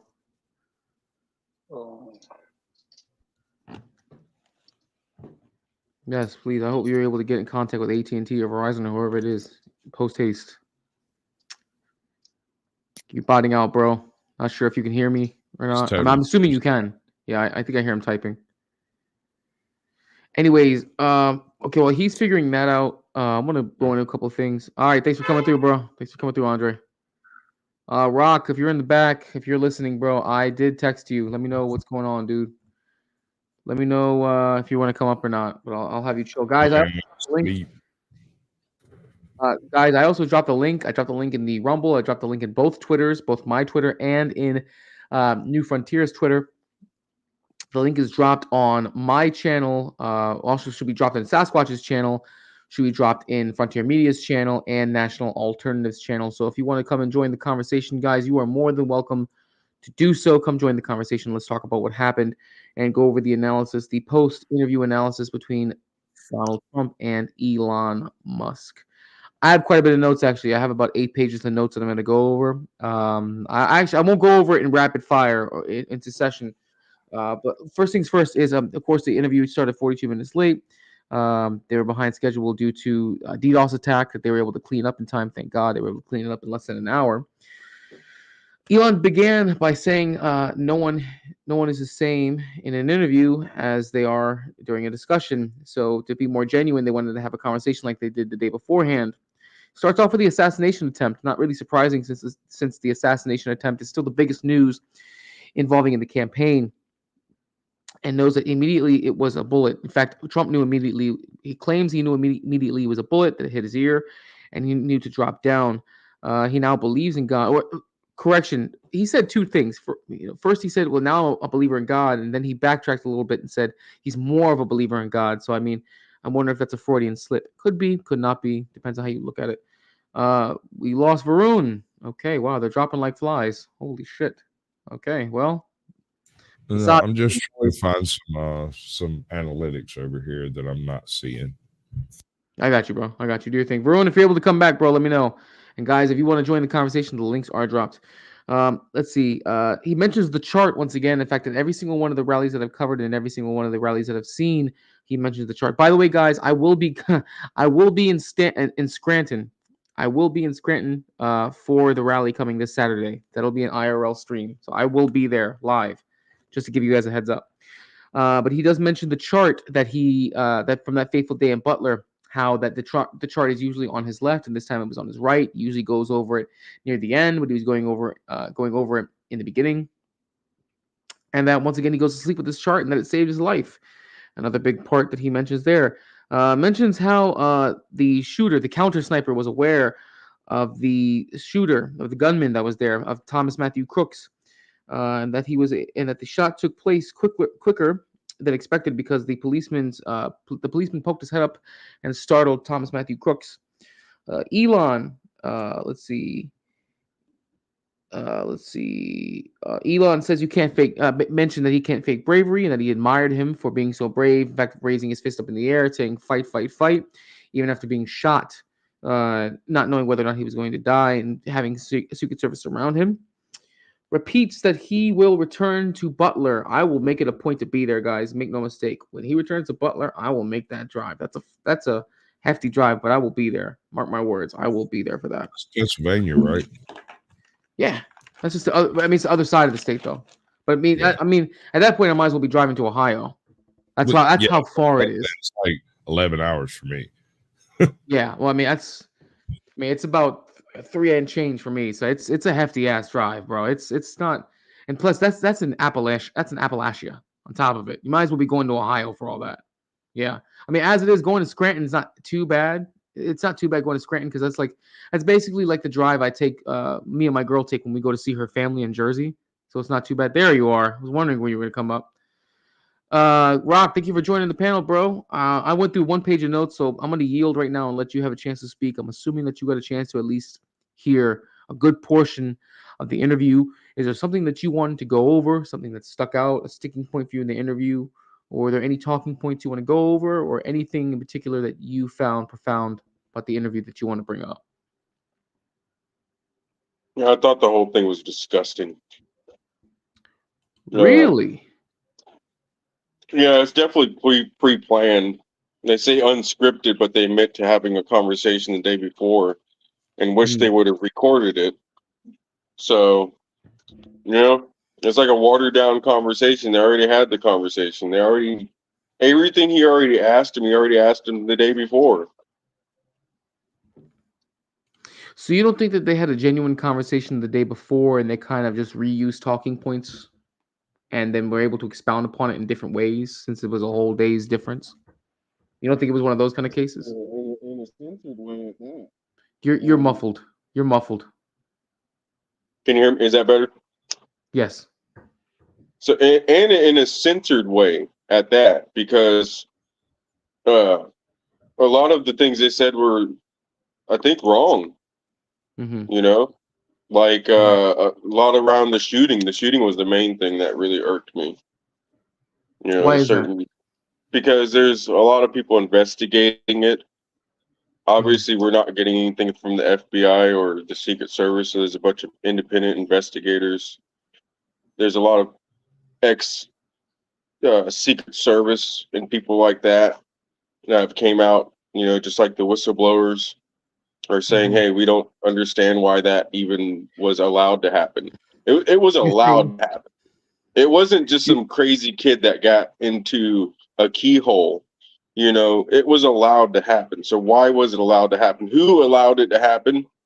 They didn't say anything about that. They didn't say anything about the deep state. They're just talking about liberals. What about the deep state anymore? I haven't heard Trump talk about the deep state in a couple of years. You So know, you believe? it's none of any of the rhinos. They don't even talk about rhinos. So I really don't understand what the hell's going on, because Trump's turning into Obama for me. So you believe that the investigation for the shooting was done by independent contractors and not by No, any that's not government what I'm officials? saying. Okay. I'm saying there's independent investigators, right, Mm-hmm. on the internet that are investigating it and have released a lot more information than Congress has, right? Or even the FBI or the Secret Service. They've shown so much evidence of what happened, Mm-hmm. and what they said is not what lined up to video evidence. I mean, the best evidence we have is video evidence. There's people running around for 5 minutes. They have video of the dude on the roof. They see him running across the roof. You Right. know, Right. he and Trump said he just ran up there and started shooting. Okay, so he ran up there. Dude was able to pull himself up by himself. That's the story. He didn't have any help getting up there to get a vantage point on the shooter. When the shooter turned and put his weapon towards the police officer, he fell down and hurt his ankle. Mm-hmm. You know, Right. and that was, Right. if I remember correctly, from everybody saying, I think about 30 seconds or maybe a minute before the shooting started. So they had plenty of time to react to, holy crap, there's a guy over here on the roof with a gun. If I was, just like people said, the cops should have started freaking trying to shoot the dude through the building. Something, anything to get people's attention. If the radios aren't working, if they're not having communication, what is really going on? Are there any points pertaining to the interview itself that you would like to talk about that actually directly involve the interview that you would like No, to it was talk the about? first one because that was the first question. I actually watched the whole thing. Okay, you did. All right, cool. Well, I mean, you're right, but I'm saying like Trump was giving his experience in it, and you seem like to be dissecting the investigation part of it, which is fine if that's what you want to do. But are there any other points? Wouldn't Trump want to know what happened? Are Yes, you I telling me imagine that would be the case, yeah. you telling me he's just perfectly fine with just whatever is through the grapevine? I didn't allude to that, but I don't think he would be. Well, that's what the interview sounded like. That's what the beginning of the interview started out with it. Okay. I'm starting at the beginning of it. Mm-hmm. The second crazy thing, he said that oil caused inflation. That oil caused inflation. Okay. Yeah, you don't remember that? Well, I mean, Elon did clarify that inflation is caused by uncontrolled government spending because the government's checks never bounce. And then Trump said that the way that you could mitigate that was through energy costs. And the one way that you could do that was by basically tapping into our own resources, drill, baby, drill. And that if you're able to reduce energy costs, you're able to have the trickle down effect of reducing inflation from other products. that doesn't matter if you don't get control of government spending, which they brought up later on. You can't just keep throwing money in the wind and pumping more oil. That's not going to work. That's fine. It's fine. The control of government spending is one thing, and I agree with you. They did mention that, and Trump even mentioned that the interest rates on our debt is even higher than the military spending, our own military budget, and that was out of control. Yeah, Elon mentioned mentioned that. mentioned that Trump seemed like he was he's still running against Biden. That's what it seemed like. He's still running against Biden. He needs to turn into Kamala mode.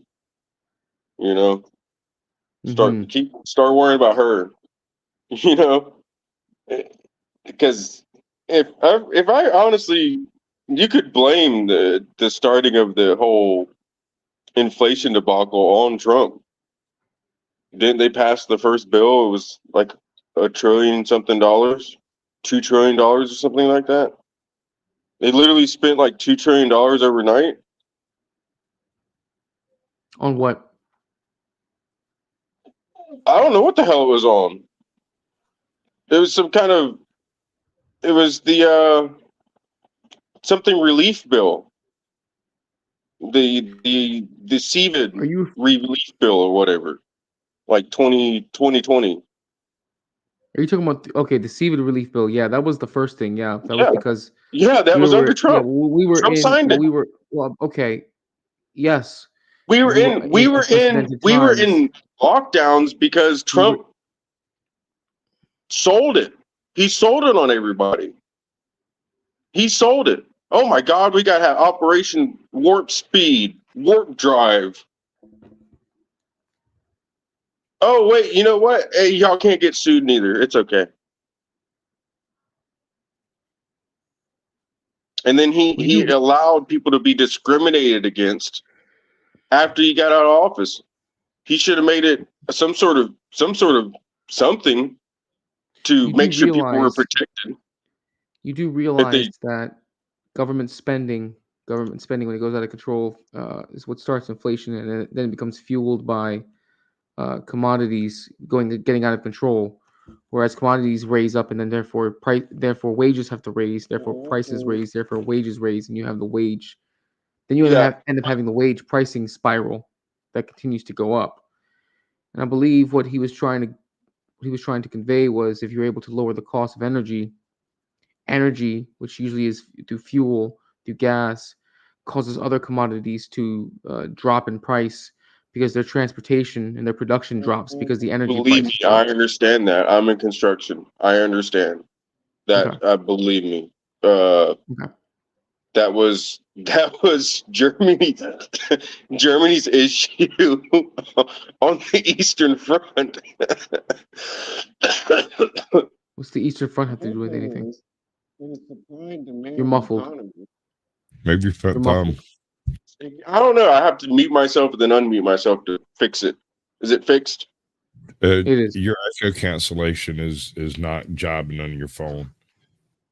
Yeah, no, it's I have too many tabs open or something. Stupid that might do it. reason. But that might do it. Wouldn't inflation also be caused by like interjecting 20 million people into the supply and demand economy that is based off of forecasting? And he did bring it up, giving them money. Yeah, and he did bring it up too, that there were that we were creeping up on 20 million illegal immigrants that were coming into the country, migrants that were coming in, and that the United States, let me see if I remember where he said exactly. I don't want to misquote him, but I've got a lot of pages of notes somewhere. Could it possibly be that we have a lot? Yeah. Go ahead. We have a lot more than that. I mean, it could possibly be 20% of the countries here. It could be. It could be because there was a lot of catch and release, and that, as far as we know right now, there are at least 10 million documented illegal migrants that we know of. Documented. Those are the ones that we know of. Just that we know of. Not even the ones that we don't know of.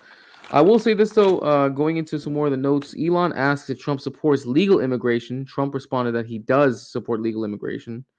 Uh, of course, Trump brought up the no tax on tips, and then brought up, of course, how now Kamala is suggesting it, even though Trump had mentioned no tax on tips for months beforehand. He also brought up about 88,000 IRS agents, and many of them are assigned to go after normal citizens. Claims that Janet Yellen signed a directive that those agents are to primarily go after anyone who's making over 400K. Um, Elon also mentioned that illegal immigrants, a lot of them are good, hardworking people. He calls out Kamala for, uh, and also called out Kamala for distancing herself and using disinformation to claim that she wasn't actually the border czar. But we know that's not the case because Biden himself in the press conference even mentioned that she was the border czar. That's been caught on tape. So I don't know if you guys want to respond to anything, or if you guys have any other notes or anything, any other talking points you guys wanted to go over. I'm mostly just going over a summary of what I picked up. I was taking notes throughout. I don't really digest things that quickly. It's one of those things where I hear it and it just kind of floats around in my brain for a couple of hours, and then I'll have some educated or somewhat enlightened thoughts about it. But it takes a little while, you know? Yeah, I got you. How about you, Rock? Were there any other points you wanted to bring up from the discussion between the two of them? Yeah, cryptocurrency. Yes. Please don't tell me you were watching the YouTube videos about cryptocurrency. Those are both bullshit. I was No, fooled by the yeah. first one, and I was almost fooled by the second one. Dude, it's YouTube doing it. Well, It's literally something's going YouTube on. doing it. Let me Because tell you how. both those channels are called Tesla, and both those channels have at least 175,000 subscribers each. Each of them It's does. not even that. So when that whole thing was DDoS attack or whatever was going on, I'm looking around all these different channels. There's all these live streams. Dude got duped. Barnabas got duped by what he's watching it like it was real, and I was just like, I don't know if this is real, bro. Maybe we should have a about Barnabas. I like Barnabas a lot, but we should have a conversation. But there was a bunch of those channels on there. This is Elon Musk, Donald Trump night. Okay. I do want to say though, thank you for being my Jiminy Cricket on that second video, Sasquatch. Very quickly, thank you for being my Jiminy Cricket. Like 5 seconds and saying no, no, no, and I was like, all right, cool. Like if he's telling me, because you ever had that moment, right, where you kind of like pause and you start thinking, should I keep playing this, right? And you start to rationalize, and then in that moment, I hear Sasquatch saying no, no, no. I'm like, okay, all right. Like my brain is saying that, and now I hear a voice out loud saying it. Okay. I am the voice of God. It's an ancient God. Anyways, go ahead. And Sasquatch, calm yourself, bro. Calm yourself. Like that conversation can be for another day, but it is not this day. Continue. Go Team Purple. Oddly enough, my microphone's purple. Go ahead, Rock. Isn't crypto the whole like anonymous transfers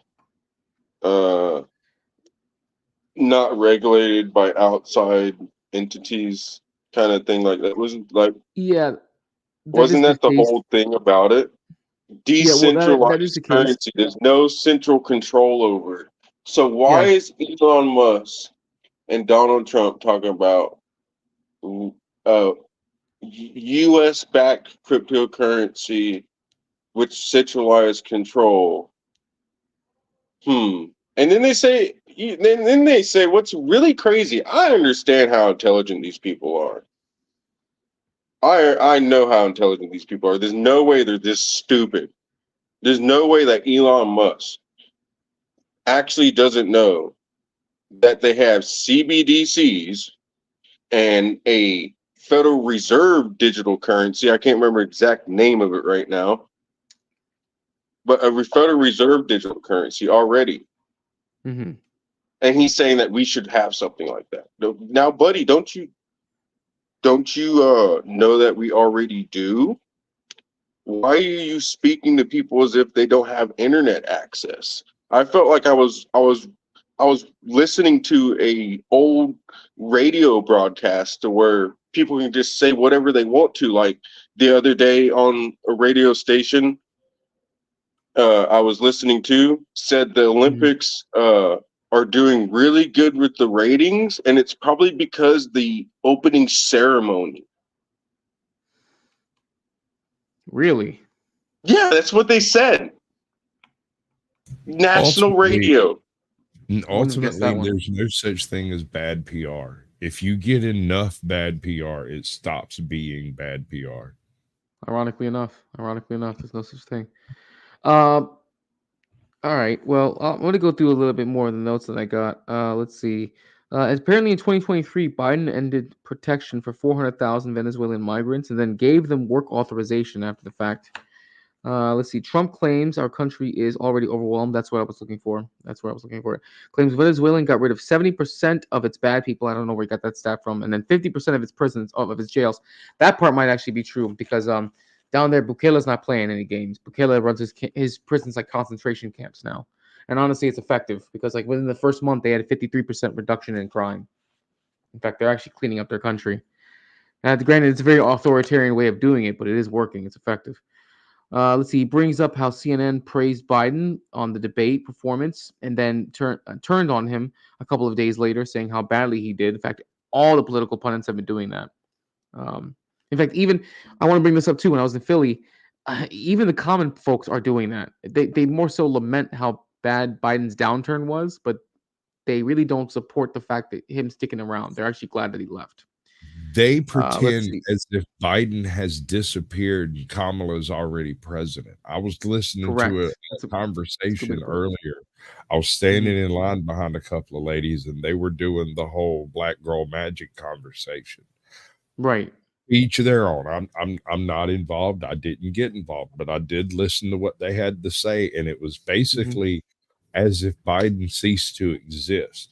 Because one of them used the phrase, now that Kamala's president. And I was like, now that Kamala's president. We still got a whole election to go. Now that Kamala's president. She's Holy only shit, won bro. one election that was against an actual opponent. The other opponents were all Democrats. So, wow. Kamala's never won anything on her own merit that I'm aware of. Wow. We also have, let's see, Trump also said that what happened to Biden was a coup, says it could have been done either the easy way or the hard way, and Biden chose the easy way. I do believe that. I do believe it was a soft coup, actually. I tend to agree with that. He should have brought up his attempted assassination then. He should have said what they try to do to me when they try to shoot me, when they allowed someone to shoot me. That's what happened. They allowed somebody to shoot me. Because everyone can see it. A blind man can see it. You know? That's what he should have. But he's gonna no, they took out Biden. You know?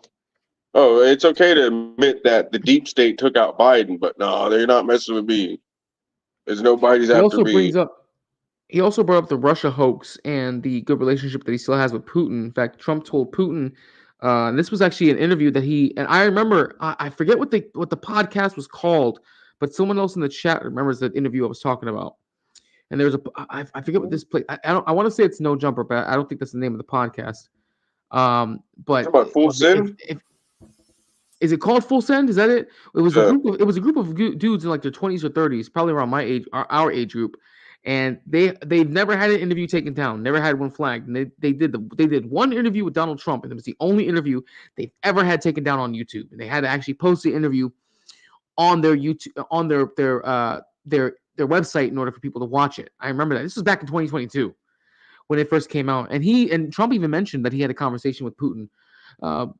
In what was it, back in 2020, he had a conversation with him saying, listen, don't go into Ukraine, don't invade Ukraine, it'll end up very badly. The same thing he said tonight is the same thing he said in that interview, the same thing he told Putin back in 2022. And also points out the fact that not only did he tell him not to attack Ukraine, he also shut down Nord Stream 2, on top of that, mentioned how Biden shuts down the Keystone pipeline and then approves the Nord Stream to go through.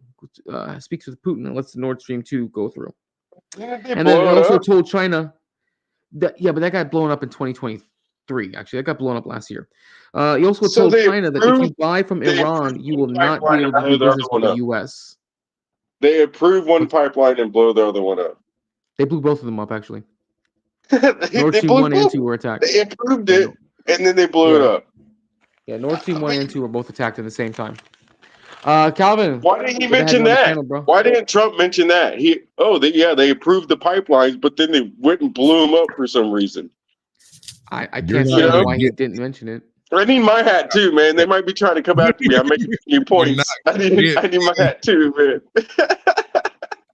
That's what's Sasquatch. going on? Sasquatch with the tinfoil hat. You're not gonna get me, sir. I have protection.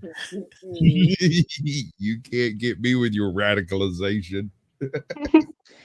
Calvin, thank you for joining the panel. I want to know some of your thoughts about the interview or the discussion, whatever you want to call it. I'm going through my pages of notes. This is for me. This is I'm just hit my 4th page of notes.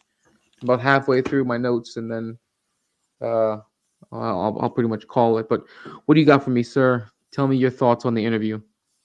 I'll definitely jump in when you hit your points. I think you touched on a couple points that I wanted to catch on. Can't remember them just yet. But offhand, my takeaway is unfortunately I just, from my vantage point, it's consistently unstable, unhinged, undisciplined.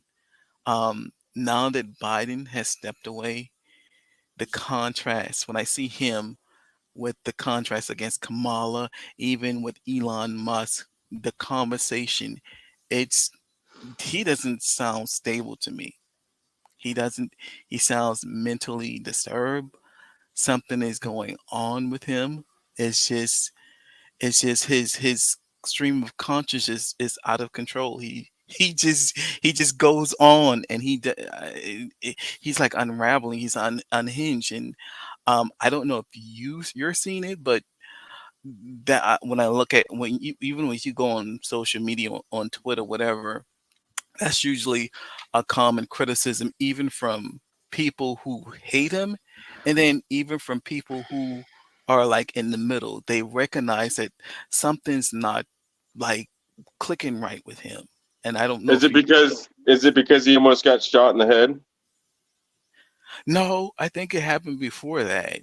It's just like he he goes he just like he gets caught up in certain themes. Like if you talk about bringing about the border, whatever, he'll just rant, repeating the same thing over again. It's like I don't know if you've come across someone who's been actually had mental issues, or someone who's abused drugs, and you try to have a conversation with them, and their mind just take off down the road, and they just start talking about something, and Like a meth head. yeah, like, I mean, exactly, and you're just held hostage by they just go off talking about something that just doesn't have nothing about doing, and you just and you just waiting, and you try to interrupt or whatever, and you just held hostage by their stream of conscious until they finish.